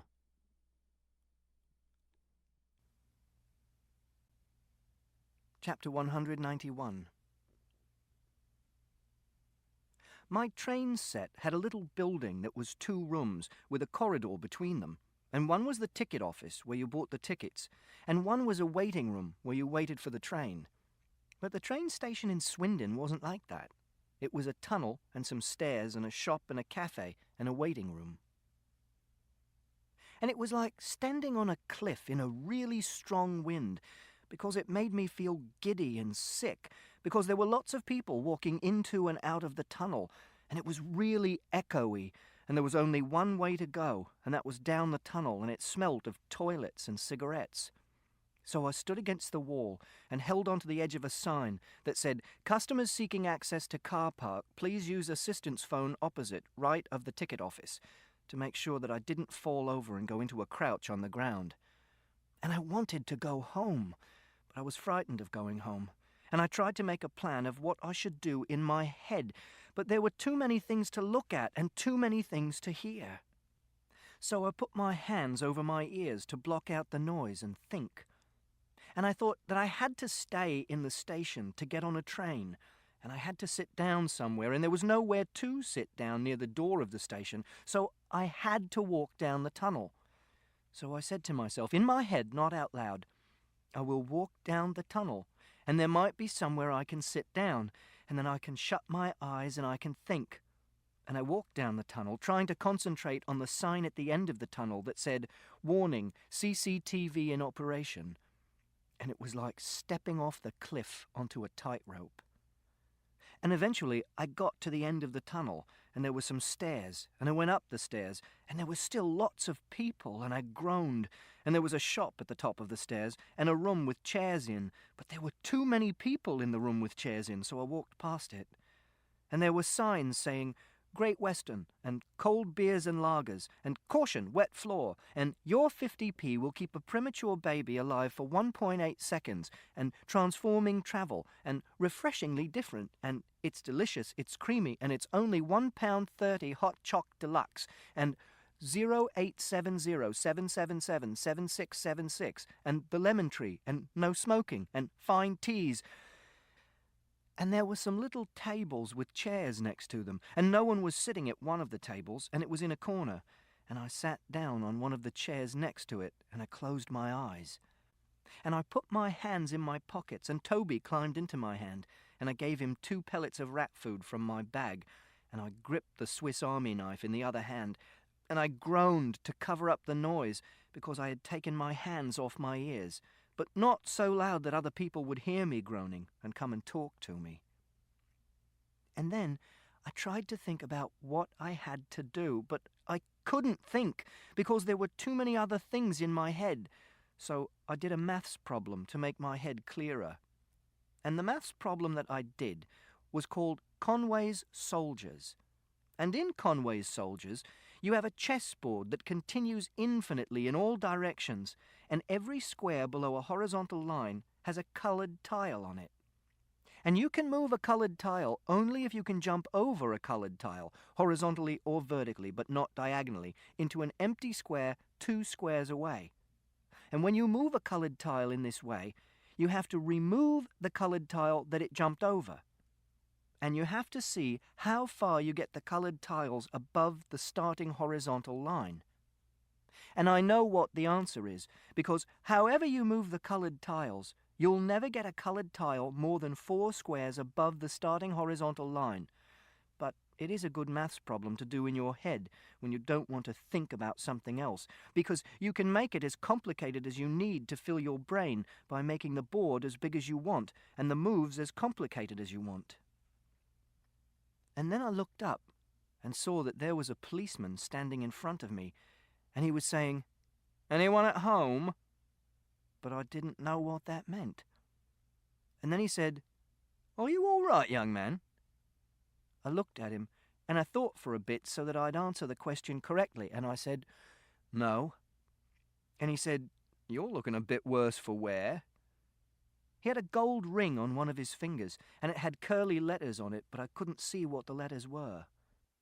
Then he said, "The lady at the cafe says you've been here for 2.5 hours, and when she tried talking to you, you were in a complete trance." Then he said, "What's your name?" And I said, "Christopher Boone." And he said, "Where'd you live?" And I said, 36 Randolph Street. And I started feeling better, because I like policemen, and it was an easy question, and I wondered whether I should tell him that Father killed Wellington and whether he would arrest Father. And he said, "What are you doing here?" And I said, I needed to sit down and be quiet and think. And he said, "OK, let's keep it simple. What are you doing at the railway station?" And I said, "I'm going to see Mother." And he said, "Mother?" And I said, "Yes, Mother." And he said, "When's your train?" And I said, "I don't know. She lives in London. I don't know when there's a train to London." And he said, "So you don't live with your mother?" And I said, "No, but I'm going to." And then he sat down next to me and said, "So where does your mother live?" And I said, "In London." And he said, "Yes, but where in London?" And I said, 451C Chapter Road, London, NW25NG. And he said, "Jesus, what's that?" And I looked down and I said, "That's my pet rat, Toby," because he was looking out of my pocket at the policeman. And the policeman said, "A pet rat?" And I said, "Yes, a pet rat. He's very clean and he hasn't got bubonic plague." And the policeman said, "Well, that's reassuring." And I said, "Yes." And he said, "Have you got a ticket?" And I said, "No." And he said, "Have you got any money to get a ticket?" And I said, "No." And he said, "So how precisely were you going to get to London then?"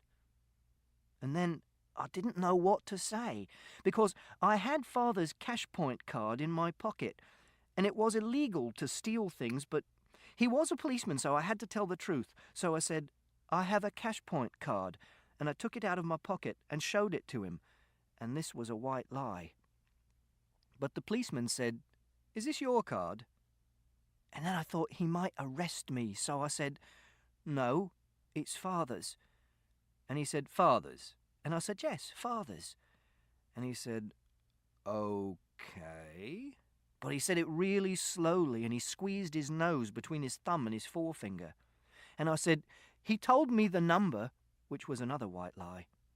And he said, "Why don't you and I take a stroll to the cash point machine, eh?" And I said, "You mustn't touch me." And he said, "Why would I want to touch you?" And I said, "I don't know." And he said, "Well, neither do I." And I said, "Because I got a caution for hitting a policeman, and I didn't mean to hurt him, and if I do it again, I'll get into even bigger trouble." And then he looked at me and he said, "You're serious, aren't you?" And I said, "Yes." And he said, "You lead the way." And I said, "Where?" And he said, "Back by the ticket office." And he pointed with his thumb. And then we walked back through the tunnel, but it wasn't so frightening this time, because there was a policeman with me. And I put the cash point card into the machine like Father had let me do sometimes when we were shopping together, and it said, "Enter your personal number." And I typed in 3558 and pressed the enter button, and the machine said, "Please enter an amount." And there was a choice. £10, £20, £50, £100, other amount, multiples of 10 only. And I asked the policeman, "How much does it cost to get a ticket for a train to London?" And he said, "About 20 quid. And I said, "Is that pounds?" And he said, "Christ alive," and he laughed. But I didn't laugh, because I don't like people laughing at me, even if they are policemen.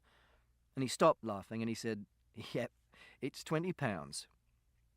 So I pressed 50, and 5 £10 notes came out of the machine, and a receipt, and I put the notes and the receipt and the card into my pocket. And the policeman said, "Well, I guess I shouldn't keep you chatting any longer." And I said, "Where do I get a ticket for the train from? Because if you're lost and you need directions, you can ask a policeman." And he said, "You are a prize specimen, aren't you?" And I said, "Where do I get a ticket for the train from?" Because he hadn't answered my question. And he said, "In there." And he pointed, and there was a big room with a glass window on the other side of the train station door. And then he said, "Now, are you sure you know what you're doing?" And I said, "Yes, I'm going to London to live with my mother." And he said, "Has your mother got a telephone number?" And I said, "Yes." And he said, "And can you tell me what it is?" And I said, "Yes, it's 0208 887 8907. And he said, "And you'll ring her if you get into any trouble, okay?" And I said, "Yes, because I knew you could ring people from phone boxes if you had money, and I had money now." And he said, "Good." And I walked into the ticket office, and I turned round, and I could see that the policeman was still watching me, so I felt safe. And there was a long desk at the other side of the big room, and a window on the desk, and there was a man standing in front of the window, and there was a man behind the window, and I said to the man behind the window, "I want to go to London." And the man in front of the window said, "If you don't mind," and he turned round so that his back was towards me, and the man behind the window gave him a little bit of paper to sign, and he signed it and pushed it back under the window, and the man behind the window gave him a ticket. And then the man in front of the window looked at me and he said, "What the fuck are you looking at?" And then he walked away. And he had dreadlocks, which is what some black people have, but he was white. And dreadlocks is when you never wash your hair and it looks like old rope. And he had red trousers with stars on. and I kept my hand on my Swiss Army knife in case he touched me. And then there was no one else in front of the window, and I said to the man behind the window, "I want to go to London." And I hadn't been frightened when I was with the policeman, but I turned round and I saw that he had gone now, and I was scared again, so I tried to pretend I was playing a game on my computer, and it was called Train to London, and it was like Myst or the 11th Hour, and you had to solve lots of different problems to get to the next level, and I could turn it off at any time. And the man said, "Single or return?" And I said, "What does single or return mean?" And he said, "Do you want to go one way, or do you want to go and come back?" And I said, "I want to stay there when I get there." And he said, "For how long?" And I said, "Until I go to university." And he said, "Single then." And then he said, "That will be £17. And I gave him the £50, and he gave me 30 back and said, "Don't you go throwing it away." And then he gave me a little yellow and orange ticket and £3 in coins, and I put it all in my pocket with my knife. And I didn't like the ticket being half yellow, but I had to keep it because it was my train ticket. And then he said, "If you could move away from the counter." And I said, "When is the train to London?" And he looked at his watch and he said, "Platform 1, 5 minutes. And I said, "Where is platform 1? And he pointed and said, "Through the underpass and up the stairs. You'll see the signs."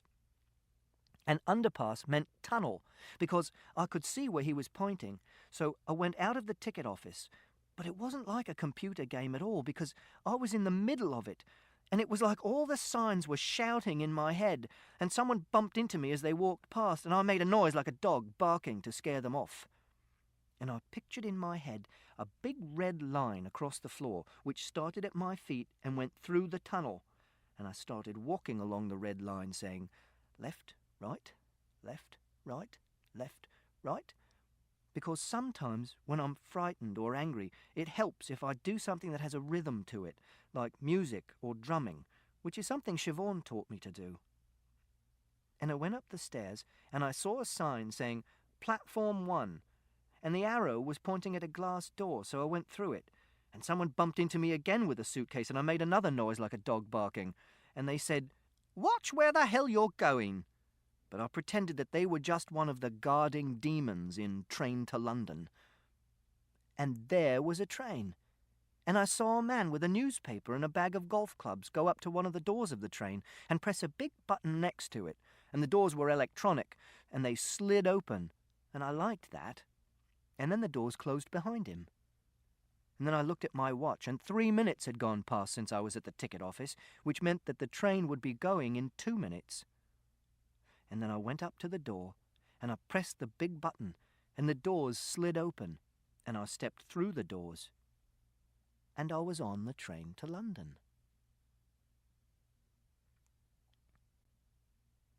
Chapter 193. When I used to play with my train set, I made a train timetable because I liked timetables, and I like timetables because I like to know when everything's going to happen.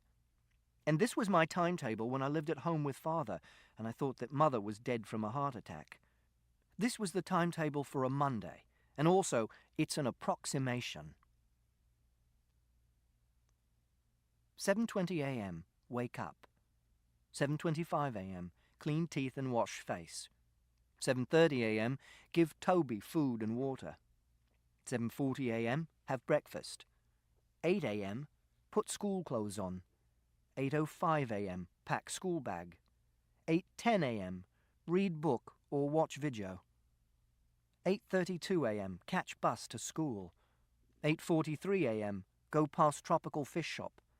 8:51 a.m., arrive at school. 9 a.m., school assembly. 9:15 a.m., first morning class. 10:30 a.m., break. 10:50 a.m., art class with Mrs. Peters.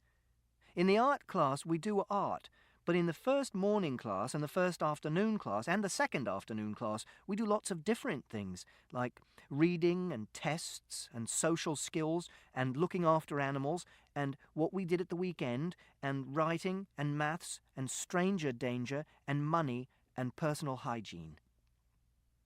12:30 p.m. lunch. 1 p.m. first afternoon class. 2:15 p.m. second afternoon class. 3:30 p.m. catch school bus home.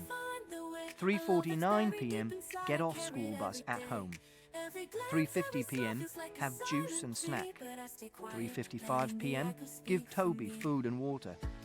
4 p.m. take Toby out of his cage. 4:18 p.m. put Toby into his cage. 4:20 p.m. watch television or a video. 5 p.m. read a book. 6 p.m. have tea. 6:30 p.m. watch television or a video. 7 p.m. do maths practice. 8 p.m. have a bath. 8:15 p.m. get changed into pajamas.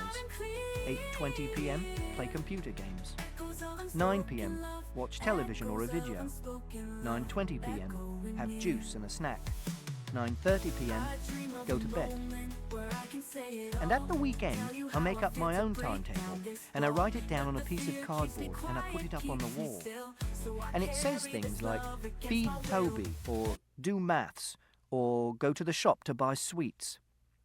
And that's one of the other reasons why I don't like France, because when people are on holiday, they don't have a timetable.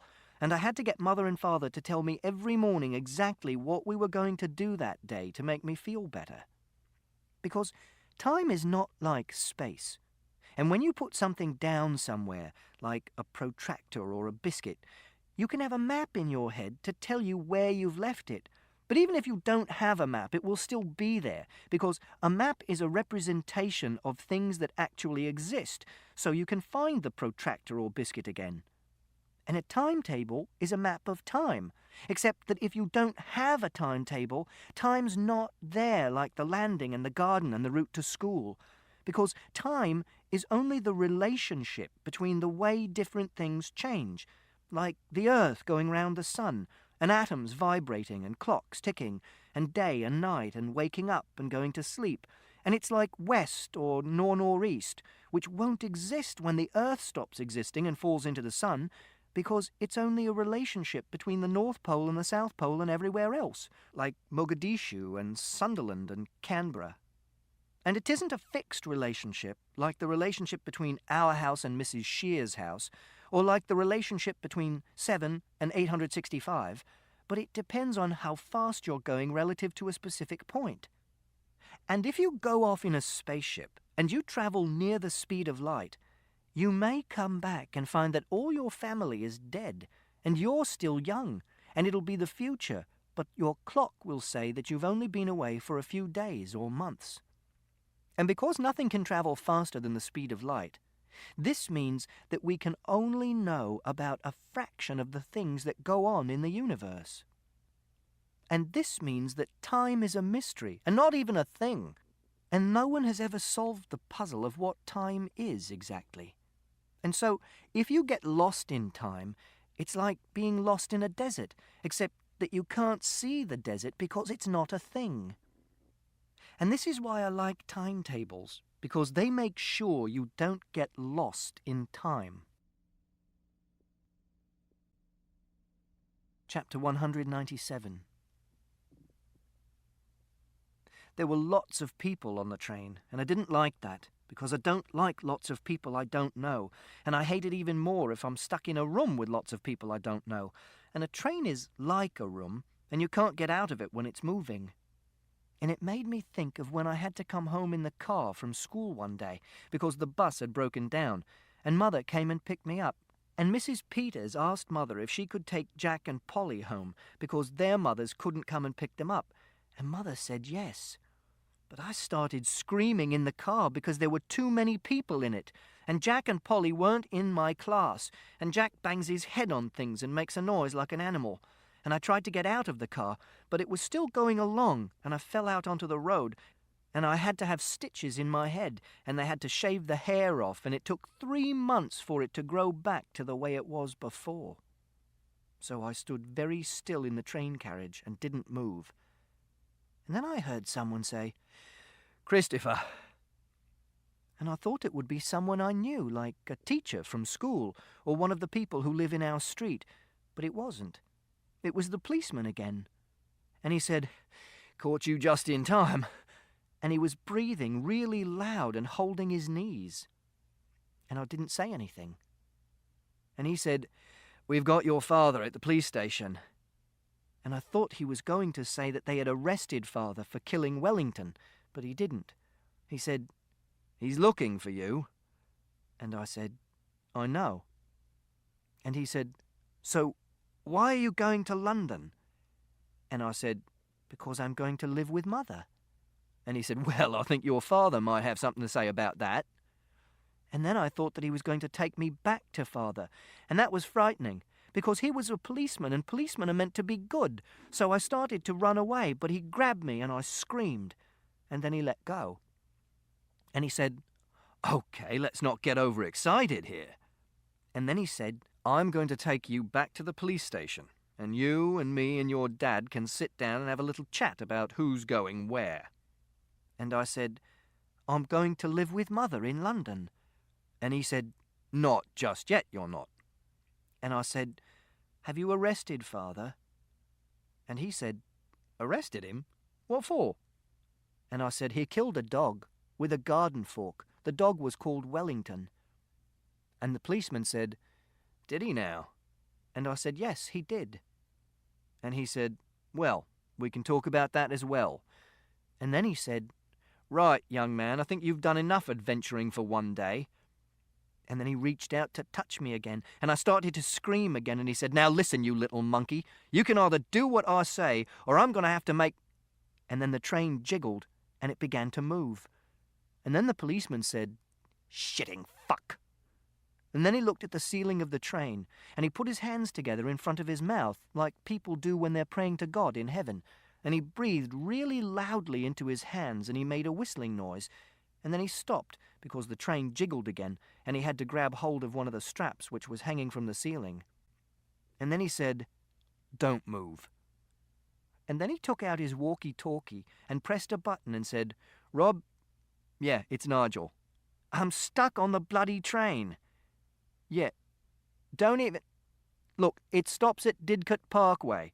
So if you can get someone to meet me with a car... Cheers. Tell his old man we've got him, but it's going to take a while, okay? Great." And then he clicked his walkie-talkie off, and he said, "Let's get ourselves a seat." And he pointed to two long seats nearby, which faced each other, and he said, "Park yourself, and no monkey business." And the people who were sitting on the seats got up and walked away, because he was a policeman, and we sat down facing one another. And he said, "You're a bloody handful, you are, jeez." And I wondered whether the policeman would help me find 451C Chapter Road, London, NW25NG. And I looked out of the window, and we were going past factories and scrapyards full of old cars, and there were 4 caravans in a muddy field with 2 dogs and some clothes hanging up to dry. And outside the window was like a map, except that it was in 3 dimensions and it was life-size, because it was the thing it was a map of. And there were so many things it made my head hurt. So I closed my eyes, and then I opened them again, because it was like flying, but nearer to the ground. And I think flying is good. And then the countryside started, and there were fields and cows and horses, and a bridge and a farm and more houses, and lots of little roads with cars on. And that made me think that there must be millions of miles of train track in the world, and they all go past houses and roads and rivers and fields. And that made me think how many people must be in the world, and they all have houses and roads to travel on, and cars and pets and clothes, and they all eat lunch and go to bed and have names. And this made my head hurt too, so I closed my eyes again and did counting and groaning. And when I opened my eyes, the policeman was reading a newspaper called The Sun, and on the front of the paper it said, £3 million Anderson's Call Girl Shame. And it had a picture of a man and a picture of a lady in a bra underneath. And then I did some maths practice in my head, solving quadratic equations. And then I wanted to go for a wee, but I was on a train. And I didn't know how long it would take us to get to London, and I felt a panic starting. and I started to tap a rhythm on the glass with my knuckles to help me wait and not think about wanting to go for a wee.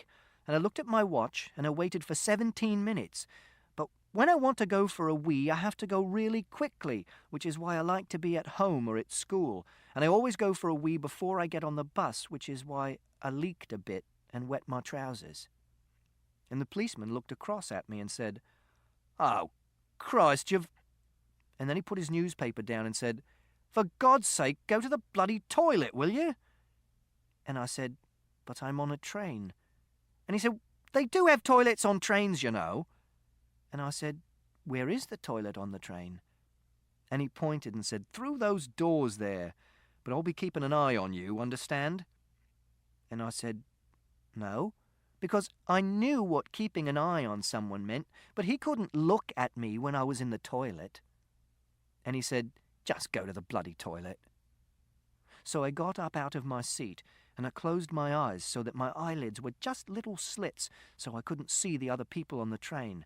And I walked to the door, and when I got through the door, there was another door on the right, and it was half open, and it said toilet on it, so I went inside.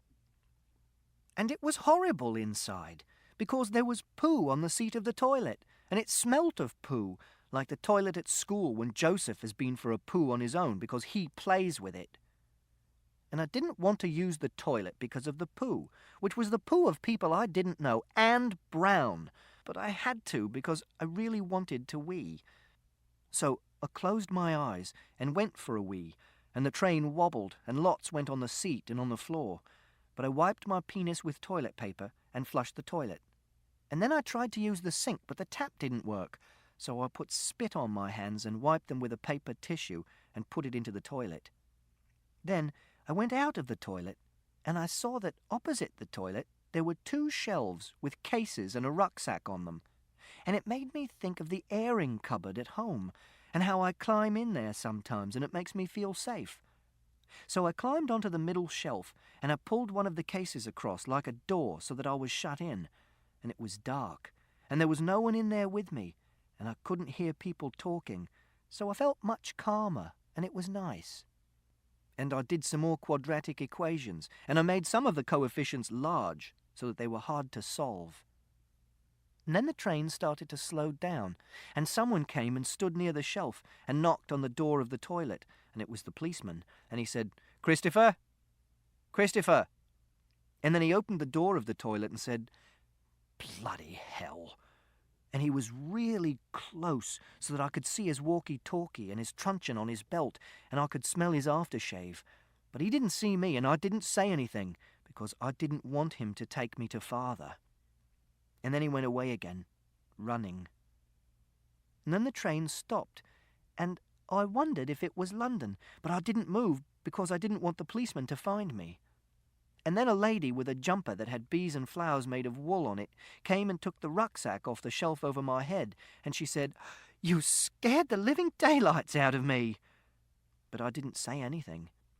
And then she said, "I think someone's out there on the platform looking for you." But I carried on not saying anything. And she said, "Well, it's your lookout," and she went away. And then 3 other people walked past, and one of them was a black man in a long white dress, and he put a big parcel on the shelf above my head, but he didn't see me. And then the train started going again. Chapter 199. People believe in God because the world is very complicated, and they think it's very unlikely that anything as complicated as a flying squirrel or the human eye or a brain could happen by chance. But they should think logically, and if they thought logically, they'd see that they can only ask this question because it's already happened and they exist. And there are billions of planets where there is no life, but there's no one on those planets with brains to notice. And it's like if everyone in the world was tossing coins, eventually someone would get 5,698 heads in a row, and they'd think they were very special. But they wouldn't be, because there would be millions of people who didn't get 5,698 heads. And there's life on Earth because of an accident. But it's a very special kind of accident. And for this accident to happen in this special way, there have to be 3 conditions. And these are: 1. Things have to make copies of themselves. This is called replication. 2. They have to make small mistakes when they do this. This is called mutation. 3. These mistakes have to be the same in their copies. This is called heritability. And these conditions are very rare, but they are possible, and they cause life. And it just happens. But it doesn't have to end up with rhinoceroses and human beings and whales. It could end up with anything. And, for example, some people say, how can an eye happen by accident? Because an eye has to evolve from something else very like an eye, and it doesn't just happen because of a genetic mistake. And what is the use of half an eye? But half an eye is very useful, because half an eye means that an animal can see half of an animal that wants to eat it and get out of the way, and it'll eat the animal that only has 1/3 of an eye, or 49% of an eye instead, because it hasn't got out of the way quick enough, and the animal that is eaten won't have babies because it's dead.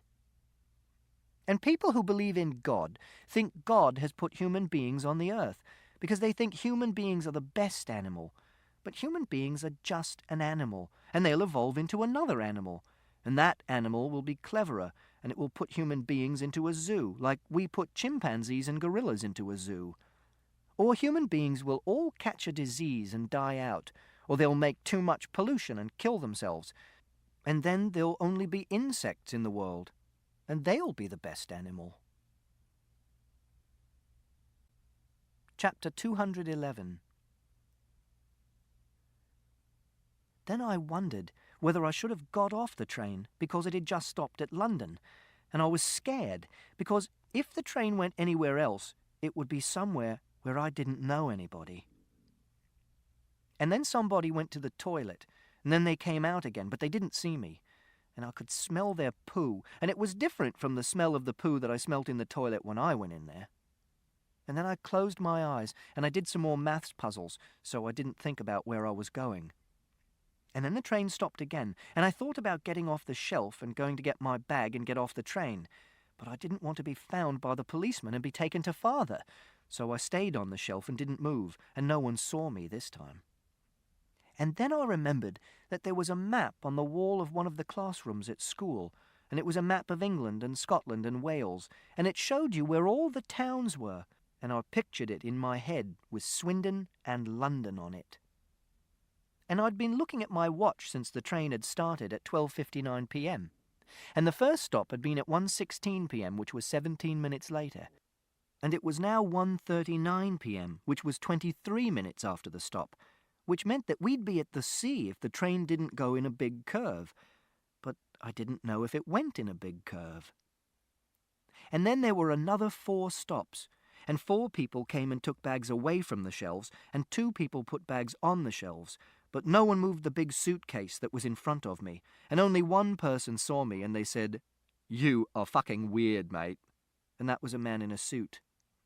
And 6 people went to the toilet, but they didn't do poos that I could smell, which was good. And then the train stopped, and a lady with a yellow waterproof coat came and took the big suitcase away, and she said, "Have you touched this?" And I said, "Yes." And then she went away. And then a man stood next to the shelf, and he said, "Come and look at this, Barry. They've got like a train elf."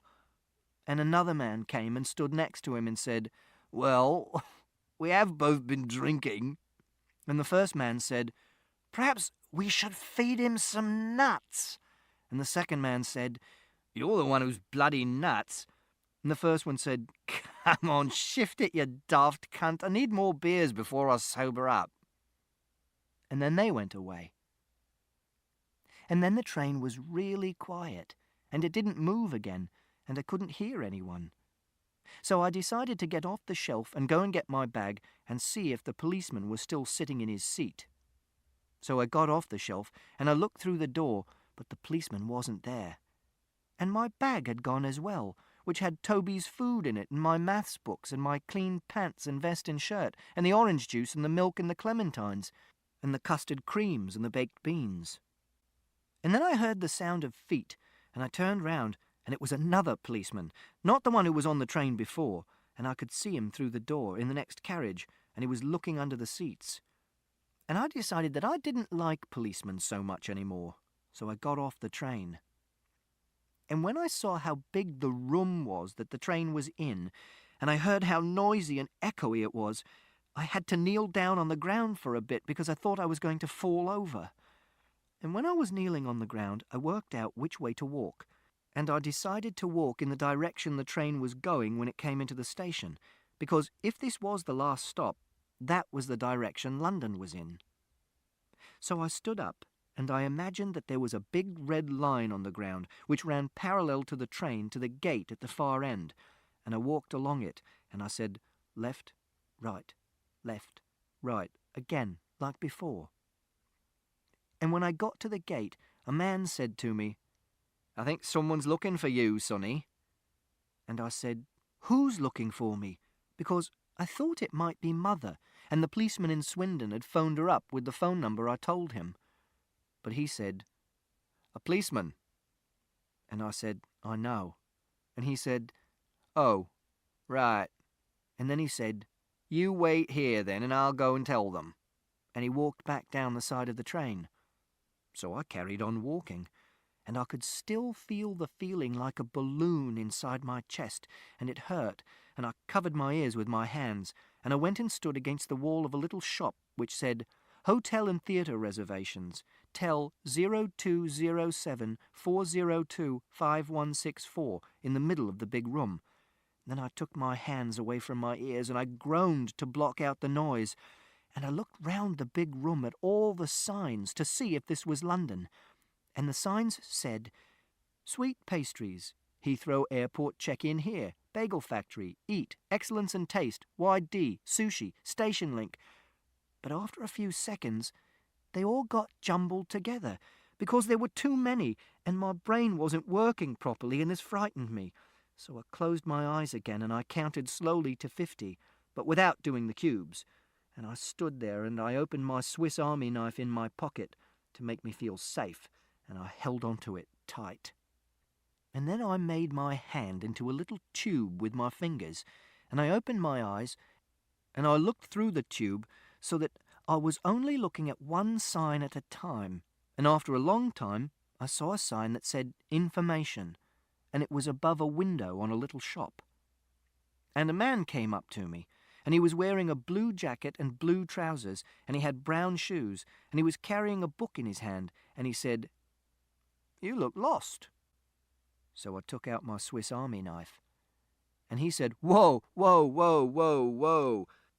And he held up both his hands with his fingers stretched out in a fan, like he wanted me to stretch my fingers out in a fan and touch his fingers because he wanted to say he loved me. But he did it with both hands, not one like Father and Mother, and I didn't know who he was. And then he walked away backwards. So I went to the shop that said "Information," and I could feel my heart beating very hard, and I could hear a noise like the sea in my ears. And when I got to the window, I said, "Is this London?" But there was no one behind the window. And then someone sat behind the window, and she was a lady, and she was black, and she had long fingernails which were painted pink. And I said, "Is this London?" And she said, "Sure is, honey." And I said, "Is this London?" And she said, "Indeed it is."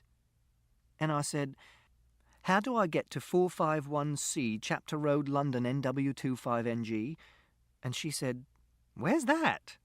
And I said, "It's 451C, Chapter Road, London, NW25NG. And sometimes you can write it 451C, Chapter Road, Willesden, London, NW25NG. And the lady said to me, "Take the tube to Willesden Junction, honey, or Willesden Green. Got to be near there somewhere." And I said, "What sort of tube?" And she said, "Are you for real?" And I didn't say anything. And she said, "Over there. See that big staircase with the escalators? See the sign says Underground? Take the Bakerloo line to Willesden Junction, or the Jubilee to Willesden Green. You okay, honey?" And I looked where she was pointing, and there was a big staircase going down into the ground, and there was a big sign over the top of it that said Underground. And I thought, I can do this, because I was doing really well, and I was in London, and I would find my mother.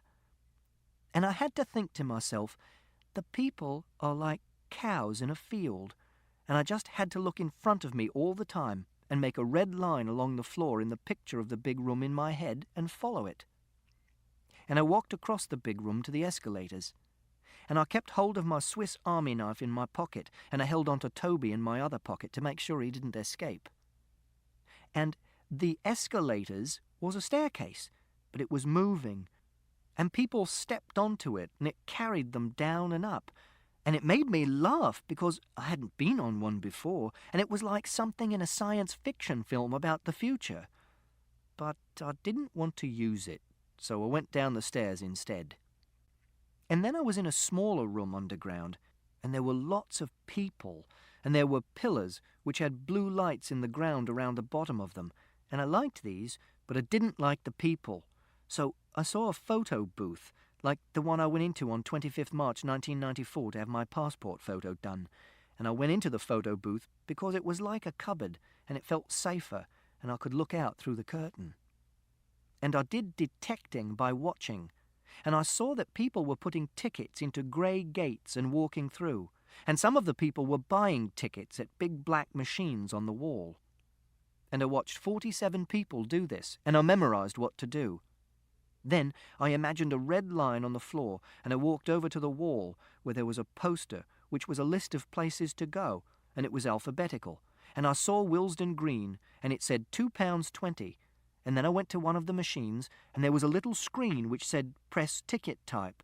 And I pressed the button that most people had pressed, which was Adult Single, and £2.20. And the screen said Insert £2.20. And I put 3 £1 coins into the slot, and there was a clinking noise, and the screen said, Take ticket and change. And there was a ticket in a little hole at the bottom of the machine, and a 50p coin and a 20p coin and a 10p coin. And I put the coins in my pocket, and I went up to one of the grey gates, and I put my ticket into the slot, and it sucked it in, and it came out on the other side of the gate. And someone said, Get a move on.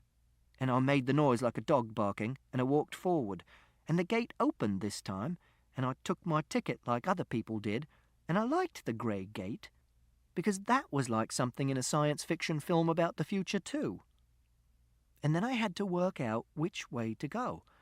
So I stood against a wall so people didn't touch me, and there was a sign for Bakerloo Line and District and Circle Line, but not one for Jubilee Line, like the lady had said.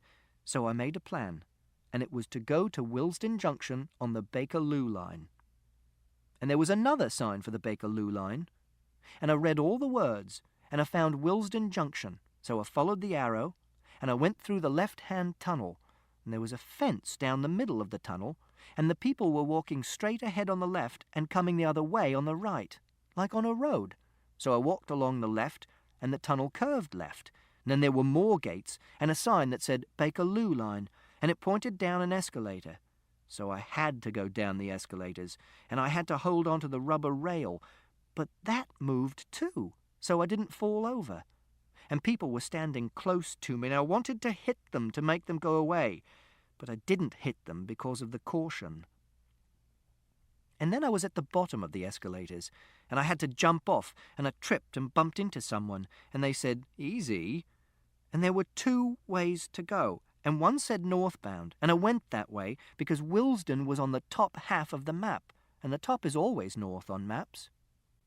And then I was in another train station, but it was tiny, and it was in a tunnel, and there was only one track, and the walls were curved, and they were covered in big adverts, and they said, Way Out, and London's Transport Museum, and Take Time Out to Regret Your Career Choice, and Jamaica, and British Rail, and No Smoking, and Be Moved, and Be Moved, and Be Moved, and for stations beyond Queen's Park, take the first train and change at Queen's Park if necessary, and Hammersmith and City Line, and You're Closer Than My Family Ever Gets. And there were lots of people standing in the little station, and it was underground, so there weren't any windows, and I didn't like that, So I found a seat which was a bench, and I sat at the end of the bench. And then lots of people started coming into the little station, and someone sat down on the other end of the bench, and it was a lady who had a black briefcase and purple shoes and a brooch shaped like a parrot. And the people kept coming into the little station so that it was even more crowded than the big station.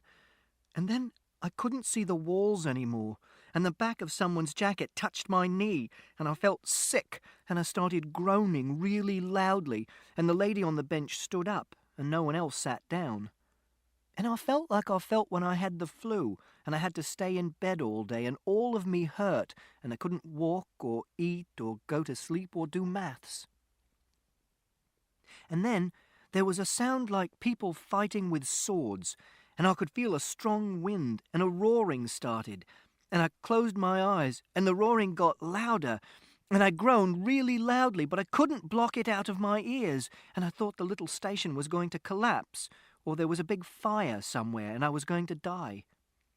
And then the roaring turned into a clattering and a squealing, and it got slowly quieter, and then it stopped, and I kept my eyes closed because I felt safer not seeing what was happening. And then I could hear people moving again because it was quieter, and I opened my eyes. I couldn't see anything at first because there were too many people, and then I saw that they were getting onto a train that wasn't there before, and it was the train which was the roaring. And there was sweat running down my face from under my hair, and I was moaning, not groaning, but different, like a dog when it's hurt its paw, and I heard the sound, but I didn't realize it was me at first. And then the train doors closed, and the train started moving, and it roared again, but not as loud this time, and 5 carriages went past, and it went into the tunnel at the end of the little station, and it was quiet again, and the people were all walking into the tunnels that went out of the little station. And I was shaking, and I wanted to be back at home, and then I realized I couldn't be at home because Father was there, and he told a lie, and he killed Wellington, which meant that it wasn't my home anymore. My home was 451C Chapter Road, London, NW25NG, and it scared me. Having a wrong thought like, I wish I was back at home again, because it meant my mind wasn't working properly. And then more people came into the little station, and it became fuller, and then the roaring began again, and I closed my eyes, and I sweated and felt sick, and I felt the feeling like a balloon inside my chest, and it was so big I found it hard to breathe. And then the people went away on the train, and the little station was empty again. And then it filled up with people, and another train came with the same roaring. And it was exactly like having flu that time, because I wanted it to stop, like you can just pull the plug of a computer out of the wall if it crashes, because I wanted to go to sleep so that I wouldn't have to think, because the only thing I could think was how much it hurt, because there was no room for anything else in my head. But I couldn't go to sleep, and I just had to sit there, and there was nothing to do except to wait and to hurt. This ends Disc 4. The Curious Incident of the Dog in the Nighttime, Disc 5. Chapter 223. And this is another description, because Siobhan said I should do descriptions, and it's a description of the advert that was on the wall of the little train station opposite me, but I can't remember all of it because I thought I was going to die. And the advert said, "Dream holiday. Think Kuoni in Malaysia." And behind the writing there was a big photograph of 2 orangutans, and they were swinging on branches, and there were trees behind them, but the leaves were blurred because the camera was focusing on the orangutans and not the leaves, and the orangutans were moving. An orangutan comes from the Malaysian word orang hutan, which means man of the woods. And adverts are pictures or television programs to make you buy things like cars or Snickers, or use an internet service provider. But this was an advert to make you go to Malaysia on a holiday. And Malaysia is in Southeast Asia, and it's made up of Peninsular Malaysia and Sabah and Sarawak and Labuan and the capital is Kuala Lumpur, and the highest mountain is Mount Kinabalu, which is 4,101 meters high, but that wasn't on the advert. And Siobhan says people go on holidays to see new things and relax. But it wouldn't make me relaxed, and you can see new things by looking at Earth under a microscope, or drawing the shape of the solid made when 3 circular rods of equal thickness intersect at right angles. And I think that there are so many things just in one house that it would take years to think about all of them properly. And also, a thing is interesting because of thinking about it, and not because of it being new. For example, Siobhan showed me that you can wet your finger and rub the edge of a thin glass and make a singing noise. And you can put different amounts of water in different glasses and they make different notes because they have what are called different resonant frequencies, and you can play a tune like 3 Blind Mice. And lots of people have thin glasses in their houses and they don't know you can do this. And the advert said, Malaysia, truly Asia. Stimulated by the sights and smells, you realize that you have arrived in a land of contrasts. You seek out the traditional, the natural, and the cosmopolitan. Your memories stretch from city days to nature reserves to lazy hours on the beach. Prices from £575 per person. Call us on 01306 747 000, see your travel agent, or visit the world at www.kuoni.co.uk. A world of difference. And there were 3 other pictures, and they were very small, and they were a palace, and a beach, and a palace.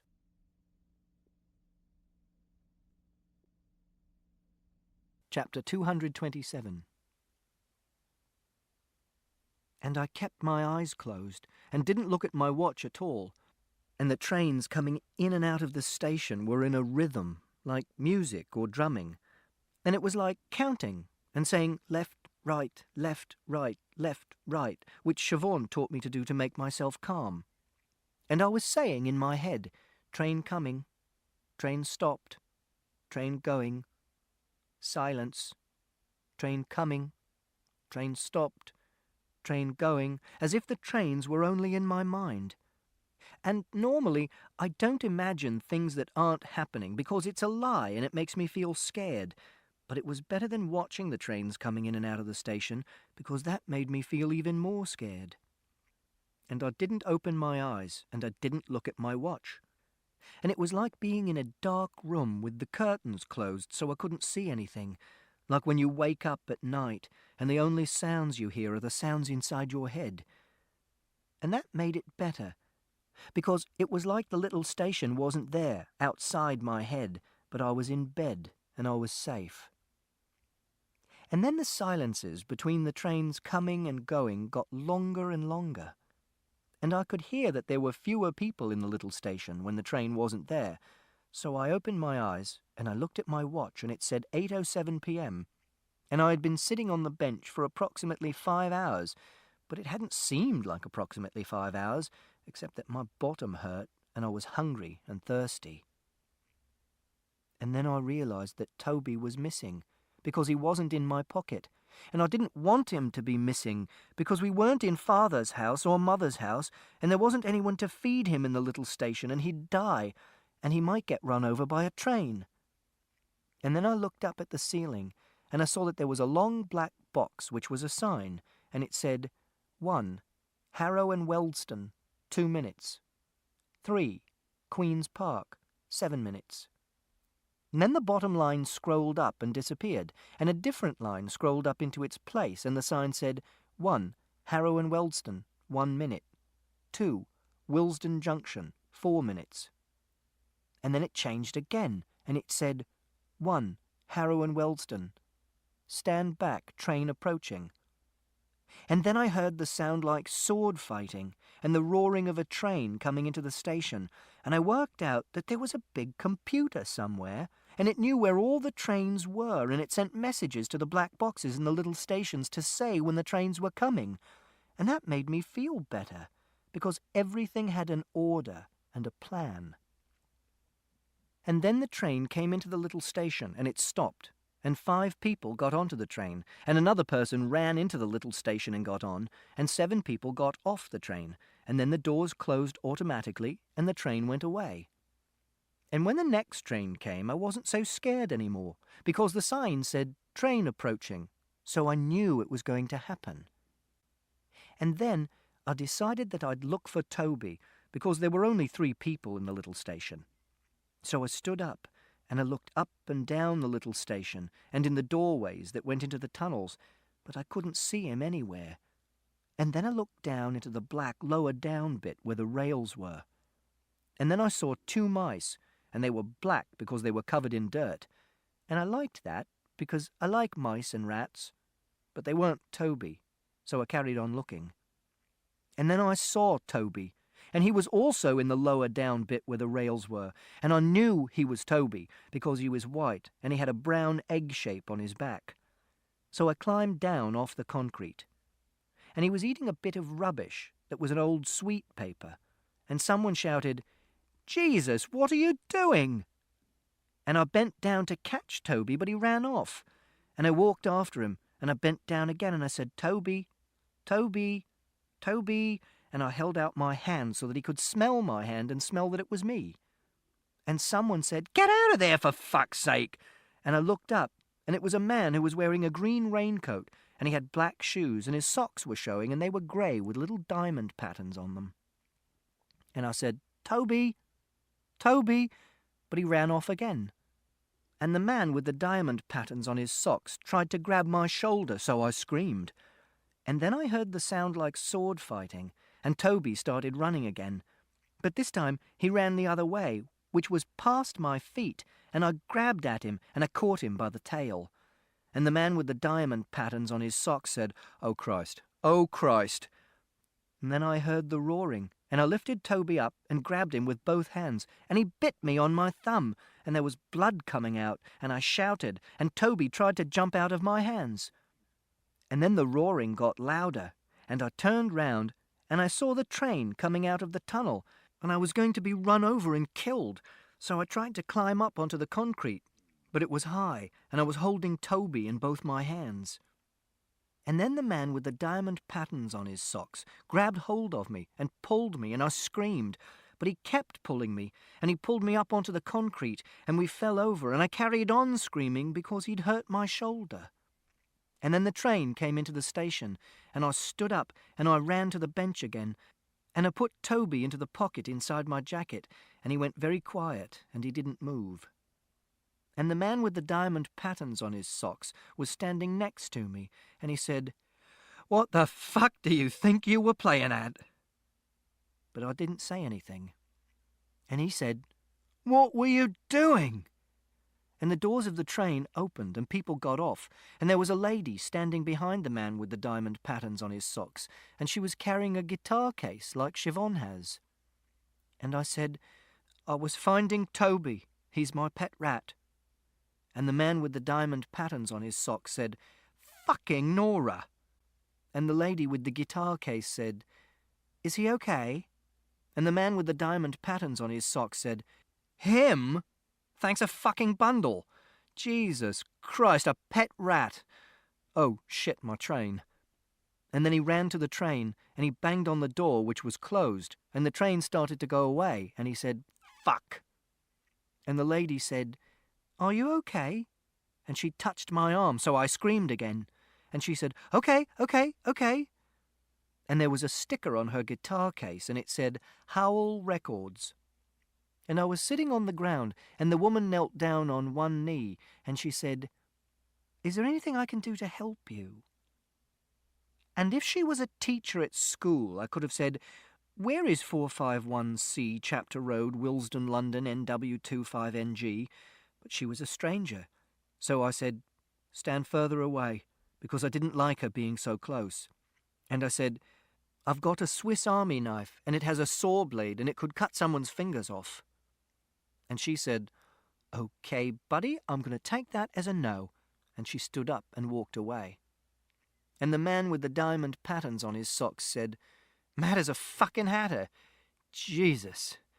and he was pressing a handkerchief against his face, and there was blood on the handkerchief. And then another train came, and the man with the diamond patterns on his socks and the lady with the guitar case got on, and it went away again. And then 8 more trains came, and I decided that I'd get onto a train, and then I'd work out what to do. So I got on the next train. And Toby tried to get out of my pocket, so I took hold of him, and I put him in my outside pocket, and I held him with my hand. And there were 11 people in the carriage, and I didn't like being in a room with 11 people in a tunnel, so I concentrated on things in the carriage.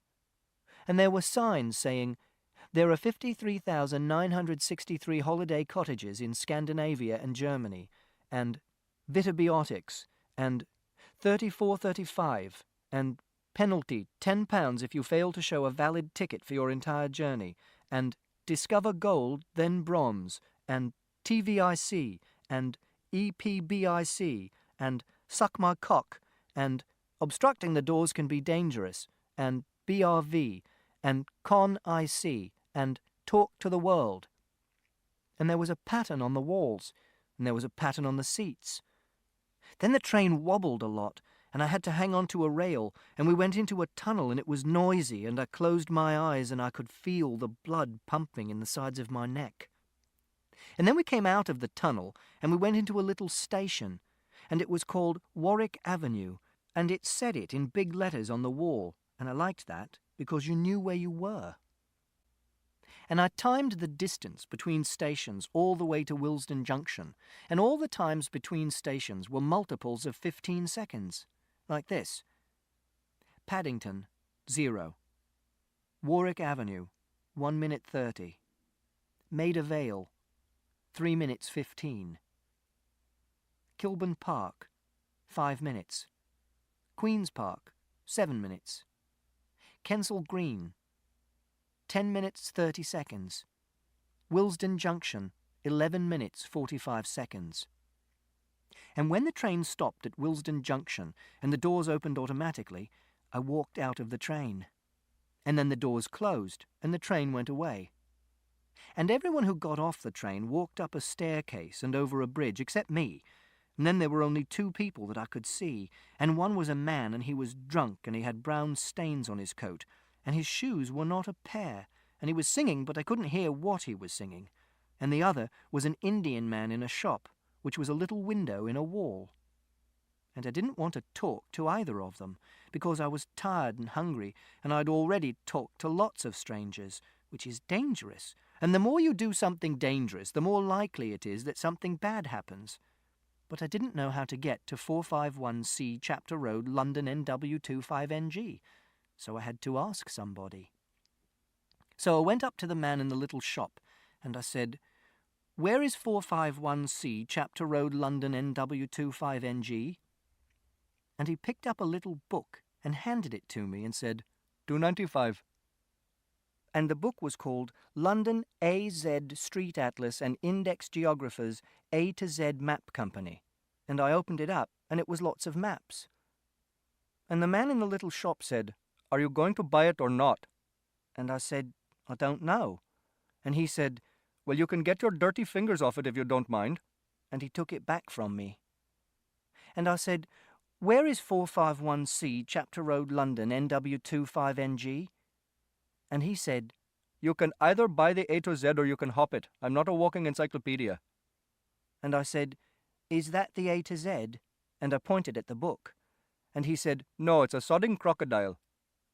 And I said, "Is that the A to Z?" Because it wasn't a crocodile, and I thought I had heard wrongly because of his accent. And he said, "Yes, it's the A to Z." And I said, "Oh, that's all we need. Accent." And he said, "Yes, it's the A to Z." And I said, "Can I buy it?" And he didn't say anything. And I said, "Can I buy it?" And he said, £2.95, but you're giving me the money first. I'm not having you scarpering." And then I realized that he meant £2.95 when he said £2.95. And I paid him £2.95 with my money, and he gave me change, just like in the shop at home. And I went and sat down on the floor against the wall, like the man with the dirty clothes, but a long way away from him, and I opened up the book. And inside the front cover there was a big map of London with places on it like Abbey Wood and Poplar and Acton and Stanmore. And it said, "Key to Map Pages." And the map was covered with a grid, and each square of the grid had 2 numbers on it. And Willesden was in the square which said 42 and 43. And I worked out that the numbers were the numbers of the pages where you could see a bigger scale map of that square of London. And the whole book was a big map of London, but it had been chopped up so it could be made into a book. And I liked that.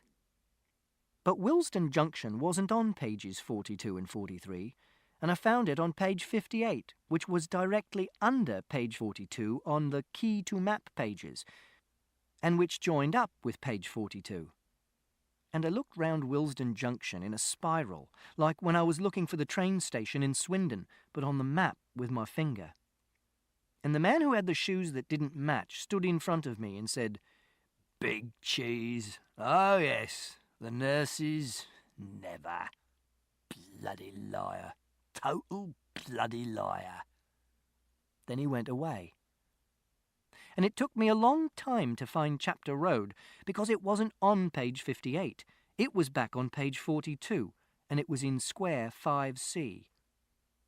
And from the shape of the roads between Willesden Junction and Chapter Road, I devised a route. So I went up the staircase and over the bridge, and I put my ticket in the little grey gate and went into the street, and there was a bus and a big machine with a sign on it which said English, Welsh and Scottish Railways, but it was yellow. And I looked around, and it was dark, and there were lots of bright lights, and I hadn't been outside for a long time, and it made me feel sick. And I kept my eyelids very close together, and I just looked at the shape of the roads, and then I knew which roads were Station Approach and Oak Lane, which were the roads I had to go along. So I started walking. But Siobhan said I didn't have to describe everything that happened, I just have to describe the things that were interesting. So I got to 451C Chapter Road, London NW2 5NG, and it took me 27 minutes. And there was no one in when I pressed the button that said Flat C, and the only interesting thing that happened on the way was 8 men dressed up in Viking costumes, with helmets with horns on, and they were shouting, but they weren't real Vikings, because the Vikings lived nearly 2,000 years ago, and also I had to go for another wee, and I went into the alleyway down the side of a garage called Burdett Motors, which was closed, and I didn't like doing that, but I didn't want to wet myself again. And there was nothing else interesting. So I decided to wait, and I hoped that Mother wasn't on holiday, because that would mean she could be away for more than a whole week, but I tried not to think about this, because I couldn't go back to Swindon.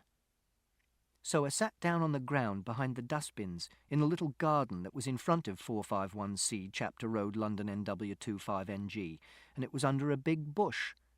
And a lady came into the garden, and she was carrying a little box with a metal grill on one end and a handle on the top, like you used to take a cat to the vet, but I couldn't see if there was a cat in it, and she had shoes with high heels, and she didn't see me. And then it started to rain, and I got wet, and I started shivering because I was cold. And then it was 11:32 p.m, and I heard voices of people walking along the street. And a voice said, "I don't care whether you thought it was funny or not." And it was a lady's voice. And another voice said, "Judy, look, I'm sorry, okay?" And it was a man's voice. And the other voice, which was the lady's voice, said, "Well, perhaps you should have thought about that before you made me look like a complete idiot." And the lady's voice was Mother's voice. And Mother came into the garden, and Mr. Shears was with her, and the other voice was his. So I stood up and said, "You weren't in, so I waited for you." And Mother said, "Christopher." And Mr. Shears said, "What?" And Mother put her arms around me and said, "Christopher, Christopher, Christopher." And I pushed her away because she was grabbing me and I didn't like it, and I pushed really hard and I fell over. And Mr. Shears said, "What the hell is going on?"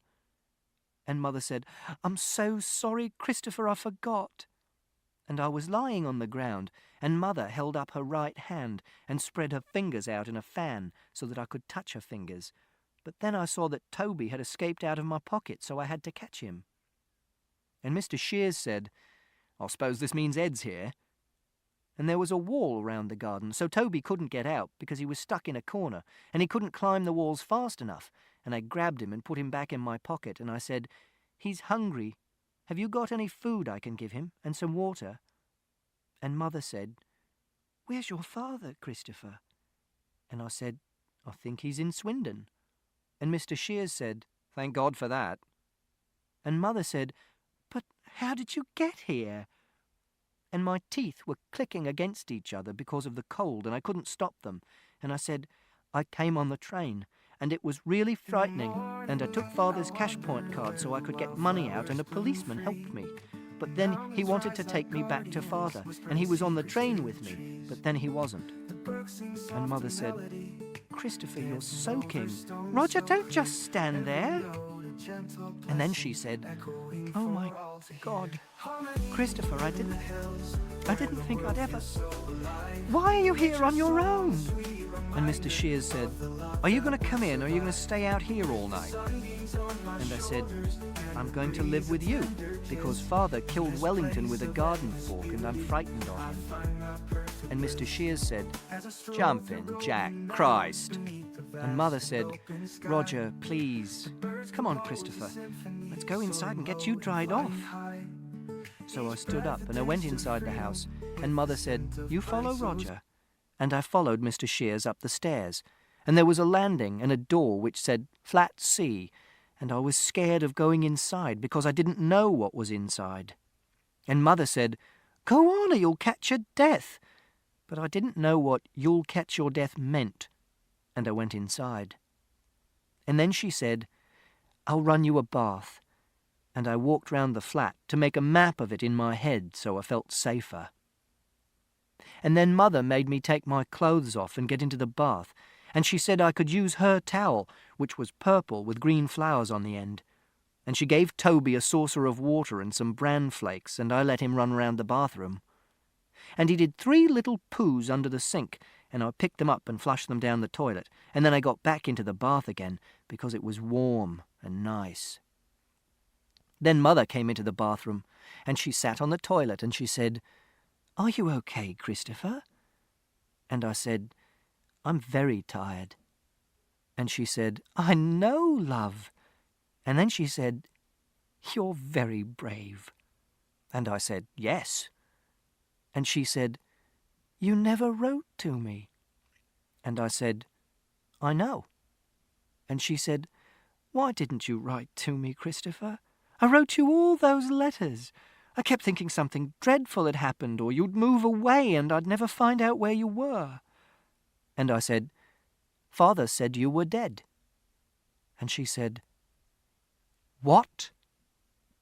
And I said, "He said you went into hospital because you had something wrong with your heart. And then you had a heart attack and died, and he kept all the letters in a shirt box in the cupboard in his bedroom, and I found them because I was looking for a book I was writing about Wellington being killed, and he'd taken it away from me and hidden it in the shirt box." And then Mother said, "Oh my God!" And then she didn't say anything for a long while, and then she made a loud wailing noise, like an animal on a nature program on television. And I didn't like her doing this because it was a loud noise, and I said, "Why are you doing that?" And she didn't say anything for a while, and then she said, "Oh, Christopher, I'm so sorry." And I said, "It's not your fault." And then she said, "Bastard. The bastard." And then after a while she said, "Christopher, let me hold your hand. Just for once, just for me, will you? I won't hold it hard." And she held out her hand. And I said, "I don't like people holding my hand." And she took her hand back, and she said, "No. Okay, that's okay." And then she said, "Let's get you out of the bath and dried off, okay?" And I got out of the bath and dried myself with the purple towel. but I didn't have any pyjamas, so I put on a white T-shirt and a pair of yellow shorts, which were Mother's, but I didn't mind because I was so tired.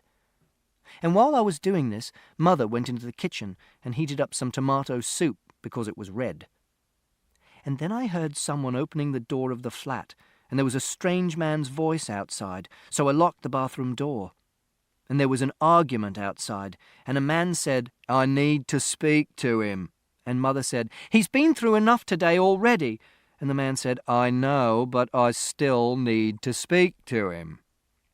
And Mother knocked on the door and said a policeman wanted to talk to me and I had to open the door. And she said she wouldn't let him take me away, and she promised. So I picked Toby up and opened the door.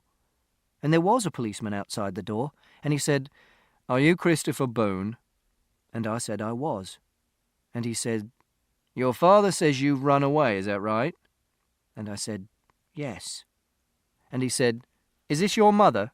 And he pointed at Mother. And I said, "Yes." And he said, "Why did you run away?" And I said, "Because Father killed Wellington, who's a dog, and I was frightened of him." And he said, "So I've been told." And then he said, "Do you want to go back to Swindon to your father, or do you want to stay here?" And I said, "I want to stay here." And he said, "And how do you feel about that?" And I said, "I want to stay here." And the policeman said, "Hang on, I'm asking your mother." And Mother said, "He told Christopher I was dead." And the policeman said, "OK, let's not get into an argument about who said what here. I just want to know whether—" And Mother said, "Of course he can stay." And then the policeman said, "Well, I think that probably settles it as far as I'm concerned." And I said, "Are you going to take me back to Swindon?" And he said, "No." And then I was happy because I could live with Mother. And the policeman said, "If your husband turns up and causes any trouble, just give us a ring. Otherwise, you're going to have to sort this out between yourselves." And then the policeman went away, and I had my tomato soup, and Mr. Shears stacked up some boxes in the spare room so he could put a blow-up mattress on the floor for me to sleep on, and I went to sleep. And then I woke up because there were people shouting in the flat, and it was 2:31 a.m. And one of the people was Father, and I was frightened, but there wasn't a lock on the door of the spare room.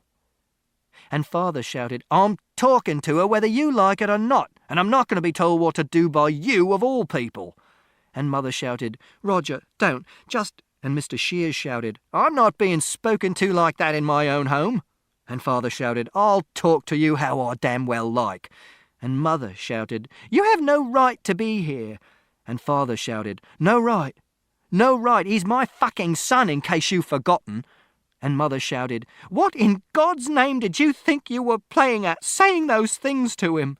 And Father shouted, "What was I playing at? You were the one that bloody left." And Mother shouted, "So you decided to just wipe me out of his life altogether?" And Mr. Shears shouted, "Now let's all just calm down here, shall we?" And Father shouted, "Well, isn't that what you wanted?" And Mother shouted, "I wrote to him every week. And Father shouted, "Wrote to him? What the fuck use is writing to him?" And Mr. Shears shouted, "Whoa, whoa, whoa." And Father shouted, "I cooked his meals. I cleaned his clothes. I looked after him every weekend. I looked after him when he was ill. I took him to the doctor. I worried myself sick every time he wandered off somewhere at night. I went to school every time he got into a fight. And you? What? You wrote him some fucking letters." And Mother shouted, "So you thought it was okay to tell him his mother was dead?" And Mr. Shears shouted, "Now is not the time." And Father shouted, "You butt out or I'll—" And Mother shouted, "Ed, for God's sake." And Father said, "I'm going to see him, and if you try to stop me—" And then Father came into my room, but I was holding my Swiss Army knife with the blade out in case he grabbed me. And Mother came into the room as well, and she said, "It's okay, Christopher. I won't let him do anything. You're all right." And Father bent down on his knees near the bed and said, "Christopher," but I didn't say anything. And he said, "Christopher, I'm really, really sorry. About everything. About Wellington, about the letters. about making you run away. I never meant... I promise I will never do anything like that again, hey? Come on, kiddo." And then he held up his right hand and spread his fingers out in a fan so that I could touch his fingers, but I didn't because I was frightened. And Father said, "Shit, Christopher, please." And there were tears dripping off his face, and no one said anything for a while. And then Mother said, "I think you should go now." But she was talking to Father, not me. And then the policeman came back because Mr. Shears had rung the police station, and he told Father to calm down, and he took him out of the flat. And Mother said, "You go back to sleep now. Everything's going to be all right. I promise." And then I went back to sleep. Chapter 229. And when I was asleep, I had one of my favourite dreams. Sometimes I have it during the day, but then it's a daydream. But I often have it at night as well. And in the dream, nearly everyone on the earth is dead because they've caught a virus. But it's not like a normal virus. It's like a computer virus. And people catch it because of the meaning of something an infected person says, and the meaning of what they do with their faces when they say it. Which means that people can also get it from watching an infected person on television, which means that it spreads around the world really quickly. And when people get the virus, they just sit on the sofa and do nothing, and they don't eat or drink, and so they die. But sometimes I have different versions of the dream, like when you can see two versions of a film, the ordinary one and the director's cut, like Blade Runner. And in some versions of the dream, the virus makes them crash their cars or walk into the sea and drown or jump into rivers. And I think that this version is better because then there aren't bodies of dead people everywhere. And eventually, there's no one left in the world except people who don't look at other people's faces and who don't know what the expressions on those faces mean. And these people are all special people, like me. And they like being on their own, and I hardly ever see them because they're like okapi in the jungle in the Congo, which are a kind of antelope and are very shy and rare. And I can go anywhere in the world, and I know that no one's going to talk to me or touch me or ask me a question. But if I don't want to go anywhere, I don't have to, and I can stay at home and eat broccoli and oranges and licorice laces all the time, or I can play computer games for a whole week, or I can just sit in the corner of the room and rub a pound coin backwards and forwards over the ripple shapes on the surface of the radiator. And I don't have to go to France. And I go out of Father's house and I walk down the street, and it's very quiet, even though it's the middle of the day, and I can't hear any noise except birds singing and wind, and sometimes buildings falling down in the distance. And if I stand very close to traffic lights, I can hear a little click as the colours change. And I go into other people's houses and play at being a detective, and I can break the windows to get in because the people are dead and it doesn't matter. And I go into shops and take things I want, like pink biscuits or PJ's raspberry and mango smoothie or computer games or books or videos. And I take a ladder from Father's van and I climb up onto the roof, and when I get to the edge of the roof, I put the ladder across the gap and I climb to the next roof because in a dream you're allowed to do anything. And then I find someone's car keys and I get into their car and I drive. And it doesn't matter if I bump into things, and I drive to the sea and I park the car and I get out and there's rain pouring down. And I take an ice cream from a shop and eat it.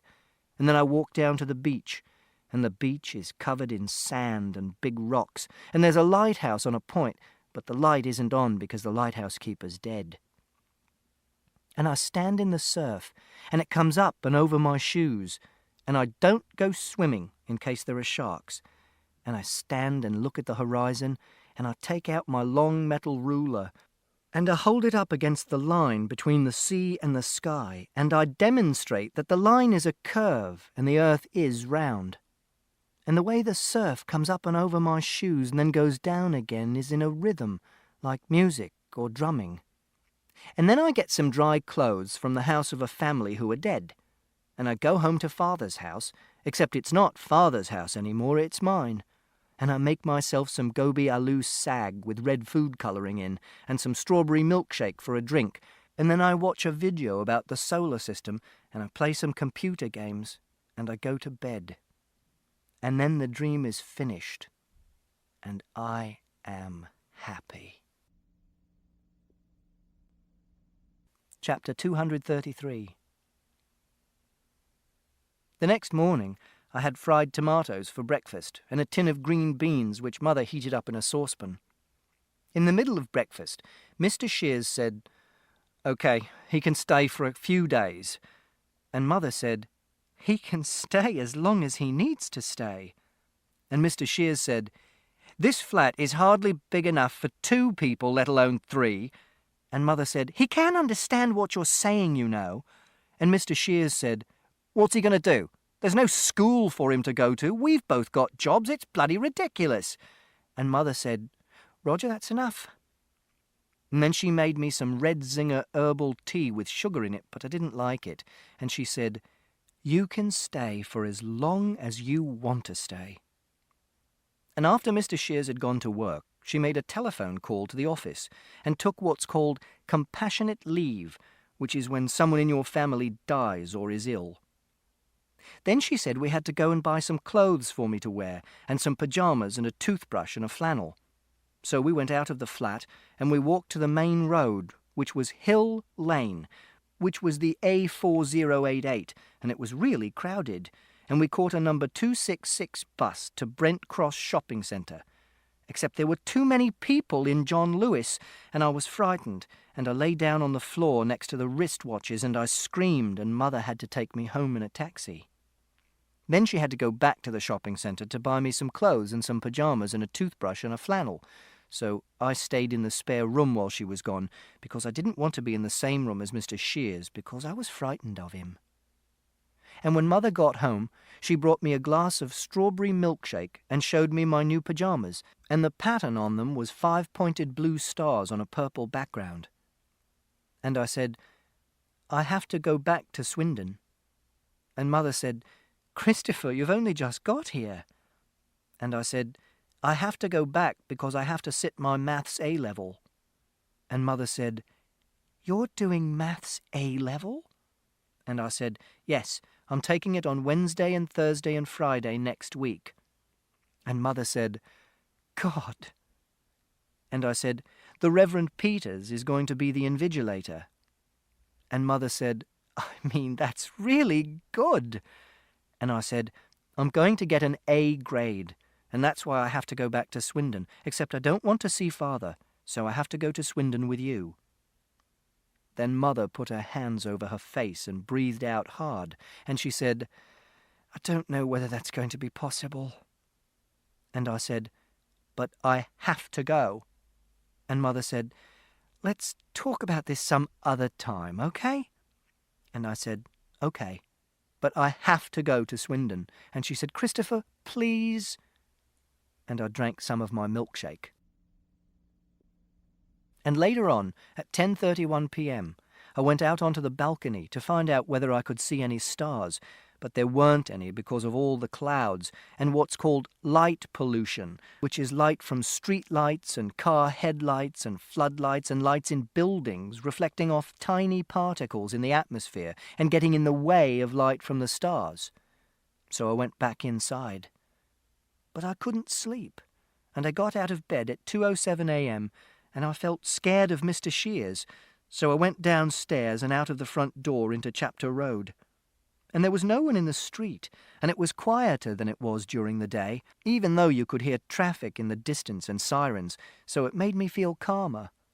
And I walked down Chapter Road and looked at all the cars and the patterns the phone wires made against the orange clouds, and the things that people had in their front gardens, like a gnome and a cooker and a tiny pond and a teddy bear.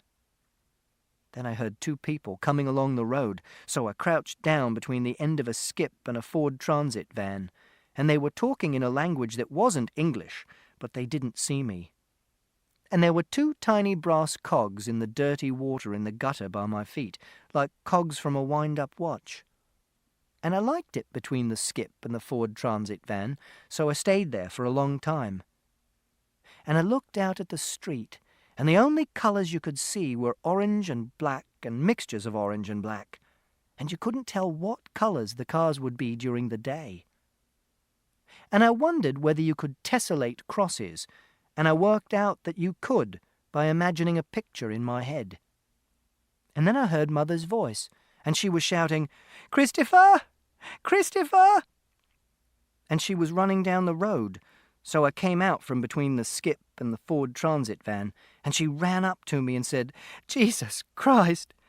And she stood in front of me and pointed a finger at my face and said, "If you ever do that again, I swear to God, Christopher, I love you, but I don't know what I'll do."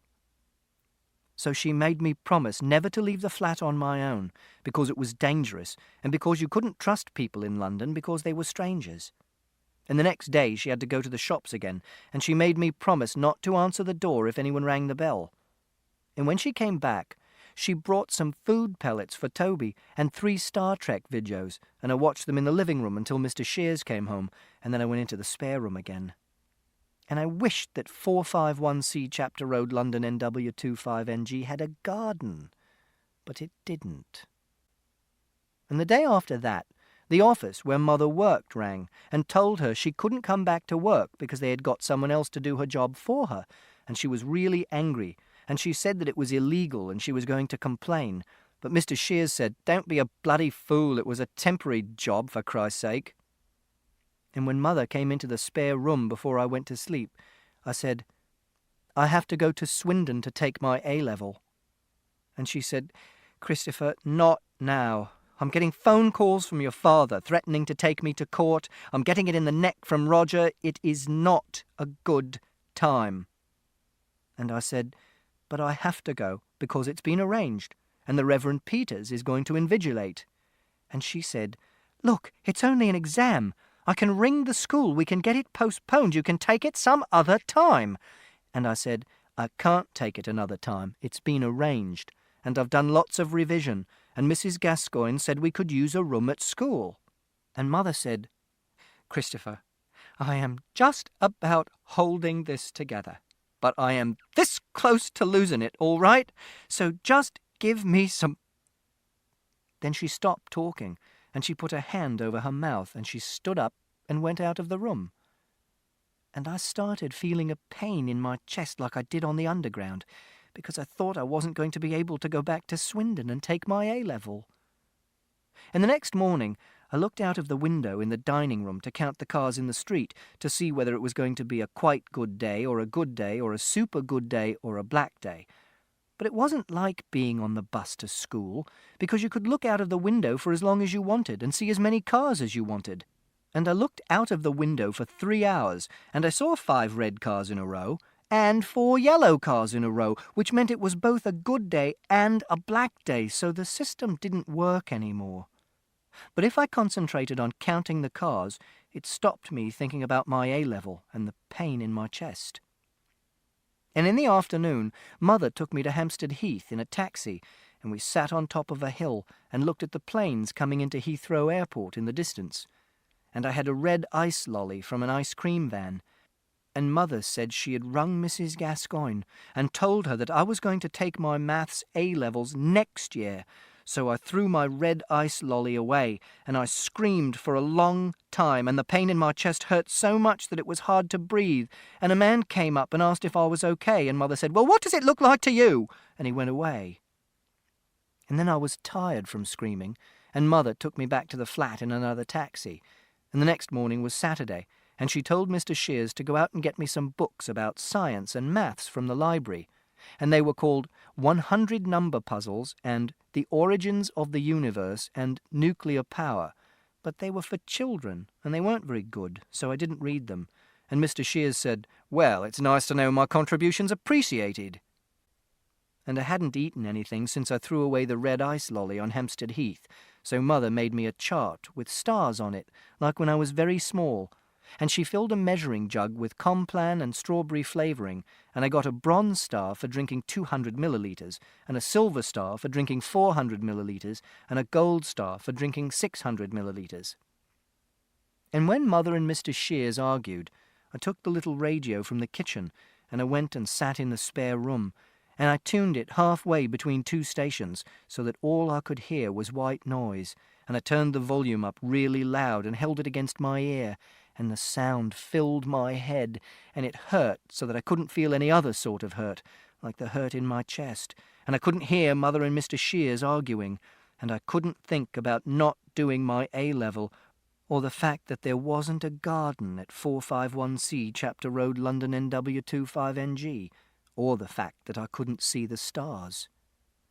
And then it was Monday, and it was very late at night, and Mr. Shears came into my room and woke me up, and he'd been drinking beer, because he smelled like Father did when he'd been drinking beer with Rodri, and he said, "You think you're so fucking clever, don't you?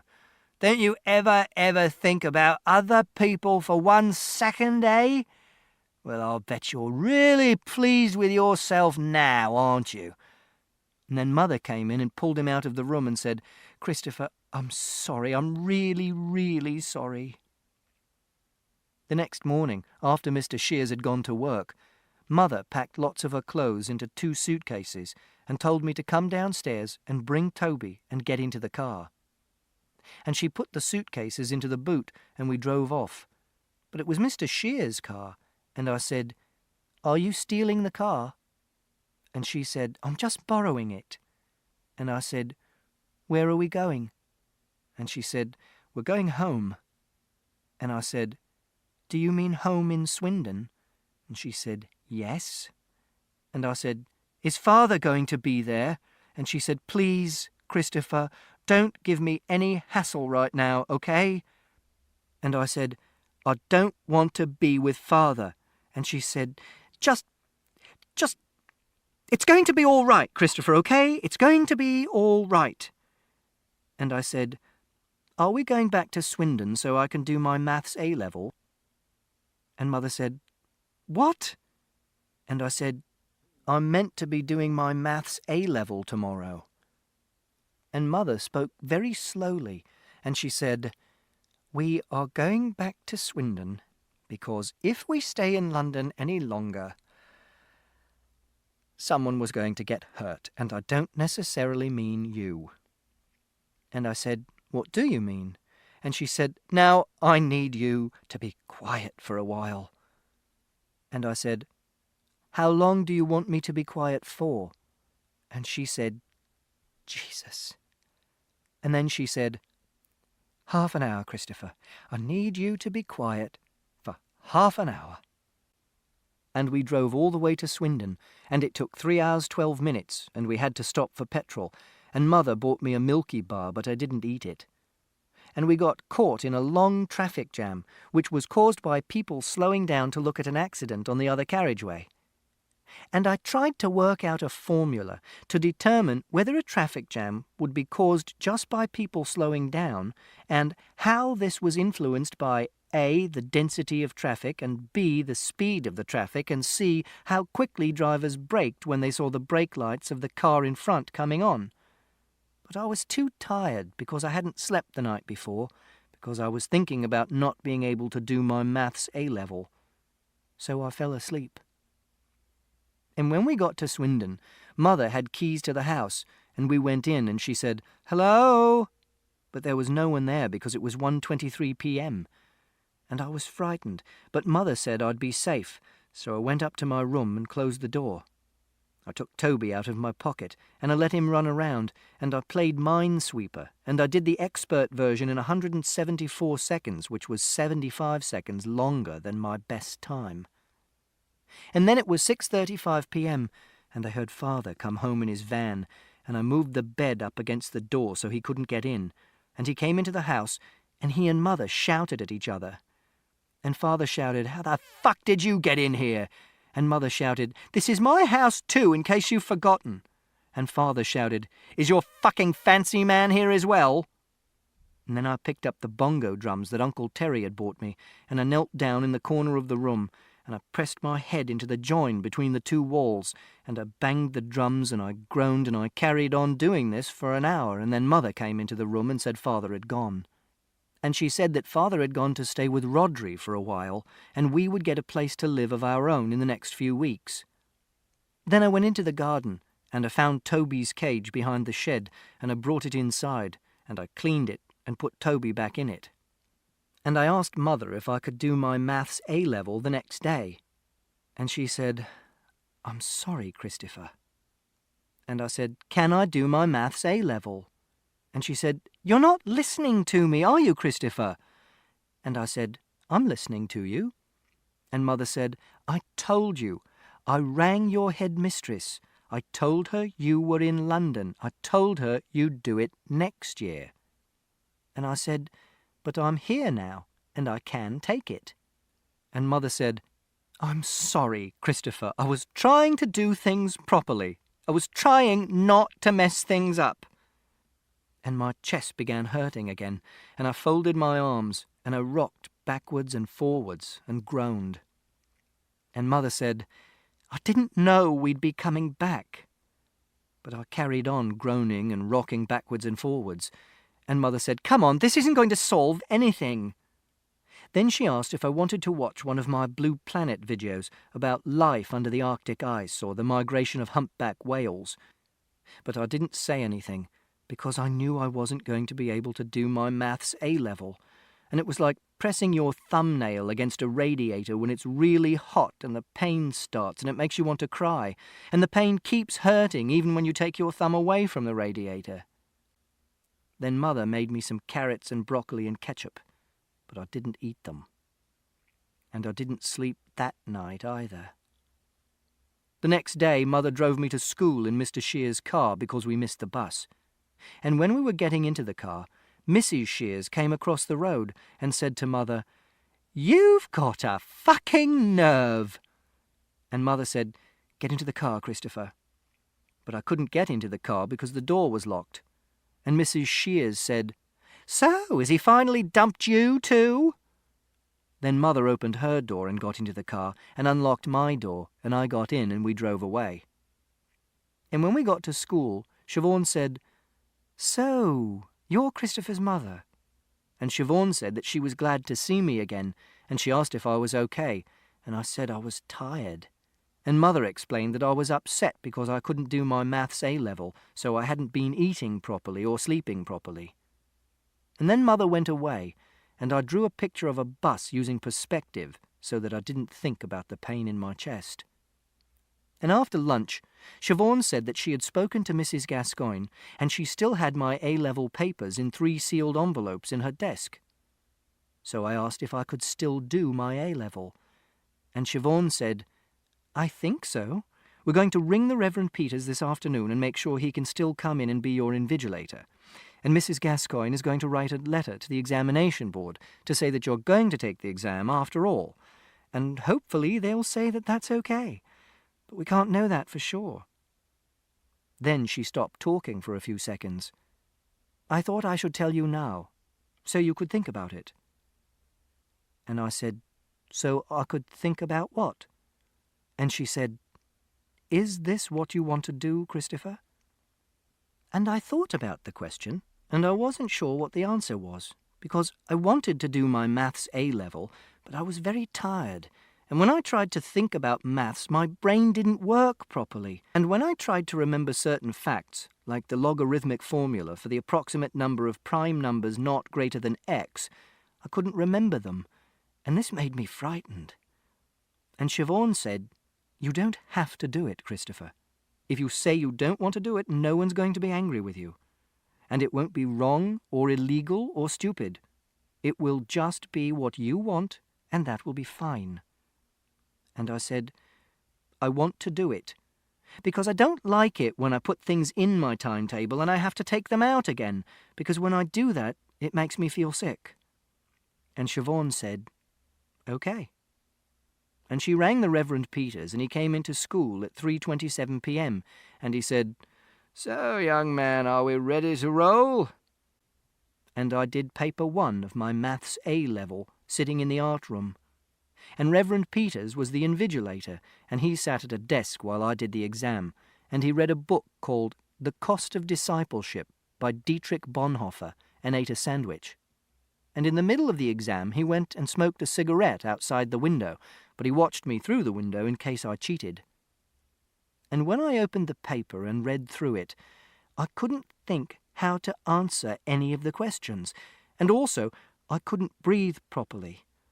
And I wanted to hit somebody or stab them with my Swiss Army knife, but there wasn't anyone to hit or stab with my Swiss Army knife except the Reverend Peters, and he was very tall, and if I hit him or stabbed him with my Swiss Army knife, he wouldn't be my invigilator for the rest of the exam.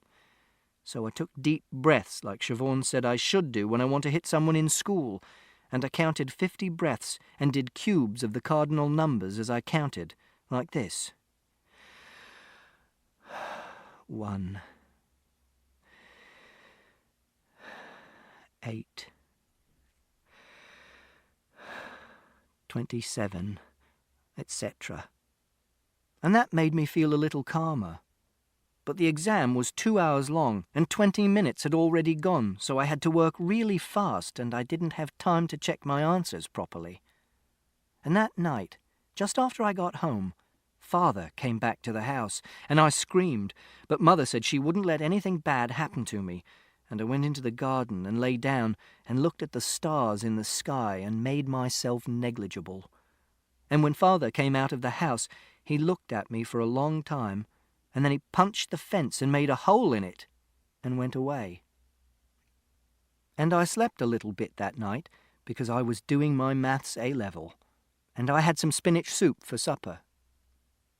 And the next day I did paper 2, and the Reverend Peters read The Cost of Discipleship by Dietrich Bonhoeffer, but this time he didn't smoke a cigarette, and Siobhan made me go into the toilets before the exam and sit on my own and do breathing and counting. And I was playing The 11th Hour on my computer that evening when a taxi stopped outside the house. Mr. Shears was in the taxi, and he got out of the taxi and threw a big cardboard box of things belonging to Mother onto the lawn.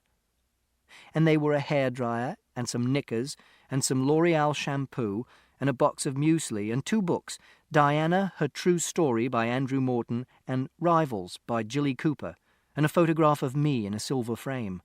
And the glass in the photograph frame broke when it fell onto the grass. Then he got some keys out of his pocket and got into his car and drove away, and Mother ran out of the house, and she ran into the street and shouted, "Don't fucking bother coming back either!" And she threw the box of muesli, and it hit the boot of his car as he drove away, and Mrs. Shears was looking out of her window when Mother did this. The next day I did paper 3, and the Reverend Peters read the Daily Mail and smoked 3 cigarettes. And this was my favourite question. Prove the following result. A triangle with sides that can be written in the form n squared plus 1, n squared minus 1, and 2n, where n is greater than 1, is right-angled. Show, by means of a counterexample, that the converse is false. And I was going to write out how I answered the question, except Siobhan said that it wasn't very interesting, but I said it was. And she said people wouldn't want to read the answers to a maths question in a book, and she said I could put the answer in an appendix, which is an extra chapter at the end of a book, which people can read if they want to. And then my chest didn't hurt so much, and it was easier to breathe. But I still felt sick because I didn't know if I'd done well in the exam, and because I didn't know if the examination board would allow my paper to be considered after Mrs. Gascoigne had told them I wasn't going to take it. And it's best if you know a good thing is going to happen, like an eclipse or getting a microscope for Christmas. And it's bad if you know a bad thing is going to happen, like having a filling or going to France. But I think it's worse if you don't know whether it's a good thing or a bad thing which is going to happen.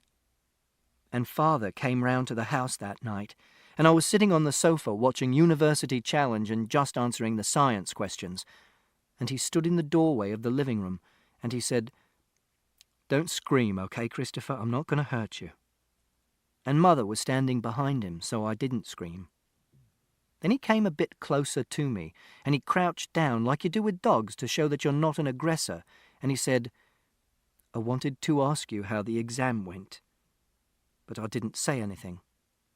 And Mother said, "Tell him, Christopher." But I still didn't say anything. And Mother said, "Please, Christopher." So I said, "I don't know if I got all the questions right, because I was really tired and I hadn't eaten any food, so I couldn't think properly." And then Father nodded, and he didn't say anything for a short while. Then he said, "Thank you." And I said, "What for?" And he said, "Just thank you." Then he said, "I'm very proud of you, Christopher. Very proud. I'm sure you did really well." And then he went away, and I watched the rest of University Challenge.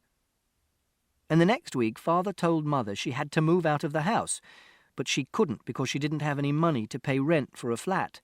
And I asked if Father would be arrested and go to prison for killing Wellington, because we could live in the house if he was in prison. But Mother said the police would only arrest Father if Mrs. Shears did what's called pressing charges, which is telling the police you want them to arrest someone for a crime, because the people don't arrest people for little crimes unless you ask them, and Mother said that killing a dog was only a little crime. But then everything was okay, because Mother got a job on the till in a garden centre, and the doctor gave her pills to take every morning to stop her feeling sad, except that sometimes they made her dizzy and she fell over if she stood up too fast. So we moved into a room in a big house that was made of red bricks, and the bed was in the same room as the kitchen, and I didn't like it because it was small and the corridor was painted brown and there was a toilet and a bathroom that other people used, and Mother had to clean it before I used it or I wouldn't use it, and sometimes I wet myself because other people were in the bathroom. And the corridor outside the room smelled like gravy and the bleach they used to clean the toilets at school, and inside the room it smelled like socks and pine air freshener. And I didn't like waiting to find out about my maths A-level. And whenever I thought about the future, I couldn't see anything clearly in my head, and that made a panic start. So Siobhan said I shouldn't think about the future. She said, "Just think about today. Think about things that have happened, especially about good things that have happened." And one of the good things was that Mother bought me a wooden puzzle, and you had to detach the top part of the puzzle from the bottom part, and it was really difficult. And another good thing was that I helped Mother paint her room white with a hint of wheat, except I got paint in my hair, and she wanted to wash it out by rubbing shampoo on my head when I was in the bath, but I wouldn't let her, so there was paint in my hair for 5 days, and then I cut it out with a pair of scissors. But there were more bad things than good things. And one of them was that Mother didn't get back from work till 5:30 p.m., so I had to go to Father's house between 3:49 p.m. and 5:30 p.m. because I wasn't allowed to be on my own, and Mother said I didn't have a choice, so I pushed the bed against the door in case Father tried to come in. And sometimes he tried to talk to me through the door, but I didn't answer him. And sometimes I heard him sitting on the floor outside the door quietly for a long time. And another bad thing was that Toby died, because he was 2 years and 7 months, which is very old for a rat, and I said I wanted to bury him, but Mother didn't have a garden, so I buried him in a big plastic pot of earth, like a pot you put a plant in. And I said I wanted another rat, but Mother said I couldn't have one, because the room was too small. And I solved the puzzle, because I worked out that there were 2 bolts inside the puzzle, and there were 2 tunnels with metal rods in. And you had to hold the puzzle so that both rods slid to the end of their tunnels, and they weren't crossing the intersection between the 2 pieces of the puzzle, and then you could pull them apart. And Mother picked me up from Father's house one day after she had finished work, and Father said, "Christopher, can I have a talk with you?" And I said, "No." And Mother said, "It's okay, I'll be here." And I said, "I don't want to talk to Father." And Father said, "I'll do you a deal."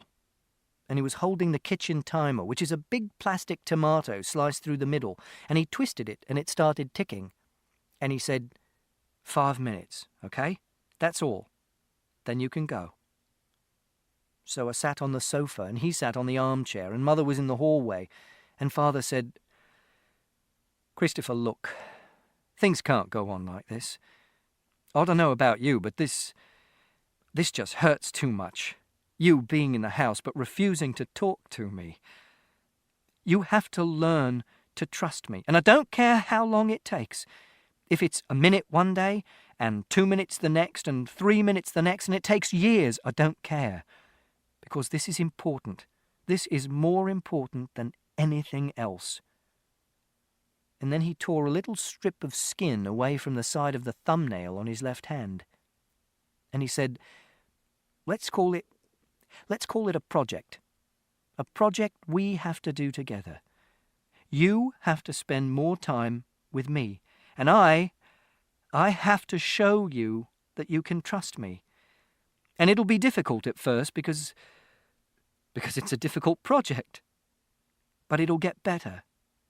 I promise. Then he rubbed the sides of his forehead with his fingertips, and he said, You don't have to say anything, not right now. You just have to think about it. And, I've got your present, to show you that I really mean what I say, and to say sorry, and because, well, you'll see what I mean. Then he got out of the armchair, and he walked over to the kitchen door and opened it, and there was a big cardboard box on the floor, and there was a blanket in it, and he bent down and put his hands inside the box, and he took a little sandy-coloured dog out. Then he came back through, and he gave me the dog, and he said, He's 2 months old, and he's a golden retriever. And the dog sat in my lap, and I stroked it, and no one said anything for a while. Then Father said, Christopher, I would never, ever do anything to hurt you. Then no one said anything. Then Mother came into the room and said, You won't be able to take him away with you, I'm afraid. The bed sits too small. But your father's going to look after him here, and you can come and take him out for walks whenever you want. And I said, Does he have a name? And Father said, No, you can decide what to call him. And the dog chewed my finger. And then it was 5 minutes and the tomato alarm went. So Mother and I drove back to her room.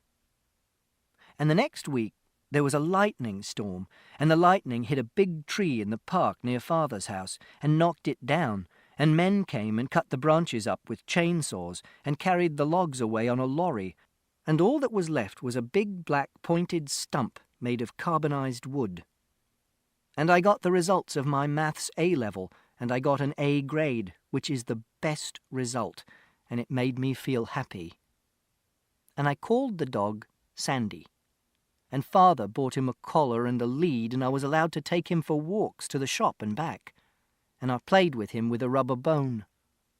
And Mother got flu, and I had to spend 3 days with Father and stay in his house. But it was okay, because Sandy slept on my bed, so he'd bark if anyone came into the room during the night. And Father made a vegetable patch in the garden, and I helped him. And we planted carrots and peas and spinach, and I'm going to pick them and eat them when they're ready. And I went to a bookshop with Mother, and I bought a book called Further Maths for A-Level, and Father told Mrs. Gascoigne that I was going to take A-Level Further Maths next year, and she said okay. And I'm going to pass it and get an A grade, and in 2 years' time I'm going to take A-Level Physics and get an A grade. And then, when I've done that, I'm going to go to university in another town. And it doesn't have to be in London, because I don't like London, and there are universities in lots of places, and not all of them are in big cities. And I can live in a flat with a garden and a proper toilet, and I can take Sandy and my books and my computer. And then I'll get a first-class honours degree, and I'll become a scientist. And I know I can do this, because I went to London on my own, and because I solved the mystery of who killed Wellington, and I found my mother, and I was brave, and I wrote a book. And that means I can do anything.